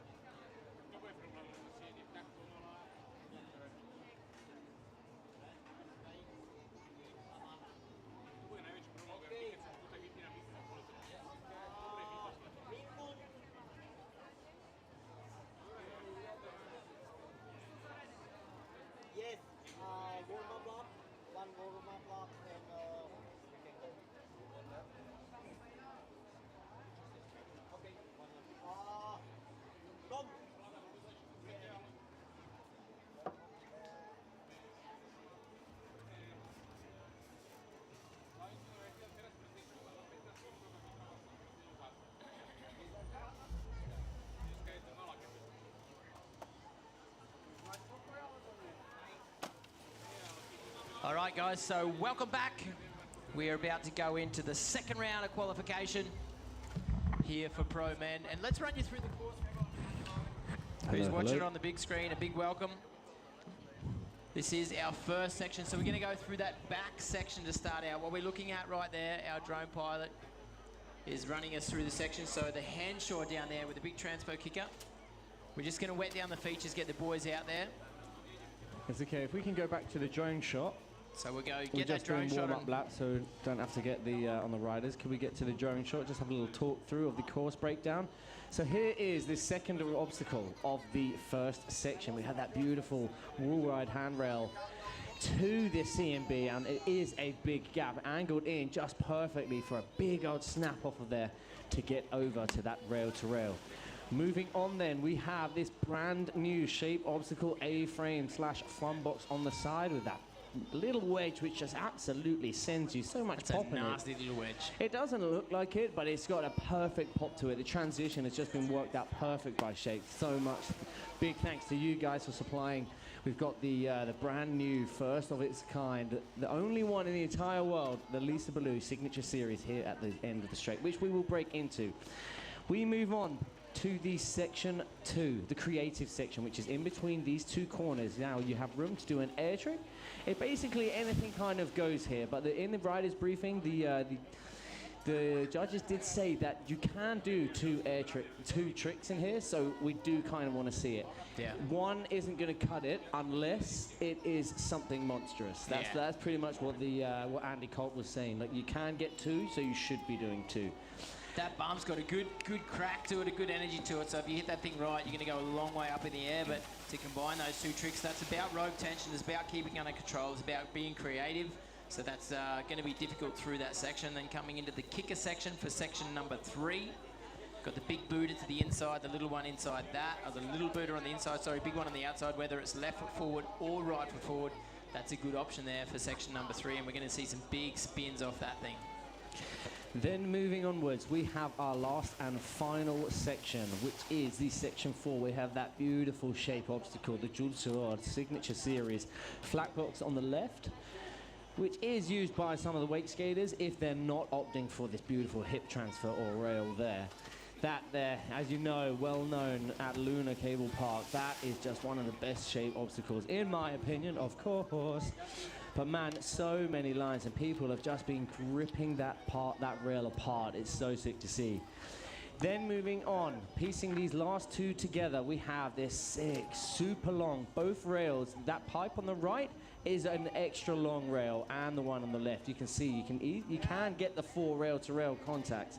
And there, we shape your cable, shape obstacle. That is the Lisa Ballou Signature Series, the very first in the entire world. And it's so sick here. Look at that. Swoop-de-swoop-de-swoop. Like a proper kind of BMX trap, pumping your way through those rollers to end up on that. As you see there, beautifully panned out, how long that is from the start to the rail compared to that rail-to-rail at the back. It's almost twice the length of it. So if you do opt for it, even just as something standard, not as technical as going rail, rail, rail, rail, to get the full pull on that is super hard, and a lot of people have been struggling through that, which is why it's good to see people getting more creative on this rail-to-rail on the left-hand side. We move on now. That is wrapping up our 4 sections. We have our first rider here in our round 2. Top 3 riders out of 4 will be making their way through. First rider off the dock, we have Mingun Che, aka Gunny. Super sick, super stylish rider. Everything he does, it just seems to be locked in, and I'm really hoping that's not going to be the commentator's kiss of death. And we get that drone heading all the way over. Look at that kicker to Henshaw. Such a sick setup we have here at Wakelake, Bratislava. Beautiful flat, calm conditions. The sun is shining down. It's about 34 degrees. Man, oh man, this is what wakeboarding is all about. Come on then, Gunny. Our first rider setting the bar. Let's see what he's got. Right foot forwards. Go front 1, creeper, front board. A nice creative, unique line on that, actually. Nobody's doing that. Then left foot forwards, going transfer, back 360, just comes off the outside a little bit early, but nonetheless, the first hit was good. Left foot forwards, goes back, 450. That's more like it. Locked in, full pull, baby. On the nose on that one as well, staying all the way outside that left shoe. Coming to the inside, the heel side, the Mobius. Late on that handle pass, once he gets to the water, toe side, up over the kicker, Scarecrow Mobe. Grab a nose on that all the way through it as well. So two of those Mobe tricks, the flip with the spin on it. Well done. Toe side time. Toe side, backside, 720 from Gunny. Slightly, a little bit back foot heavy, putting his hand in the water, and that is something which will be noted by the judges. Not quite getting the full 360 in, but still managing to start either the 360 in or the full pull to the end of the rail. Oh, but the snake bite at the end of that is a stellar hit. I love to see it, and I know the Space Mob guy is going to have a little bit of appreciation for that. Yeah, slapping that thing down. Really nice to see. That's definitely something that's changed up a lot, like that whole putting one side in the board and smacking it back down, or those rewinds we were talking about before, like to rewind in the other direction straight back. Gunny, a good way to finish out there, very confident the way he ollied off that rail and snake bited into it. Bit of the replay for everyone at home. That Chromo going rail to front lip, 50-50 into the transition. Nice one. Good to get those replays for everyone at home that can watch it. And for you guys on site, hope you're all screened up for this heat, this round. Mingun Che, Louis Egerix, Daniel Grants, and Niels Ritzmann. Solid, solid heat. Every one of these heats, top three make it through. Louis absolutely impressed me, Belgium kid, in that last round. Very convincing the way he rocked through the course 2 times. Nice to see. Mate, you're getting a lot of sun there, dude. Like we... I was just thinking exactly that. I'm going to be getting cooked quick, but that's okay. There's worse places it could be in the world. There's worse problems to have, I think. Yeah, true. So true. All right, Louis getting himself already hyped up. Tibbity-tabbity skipping that board. Front three getting all wrapped up. Prepped in the zone, and there is no easy way through these heats now in the Pro Men Wakeboard Round 2, the upper qualification rounds. First heat, we've already had the bar being set by Mingun Che. Now Louis Egerits coming in, right foot forward, safety, 270 onto the tail. Beautifully locked in. Now right foot, toe side, he goes from the bank, full 270, a full 360, hard way to back lip. So good, coming late at that thing as well. Oh, the toe side front roll, landing front board this time round. So that's better than what he's been doing in the first. Like it's technical. Yeah, is it going to be the Mobe 5? Yes, it is. Louis Egerich. Now, the $1 million? No, the Tanny 2B. Piecing them together. Come on, Louis Egerich. Let's see it. Section 1 and 2. So casual, dude.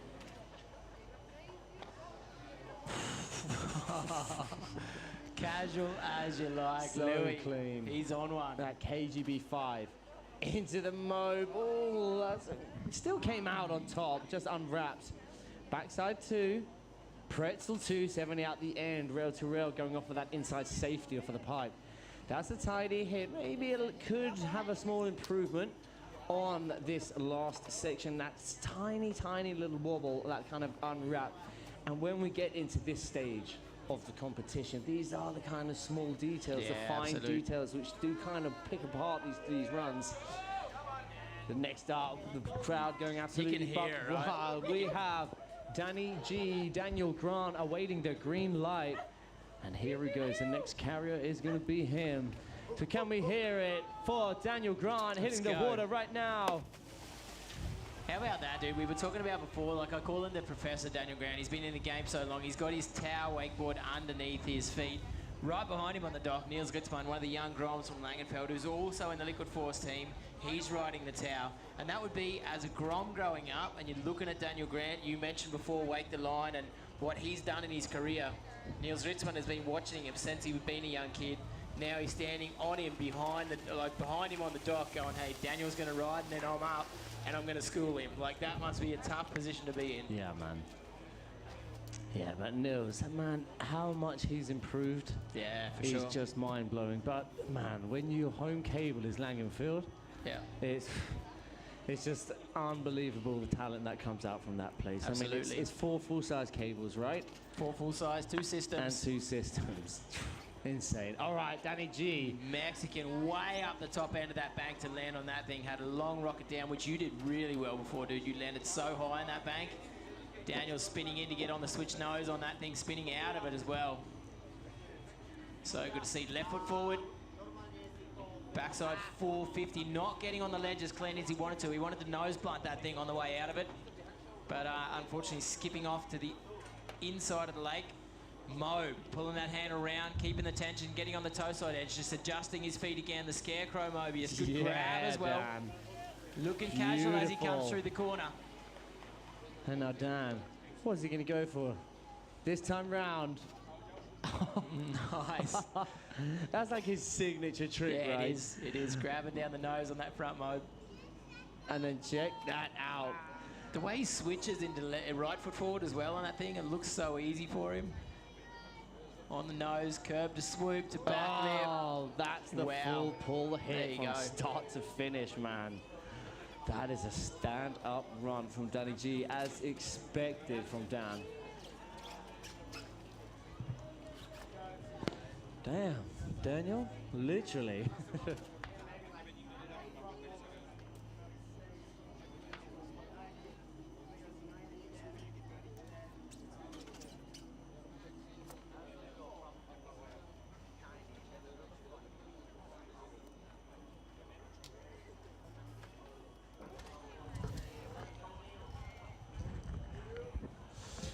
Moving onwards and upwards, and just who we was talking about earlier, Niels Risman.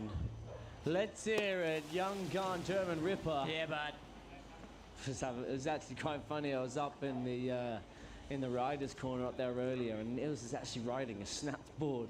And he says to Dan, "Hey Dan, is there any chance if we're not riding together, if I can use your board?" Because they're both riding the same board, except Dan's on the 155, but Niels is on the 150. And Dan was like, "Hey, yeah, dude, no problem. There's no worries." They're up against each other, so you know it's kind of like, screw you, man. I'm taking the non-snapped board. Yeah. You go out and ride your snapped board. But bearing that in mind, Niels Ritzman right now on a snapped board. Still delivering. That's got to play with your mental too, right? You know your board's snapped, so that's got to play with your mental game as well. And Niels has been delivering all season. So let's see how he goes here. Eyes down the back of the lake. Niels Ritzman coming into that henshaw. Going up at it. Full 360 to the top. Then rewinds it to kind of back tail. Kind of looks like he has 95% along the full pull contact. Then the handle pass to front lip, pretzel 270 out from rail to rail. Oh my lord, the Indy, Nice. Tanny, perfectly landing back lip, backside 90 out. Now we move on to the air trick section where the Germans are just on a whole nother level. Yeah. Oh my goodness, look how far to the inside he's going. Yes, gets the S-mobe. Getting all wrapped up with that backhand over his body, gets that seatbelt grab. Now toe side in. Yes, Niels. No worries, buddy. No worries. Niels getting taken down. How about we make some noise for Niels Ritzman, ladies and gentlemen? He might need some support out there. Yeah. Rewinding on that thing, unfortunately not able to control the tension. So that section 3 will be missing out. Section 1 was good, section 2 was good. But that 3 and 4, he's going to have to back it up in his second run. That's going to be tough. Yeah, man, but you know what? Niels putting the pressure on himself. I have no doubt. Yeah. I've seen it before, and I'm sure we'll see it again. He puts pressure on, and he goes out and goes all guns blazing and manages to stomp his second run. Now, I really hope Niels does deliver the goods, because he has got some crazy hits, man, especially on that swoop to swoop to swoop to Lisa. We move onwards then to Mingun Che for his second run. Mingun currently sitting in third place with his first run with a score of 38.17. So it's definitely going to be his section 4, which is going to need an improvement.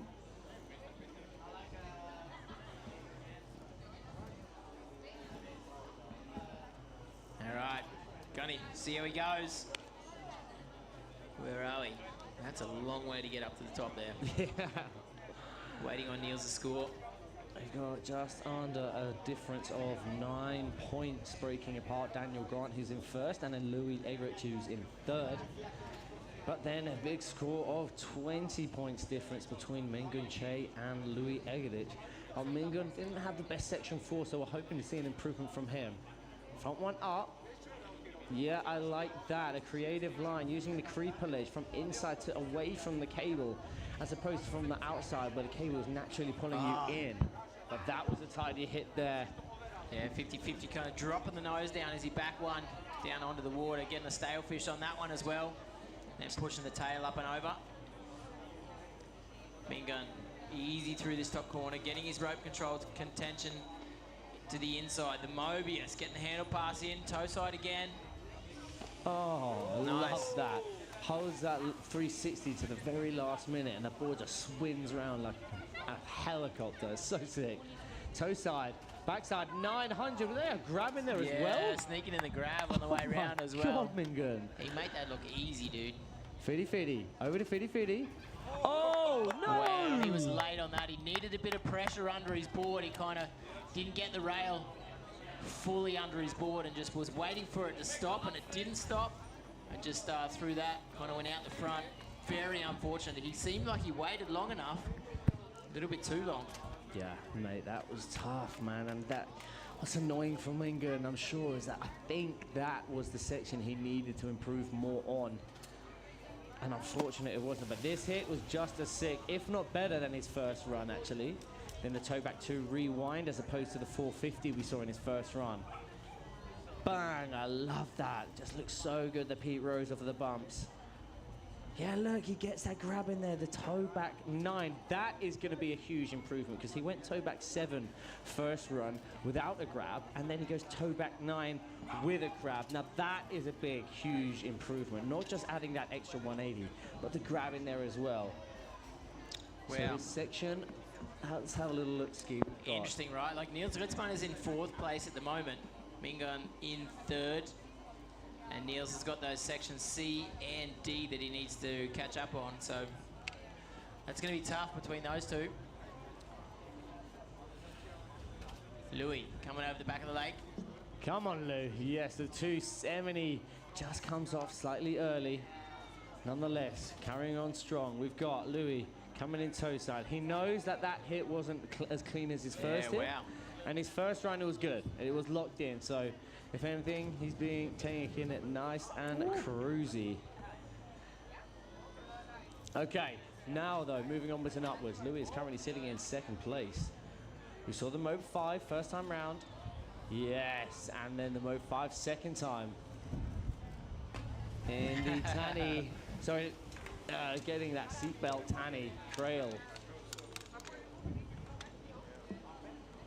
So Louis pretty happy with his first run. He knows top 3 go through, so he's just kind of cruised through this second run. Let's see where he goes in section number 4 down this back section, the front line. Oh, landing all the way at the back end of that transition. Goes so big on that. There's the back 2, and then the pretzel 270 at the end. That's a tidy hit from Lou. Super clean. And I love how big he goes out of that transition, man, into that Jules Chalard rail. Wow, that wind is definitely coming through those speakers pretty loud. Sorry about that, guys.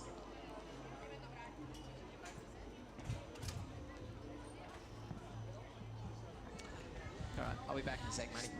Okay, bro.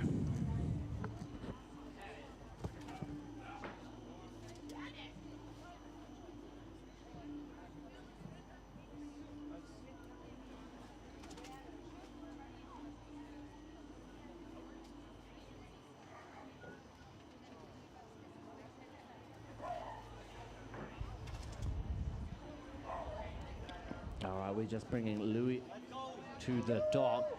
The next carrier has the green light. Let's hear it for Daniel Grant.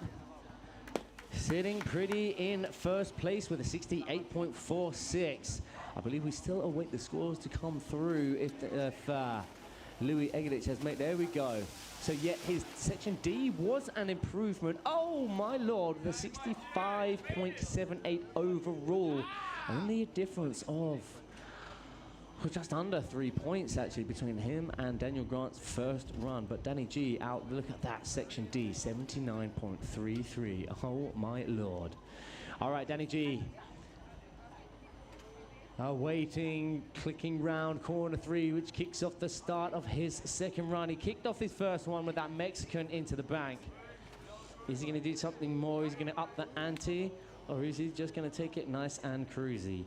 Solidified his place through to the next round. Dan doesn't have to do anything. Oh my Lord, big old Mexican into the bank. Now right foot forwards, toe side in, he goes. Transfers from side 180, switches it round backside 1 on the rail. Toe back, 450. Super sick from Dan, going both ways. One who was left foot forwards, back 4 on the first run. Second run, toe back 4. Dan has got that section on lock. Oh, just getting super spinny winny. Dan with that front 5 off the bomb. Let's hear it. Oh my Lord. The Danny G back 5 just dropping out of the stratosphere. Oh my Lord. Huge backside 3 into the bank. Through the swoop we go. 50-50. Front side 1. And then gets a backside 180 out. Daniel Grant, oh my Lord. It is Mingun Che who is currently sitting on the bubble. If Niels Risman places himself anywhere in the top 3, unfortunate for Mingun, that will knock him out. The question is, can Niels deliver under pressure? And you know what they say, that's how diamonds are made. And let's hear it for Niels Ritzman now out on the water. Unfortunate it was for Niels to go down on that section, the kicker section 3. So not even completed a full run, and you know who Niels Ritzman is. Oh man, just seeing that on the action replay, that backside 5 from Dan. Oh my goodness. So big.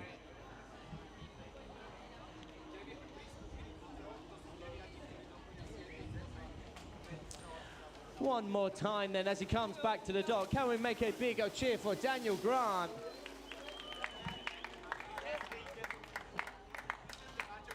The battle is on. So, oh my Lord, it was an improvement in both sections 1 and 3 from Dan. We've got Niels now coming in for his second run. Full frontside 3. Rewind back 1. That's a tidier, better hit than he got in his first run.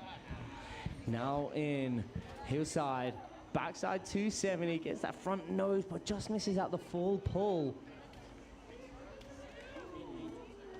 Frontside 3, then pops it up to back, front tail even.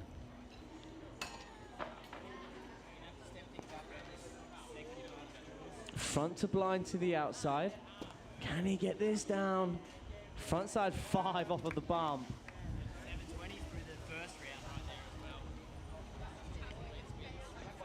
Niels now. This is the hit which took him down. Yes, Niels. Toe back 5, stalefish, rewind 1. Now check this sick hit. Bank, over to the outside rail. Super sick. To the swoop. Backside 3 to the next. Front lip. The front nose. Yeah. Oh.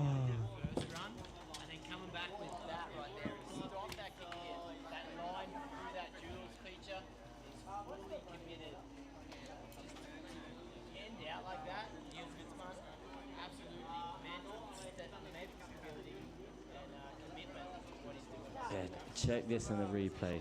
Front 3, rewind back 1. Then the front 3 there, snaps it up. Front tail. Frontside 5 after that front to blind to the outside, but having to go super low because not much time. The bigger you go out of that corner, the harder it is to make that bump. And we know Niels can go absolutely huge on those air tricks. But this is strategic the way he's playing it with that front to blind in. Then look at that on the nose, front nose, beautifully done. Carries on that rotation for a bagel 270 out. And guys, now that we're bringing it back to the dock, Can we have a big old cheer for Niels Ritzman?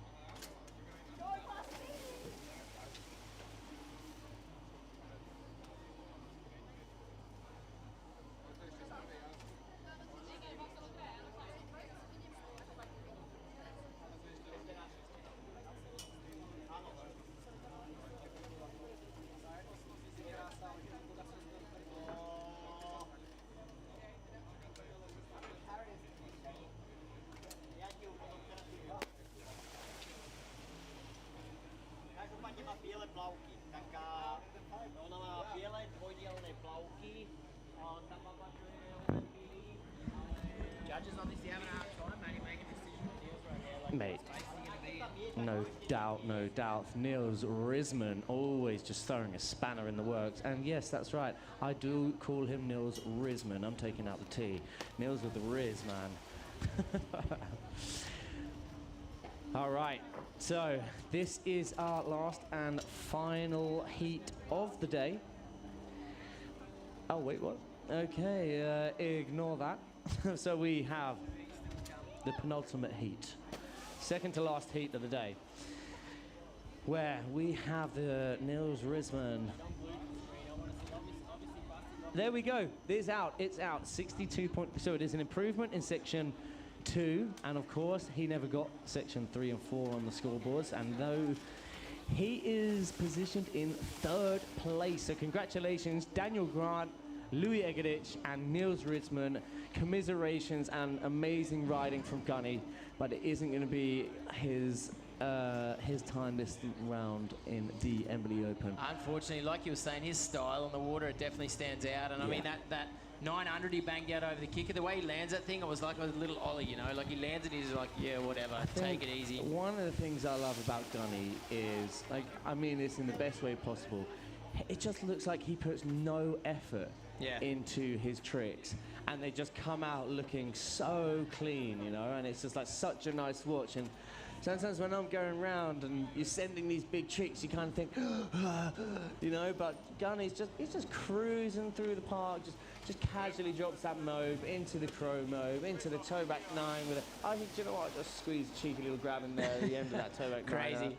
Oh, I tell you what, I haven't seen him do that triple rail in practice, not at all. I mean, not saying he hadn't done it, but just hadn't noticed it as much. No, but yeah, so we have 2 more heats to go. This is our second heat, and the top 3 riders will be making their way through. So we have Busty Dunn, Lucky 4, Benny Heat. Oh no, the 3 Aussie boys and 1 Italian stallion, Riccardo De Torli. Oh man, it's going to be tricky for Ricky going up against the 3 Aussies. But he's got the skills, dude. He's got the skills. I always said it when I see these 2 boys, Busty Dunn and Riccardo, out on the water. You can't tell them apart. They've both got red helmets. They've both got the Embily jacket, the vest on. They have the exact same setup. It's only by their style of riding that I would be able to tear them 2 apart on the water. But Busty Dunn, you know what Busty's like. Busty's got the mustache. Man, hasn't he? He does. He's trim. He's trimmed that. It is in fine shape. Let's go, Busty. Be seeing ya. All right, Timo Onemel. Just, it's a Daniel Grant back 5. Monster. It is on another level. All right, let's get into it. Busty. Busty now, toe side. Oh, I know to the another. back. I like that hit. It must be the red helmet swag with the toe back 5 into the bank, matching Matty B's hits, getting the front one on, front one out. See, standing up with the big boys on some of the stuff I can do, just not everything. Nice, nollying out of that one. Back 1 up onto the ledge. of that shape fun box A-frame. Loading up here. Oh, that was a brainy. That was awesome. Something didn't feel quite right there. Section 3 he's going to have to focus on in his second run. I know, I've seen Busty going to 313 into some monstrous tricks off of that bump. So strategically played, opting out. Toe side, backside, 900. Wow, he's fast. Easy as you like. So good. Safety run. Back nose blunt, nollying off. Yeah, nollying off into that transition. So good to see. Fitty fitty. Back one, handle passes out. Nice. That is a super clean, tidy hit, as expected from Busty Dunn. Just made. Busting and kickers, spinning is just unnatural, man. How just every time, it's like that was his first run. It's like, I tell you what, I'm just going to drop a toe back 9 first run. Like, I've only been on the water like a couple of times today. I will tell you what, next kicker hit, I just easy toe back 9er. Crazy. Love it, love it. Yeah, now kind of like a Joey Battlesdale styled hit with the back nose, then the 450 kind of slash 360 kind of. Some people call it. Well, I mean, coming from the back lip, it is the full 450, and really, isn't it? Actually, when you say Joe Battlesdale, I can't wait to see those next rounds as well. We're going to find out from these 3 hits, or 3 heats, sorry, the top 3 that make it in the next round. But then we've got the seeded riders they've got to go up against as well. So that's going to be super exciting to see in those quarterfinals who's going to go through into the next round. So we haven't seen Trent Stuckey yet. We haven't seen. Let me run through the names down the bottom here. We've got Gatti Leonardo. Yes, we do. Who came fourth? We've got Trent. We've got Gab. We've got Joey. Victor Salmon. Victor Salmon. Yannick Paton. Pedro. Yannick. Of course. Absolutely. Ooh, we dodged that bullet there, didn't we? Yeah. Pedro, I've got my broom out, dude. I've swept off a podium spot for you for this event. I want it. All right, then. We have got Lockie Ford, Team Australia, number 2 rider of 3 out on the water. So great to see these boys, but unfortunate that they're all rammed together here in the same heat. That's the way it works out, Lockie. Back 270 to the top. Oh, nice. Like that. Rewinds it full 180 to back lip. Sorry, yeah, back lip down. Full backside 360, backside 180 out of that 50-50. Staying on them toes. He goes front roll, front lip, pretzel 270 out. Nice, good control to land like that as well. Keep the rope tension to be out of 270 out of that thing. Now we saw from Lockie here, huge S-move. Oh my gosh. What? How the hell did he get back for that? Wow. I've not seen anyone do that. Get like such big height, the S-move and the handle pass, then come back inside. Oh my Lord. What? Oh, I don't know how he hammered that thing in. It looks like it was gone. He got it back though, coming with speed from the outside, back to the inside, into that transition. Oh my goodness, Lockie Ford going all guns blazing, front one in, backside 360 to the swoop. Oh no, he didn't, the full pull hit. Lockie Ford. Team Straya on the dot. Look at Benny Heatley thinking, God damn, what? Yep, he just dropped that hammer of a run. So did Busty, and now it is Benny's turn. That's it, Benny's like, are you serious, boys? Oh, mate, of course they're stoked for their fellow team riders, but then when you're battling out against one another, of course, the battle is on, and you want to be the guy on top. Absolutely. As much as they are close friends. No doubt, but when you watch Benny ride, like obviously the internet shows you a lot over the time, and when you watch Benny ride, he's fast on his feet, he's very precise, he knows what he wants to see, and he's got the skills as well, so pretty sure Benny's going to go out there and run this first run through. He's going to get it sorted out. He knows what needs to be done.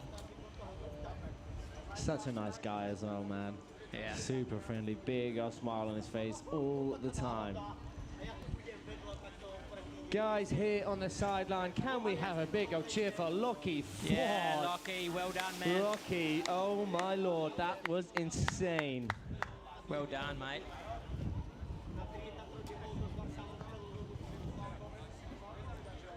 All right, so Benny Heatley out on the water right now. Third rider in this heat, number 2.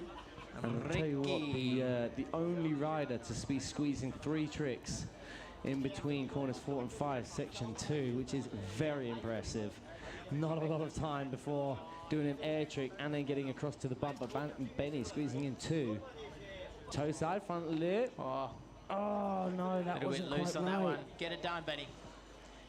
Section number 1, he's probably just going to juice this one. Or is he? Wow. Yeah, hard way 2, pretzel 270 out. Do you know what? If you don't hit the rest of the hits, you're going to get a 0 in there. So at least tidying up this beautiful second hit and then that 270 crow. Carrying on that rotation to make it a mo with a back lip in the middle. Back mo. Benny's just trying to not to leave any questions in the judge's mind, right? Roll, toe side roll, my revert. Lord. Wow. That was so nuts. Benny bringing the heat. Let's go. Get that handle low and tight on the toe side. P5. Nice. So left foot forward. Love it. Going off that one. 50-50 hallway. Front nose was what he was looking for. Didn't get up on it exactly like he wanted. He's going 180 into the sweep, into the second swooper. 270 to back tail. Yeah, nice work, Benny Heatley. Maybe not quite the hit he might have been hoping for on that dual shot, or maybe that will just pull that half of that section down. But then that second hit going all the way full pull, I'm sure the judges will reward him for that nonetheless. Yeah, that's what I like too, Matty. It kind of felt like, you know, he didn't get that henshaw the way he wanted it, but he was like, I'm not going to leave anything to chance. I'm going to give every hit, everything I got. If it doesn't work out, I'll move on to the next one and hammer that one. So definitely, I feel like Benny Heatley can improve on that next run, but he definitely got some bangers in there, and that's going to make the judges sit up and take note. So we'll see how the judges decide who it's going to be. But Benny Heatley, definitely a couple of solid hits. It's good to see those replays as well, so you can see exactly what goes on out there. Into that swooper, into the second one with the 360. Back lipping that thing.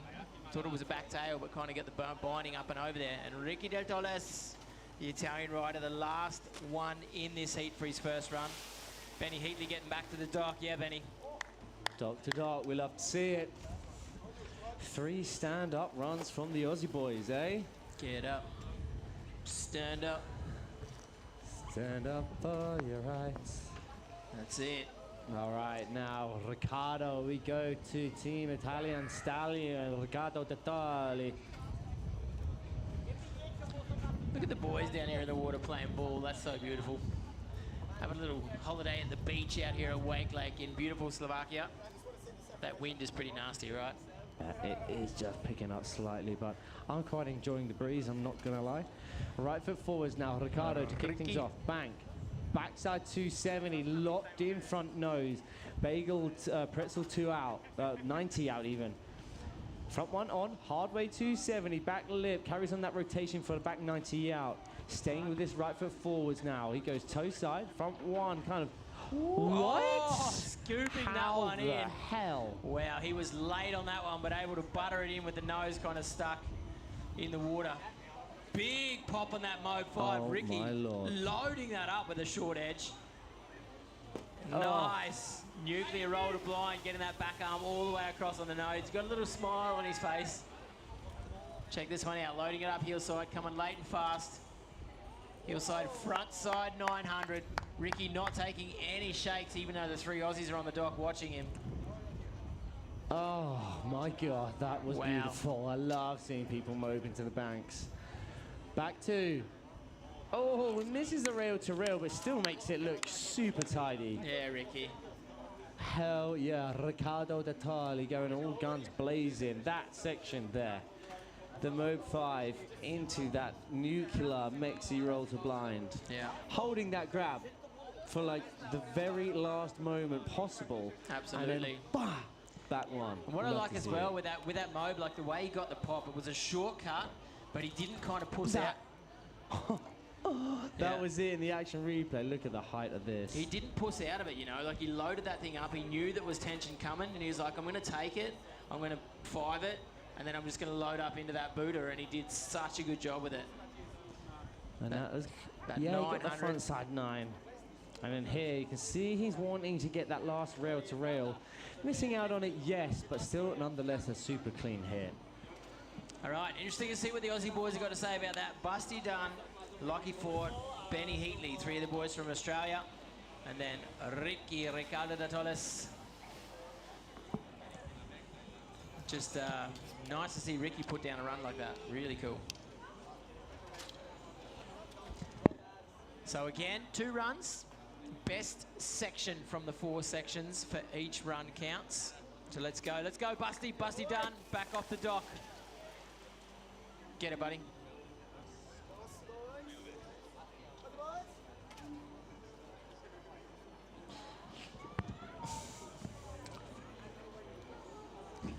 I'll go get you one, dude. It's okay, it's okay. It's all right. Martin is supposed to be coming with a beverage, eh? All right, come on then, Busty. The judges have obviously published their scores, but we are waiting them to come through.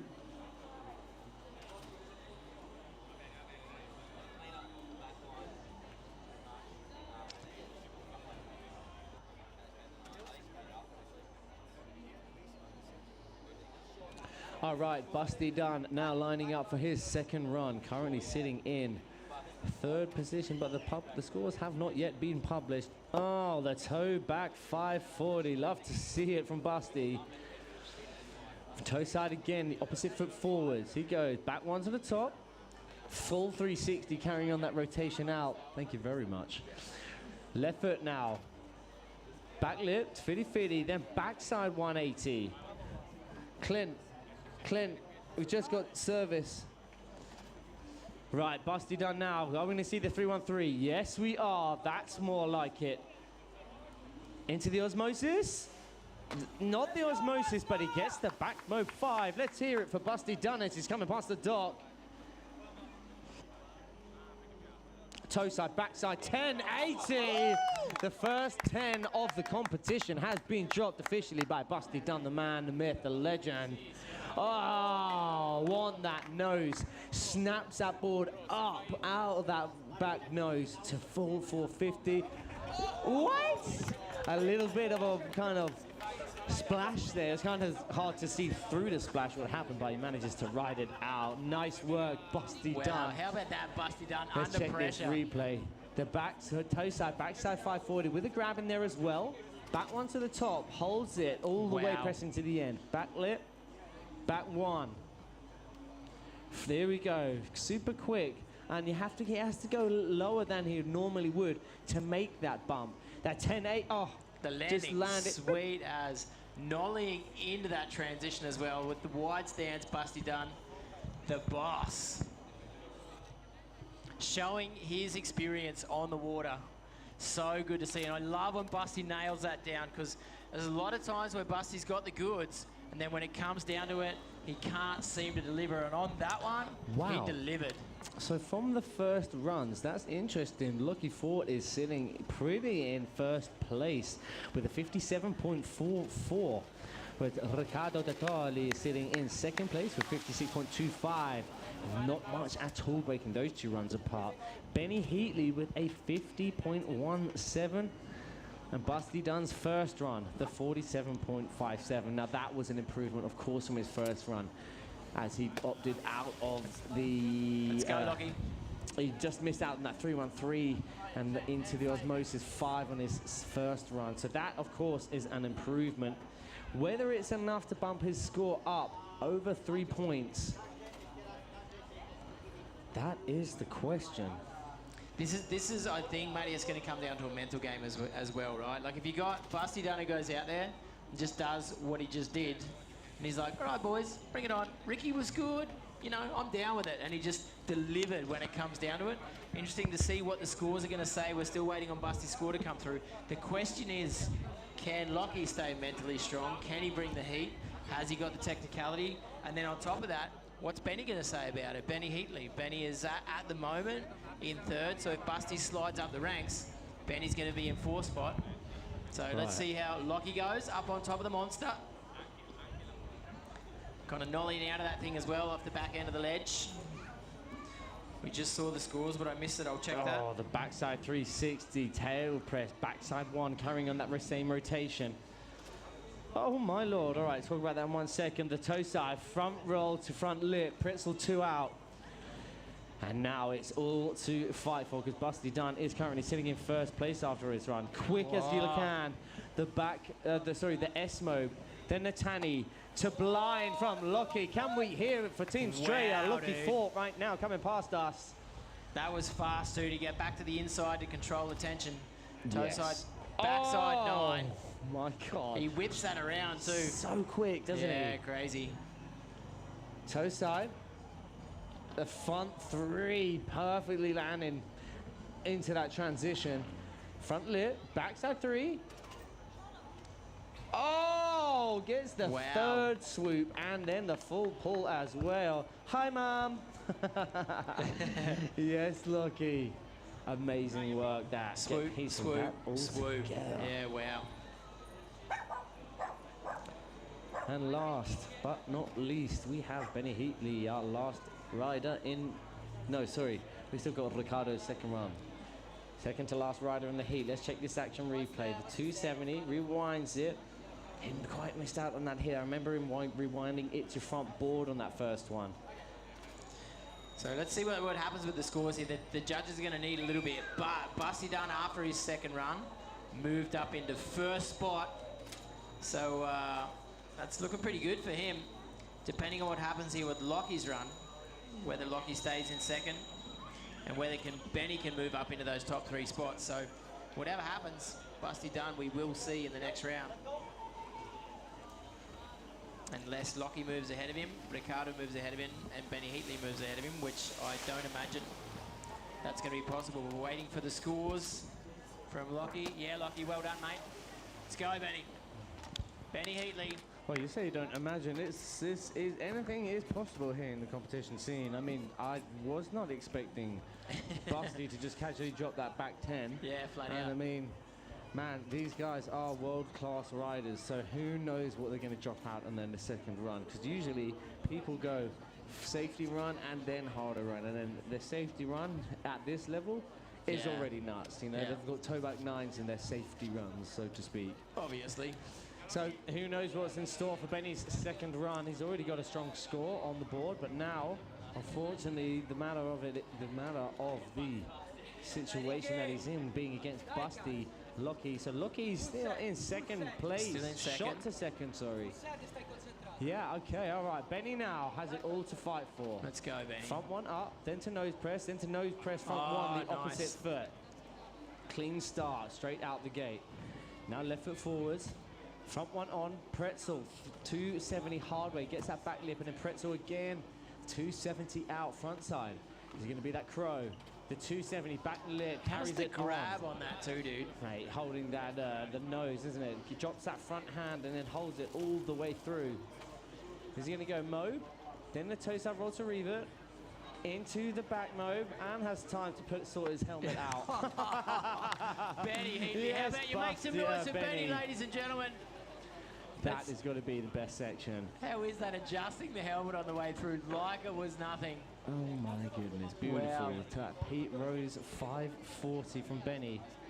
Front goes up, 50-50. Oh my lord. Then goes backside across the rail to rail, and then frontside 360 into the bank. Oh. He knows it too. He needed a solid hit to finish out on section 4. Let's have a look at the scoring, see what was his weaker section.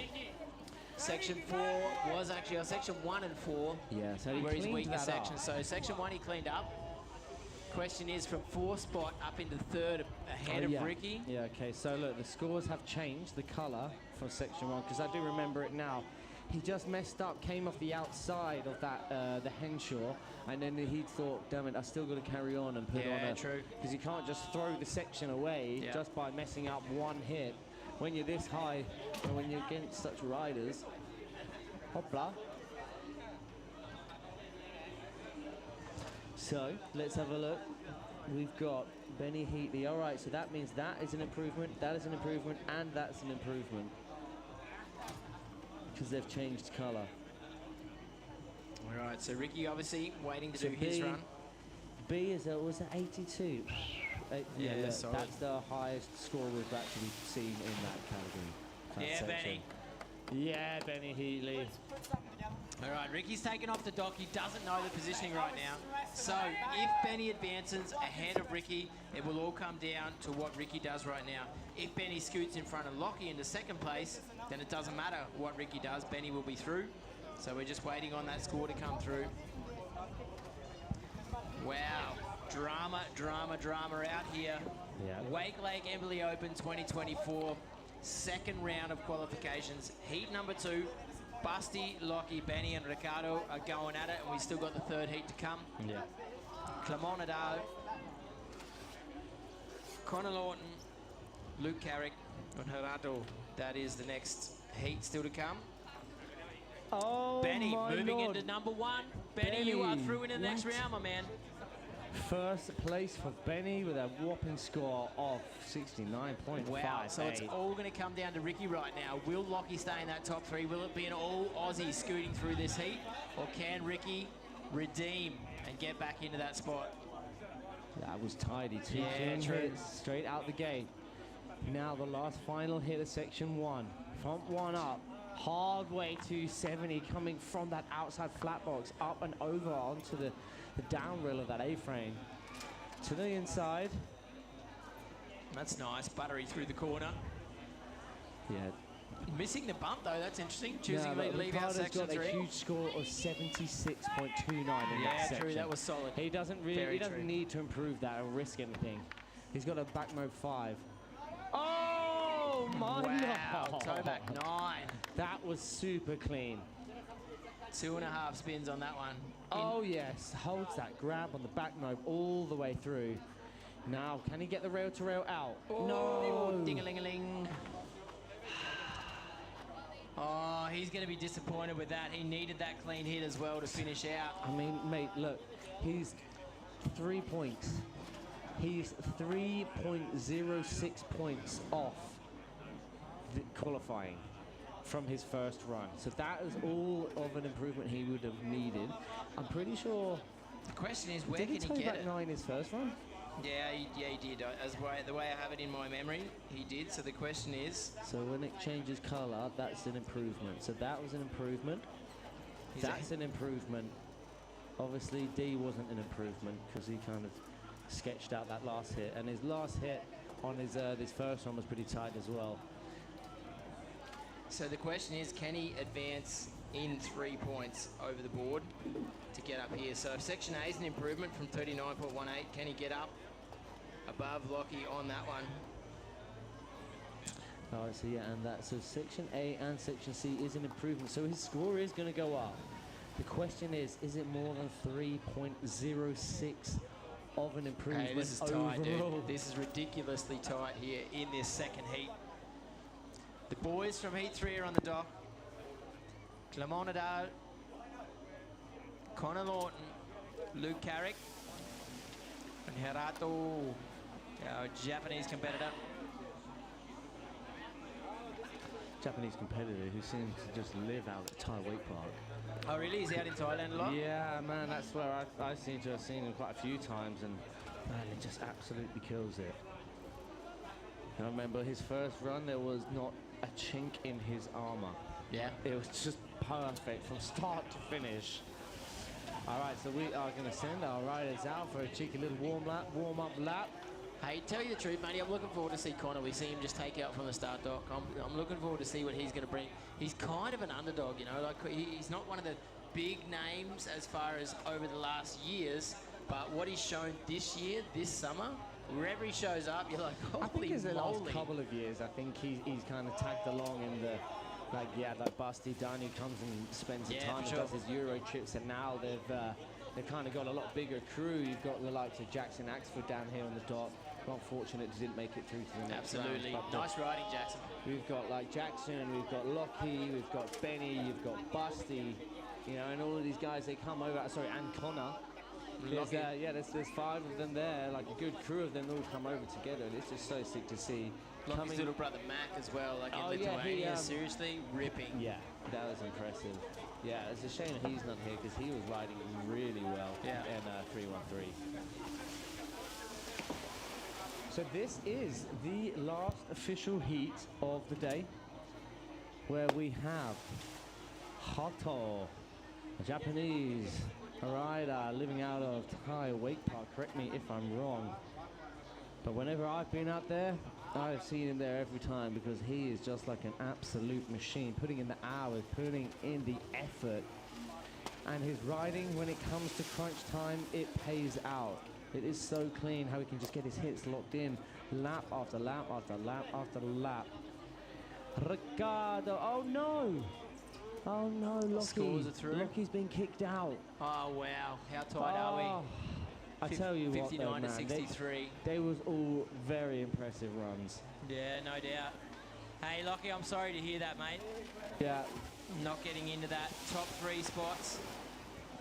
Well impressed by your riding, and I hope that you are too. Super disappointed you didn't make it through. Obviously, Ricky would be stoked. So Benny Heatley and Busty Dunn with Ricardo de Toles going through that last heat. Lockie, unlucky dude, super tight. Not able to get through that one. Man. There you go, there's a view from the start dock. Clement on screen on the left side.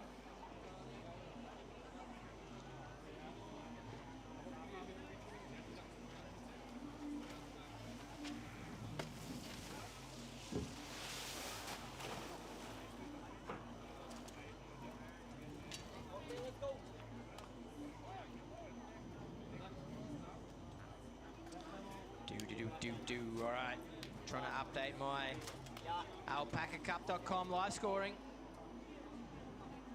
Move on to the next heat. So Clement Nadal will start out this 4th heat. Obviously, French rider. Man, the French riders obviously have been over the last couple of years. A lot of cables open up in France. The riding style coming out of France. Axel Paggi is another name that comes to mind when you look at the Chirard brothers. Absolutely amazing. Loic Deschamps as well, very true. A lot of solid French riders. Obviously, Mary Roger, one of the French girls who's been pushing the game for a very long time. So good to see him. Clement Nadal with his riding style. Just very impressive and always one to be accounted for to make it through to the finals. He's had a little bit of bad luck this season so far. Hasn't really been getting the attention he deserves, but maybe this is the one. I think your mic's off.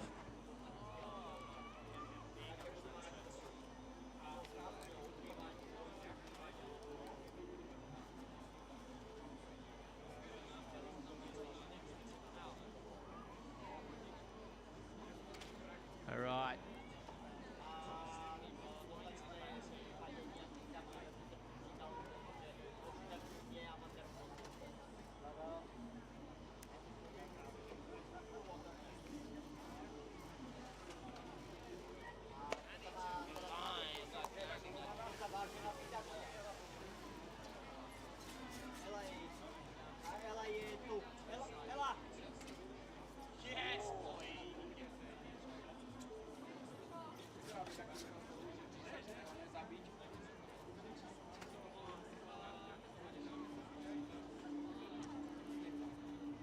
Is it working from your side?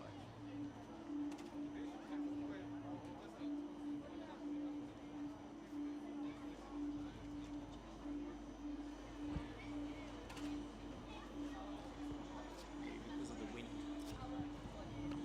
Oh.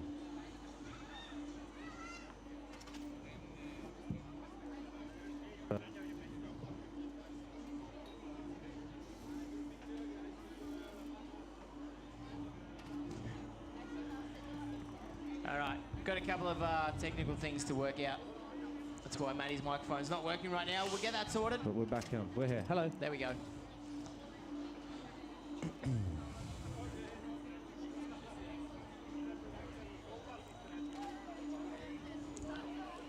All right, so Clement just going through his first run. Yeah. Had a smoker by the sounds of your voice, Matty. He was good at it. Yeah, mate. It's the he went down on the qualification rounds on that Tootsie rewind, then strategically went for just the Tootsie in his second run. And unfortunate that it was for the other two competitors. Who was it? Glenn van der Berg just unfortunate didn't manage to put a full run on the bag, and they were in the bag, and there was someone else, I can't remember who it was now. But it came down to Harato was the only rider who put a full run on the bag, on the scores.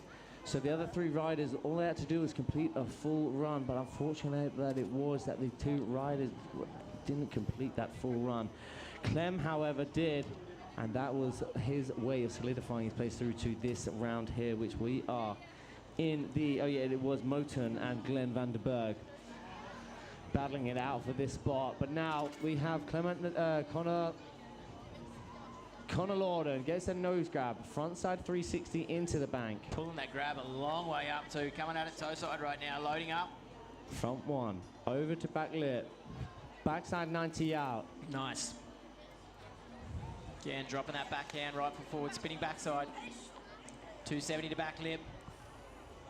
Looking easy on that, going from the outside back to the inside. Loading on a long edge right there for the move. That's a nice one. A good controlled tension through the corner. Toe side.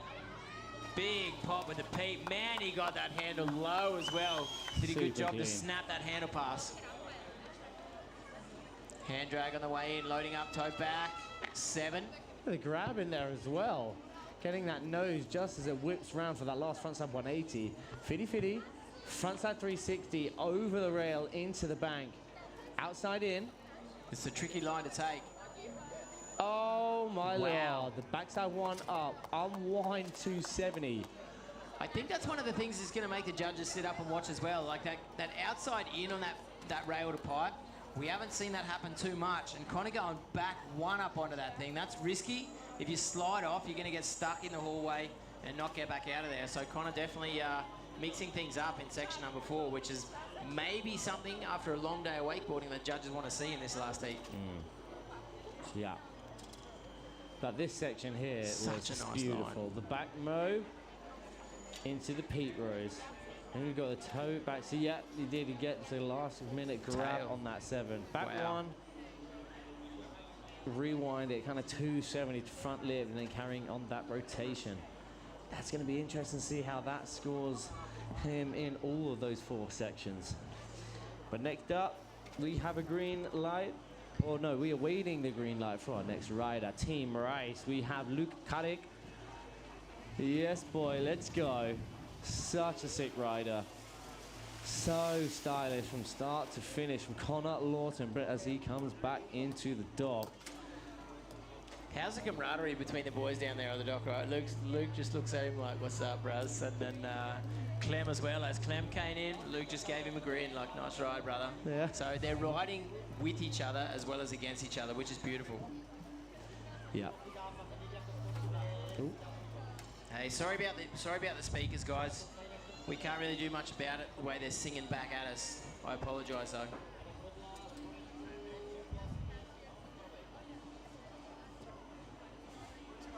And again, the view out on this lake, conditions, Matty, yesterday and today, right? Yesterday was a smoker, it was so hot. Today is super warm as well, but the sun's not cracking down. We've got a little bit of clouds. No wind though, like right now, perfect conditions, buttery water. This feature setup is awesome. The cable's running like a dream. So nice. Here, very well said, Clint. And now Luke Kadek out on the water, getting ready to go. All guns are blazing. So there are the current standings. We have Clement Dow currently sitting pretty in first place with a 52.2, and Connor Lawton in second place with a score of 47.77. Luke Kadek up. Can he put it down here in his first run in the Pro Men Wakeboard Round 2, the upper qualification round, the last and final heat of the day? Thank you so much for persevering and staying with us this far along if you have. And please, we are very grateful for the people on the sideline who have been getting involved. On the group chat, we have Luke's brother, Ryan Carrick. Let's go, Luke. Yes, boy. It must be laid back at home for you guys. All right, foot forwards now. Let's go. Loading it.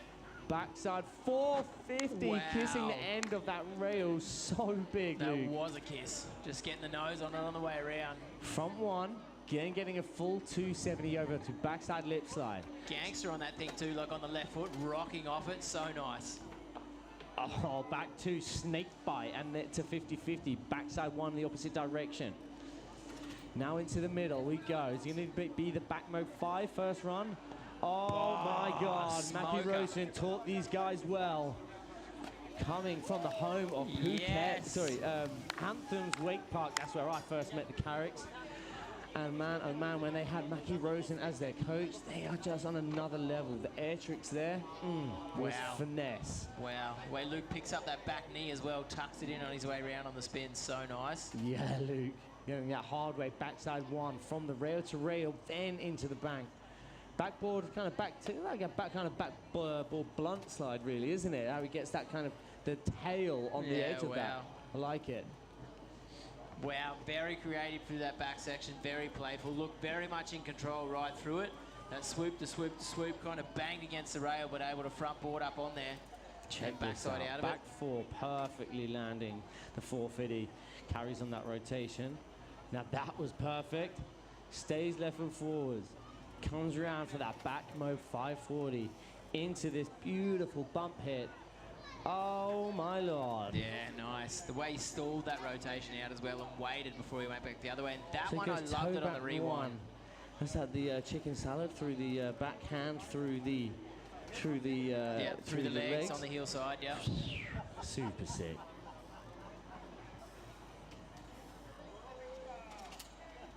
Nice. All right. All right then, big old smile like a Cheshire cat. We have Hato out on the water for the very first time in his upper qualification rounds, heat 3. Yes, Luke Carrick, come and get a big old cheer for Luke. Yeah, Luke, well done, mate. You got Ryan Carrick tuned in, Luke, saying, let's go, Luke. All right, come on, Hato. The bar has been set already by our 3 cats already. 4th and final rider in the heat. First runs from Hato before we kick off our second and final runs of the day. And what a belter of a day it has been. Yeah, and as I was going to say before, like tomorrow we are live as well, so you guys are welcome to tune in. What's going to be interesting tomorrow, we're going to mix up the riding order, that it's first run, depending on who rides better in the first run. We'll start out later in the second run, but we'll get back to that more in a second. Hato going at it on the handshot down the back there to start out this first section. Stopping that rotation in the back lip position. Whipping out of it. Yeah, beautiful. Toe back 2, rewind to back lip. Tanny, back lip. Ooh. Oh my Lord, beautifully done. Coming through the top section, trying to keep his tension on the corner, going on the heel side, a short edge. Loading up for the mobe. Trying to keep tension on the toe side for the bump. Pete Rose, a little heavy on the back foot on that one, probably not as clean as he's gonna need it to convince the judges, but either way, got that sorted. Toe and low. Whoa! Oh. That looked twisted, right? It looked twisted, but he just comes out of it so easy and clean.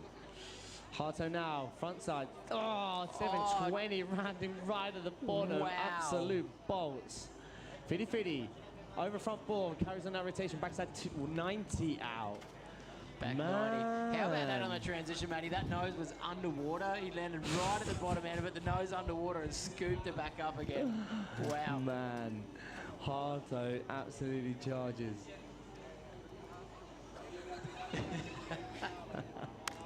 Wow. He's like a machine, man. It's like kind of playing like Tony Hawk's Pro Skater, where you just press the buttons and the trick is going to be done. You know, that's what he does. He's just like, okay, boom, back mode, toe back 5, toe back 1, sorry, rewind back 3, front 7 into the landing. Yeah, crazy. Beautiful. Nice work from Hato. Well deserved. Clearly, that's why he's made his way this far into the rounds. Heat 2. All right, check these live scoring, see what's going on here.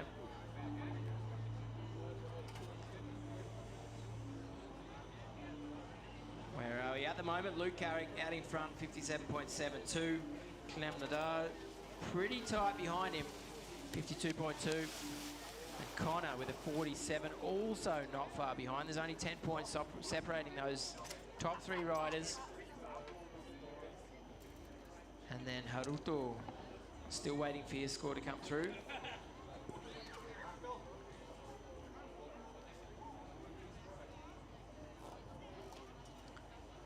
And this, as Buddy had said, the last heat of the day.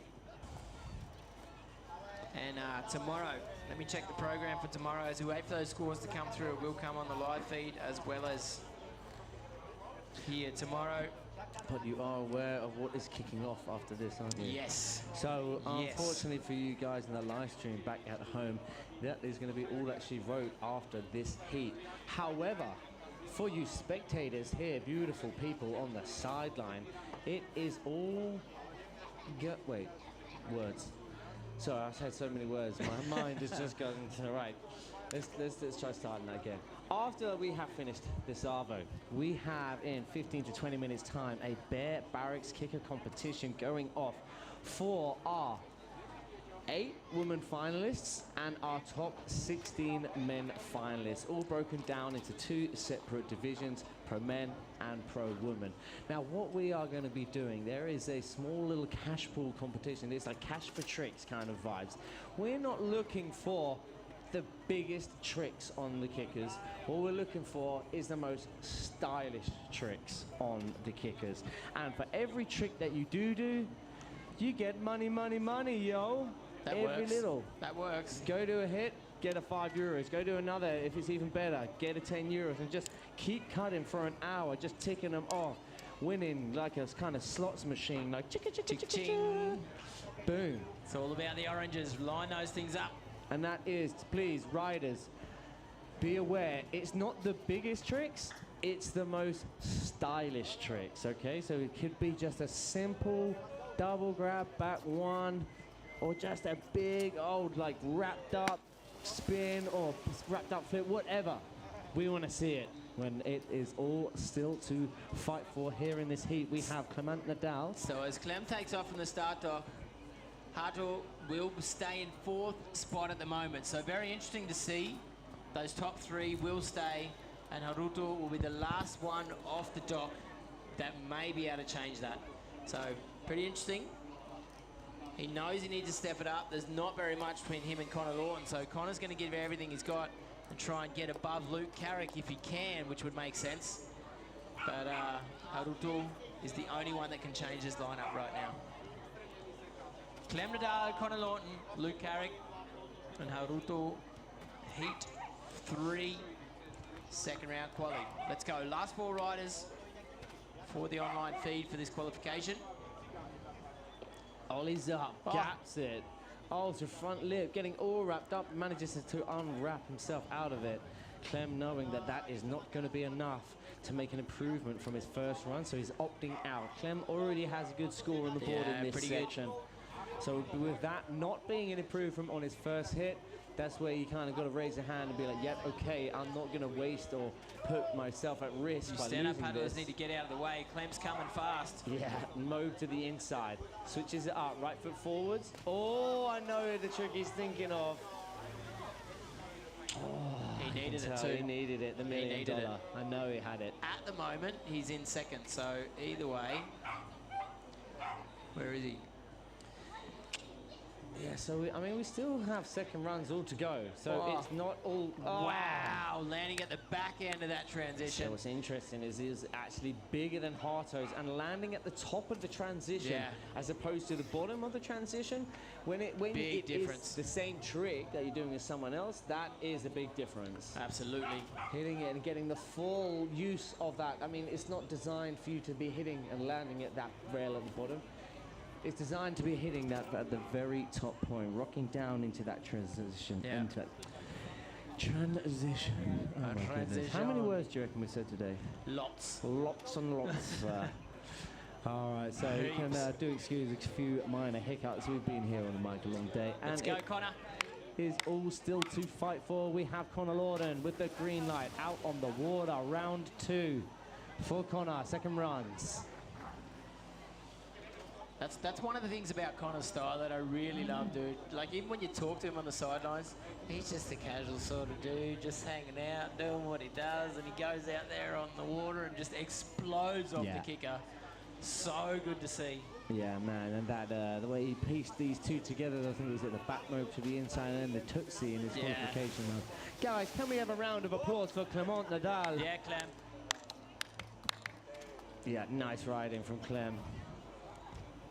So, it is the question, can Connor Lawton advance up above Clement?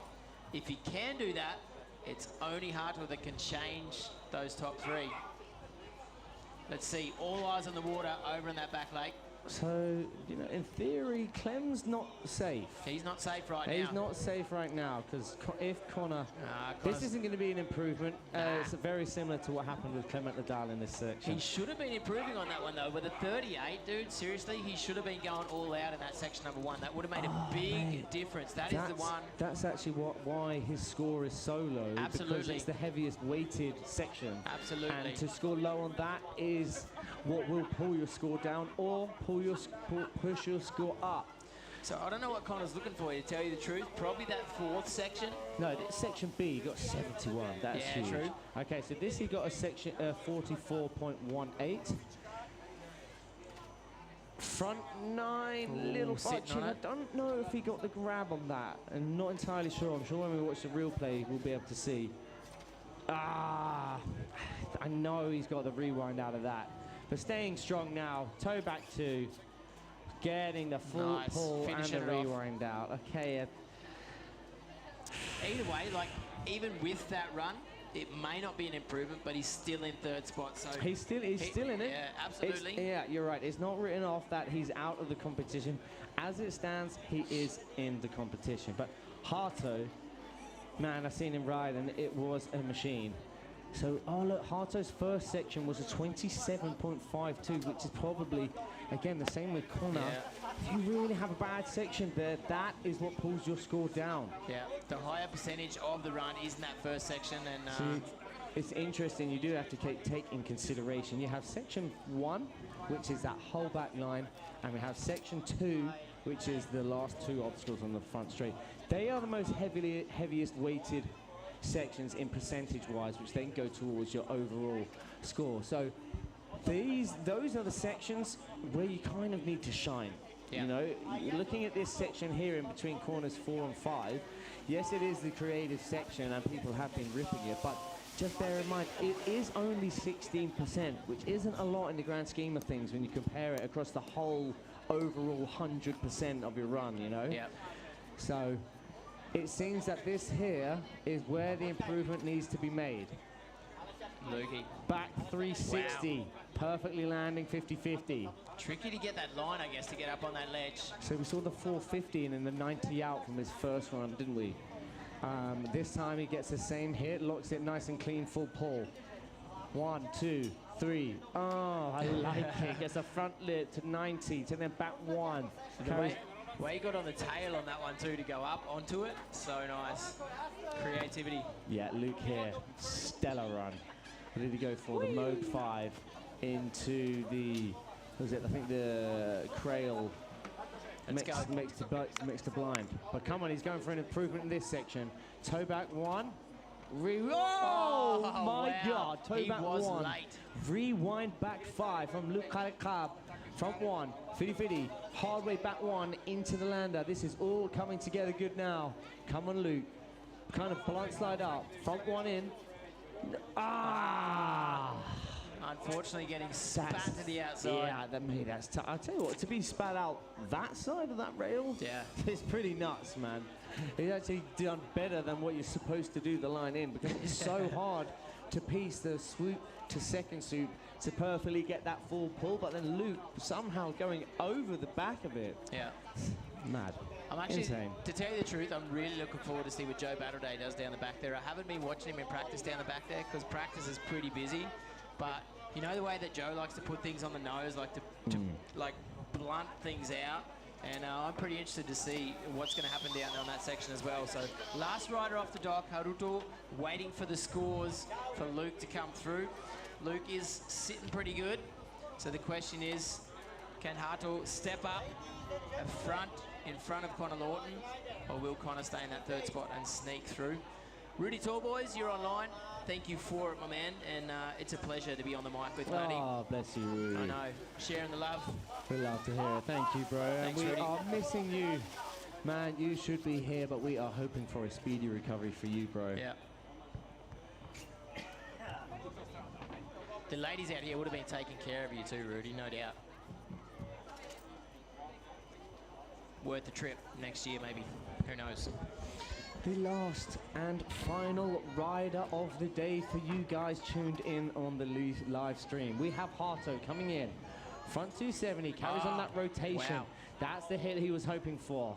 Now right foot forwards, toe side in, toe back two, rewind to back lip. All right, so one thing I did notice, if he's going to do the same in here, and one thing the judges did say, they didn't want to kind of see the repeated tricks. Now, technically, there's two back lips there, both on the left-hand side. So that was one of the sections which actually pulled him down. And it's just one small thing to consider.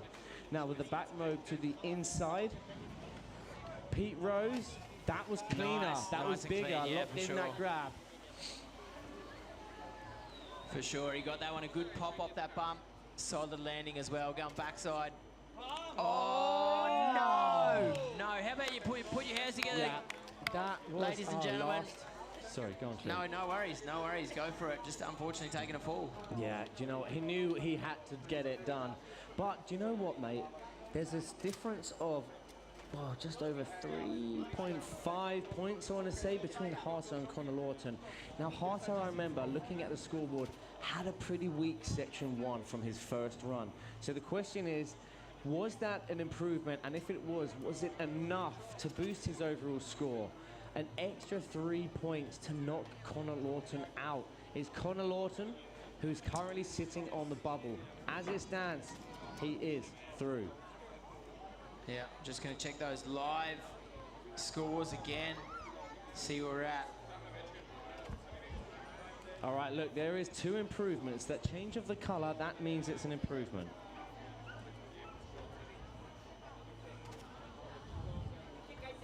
So section 1 improving.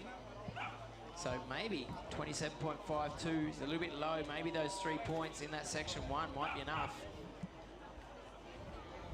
Section 2, a little bit cleaner on the Pete Rose, as we said as well, which may be a sneaky point here and a sneaky point there. That will move him up into 3rd spot, which means Connor Lawton, unfortunately, tight as you like. Connor is out of the contest. And Harder will move in. Unlucky, Connor. Okay, all right, so if you could pan to us, camera guys, we're going to close it out. There are the current scores. The last 3 riders solidified their place through to the round 3, which will be kicking off tomorrow. So be sure to tune in yet again. My name is Matty Branston, joined by Clint Liddy. Clint Liddy, was a great day. It was a big day. It was really good, and what a show that was, man.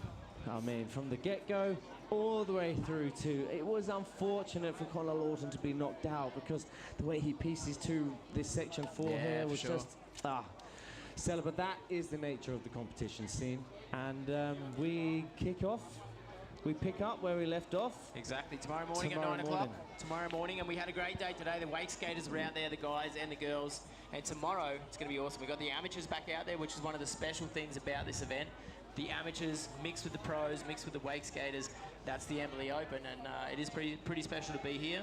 So Wakehouse, big shout out to Wakehouse. I think probably makes sense. Of Wakehouse course, maybe project. we should just run through the thanks one more time for our sponsors. Yeah, no doubt. Without the support, it would not be possible. And Wakehouse project, obviously, with what they do within the sport, it is really, really helpful. So a big thanks to them. Obviously, being the host out here at Wakelake here in Slovakia has been absolutely amazing. A great team, great features, great cable. It's been absolutely a pleasure to be out here as well. Shape obstacles, obviously, Matty, we've been talking about here, that A-frame box over there, the rooftop. Brand spanking new. Spanking new. Brand spankers. We've got that Lisa Ballou, and wow, what a feature that is, isn't it? Tricky one, the hack that's down there, it is a tricky one to ride, but definitely getting it in the water for this event is pretty special. Yeah, and it's great to see the people that are going for the full pull on it. They do get rewarded for it, which is so good to see. But the best is still yet to come tomorrow for the finals day. Tomorrow for the Wakelake Embily Open 2024. Thank you for tuning in. My name is Matty Branston, joined by Clint Liddy. And we will see you here tomorrow. So thank you so much for watching. That's it. Peace out.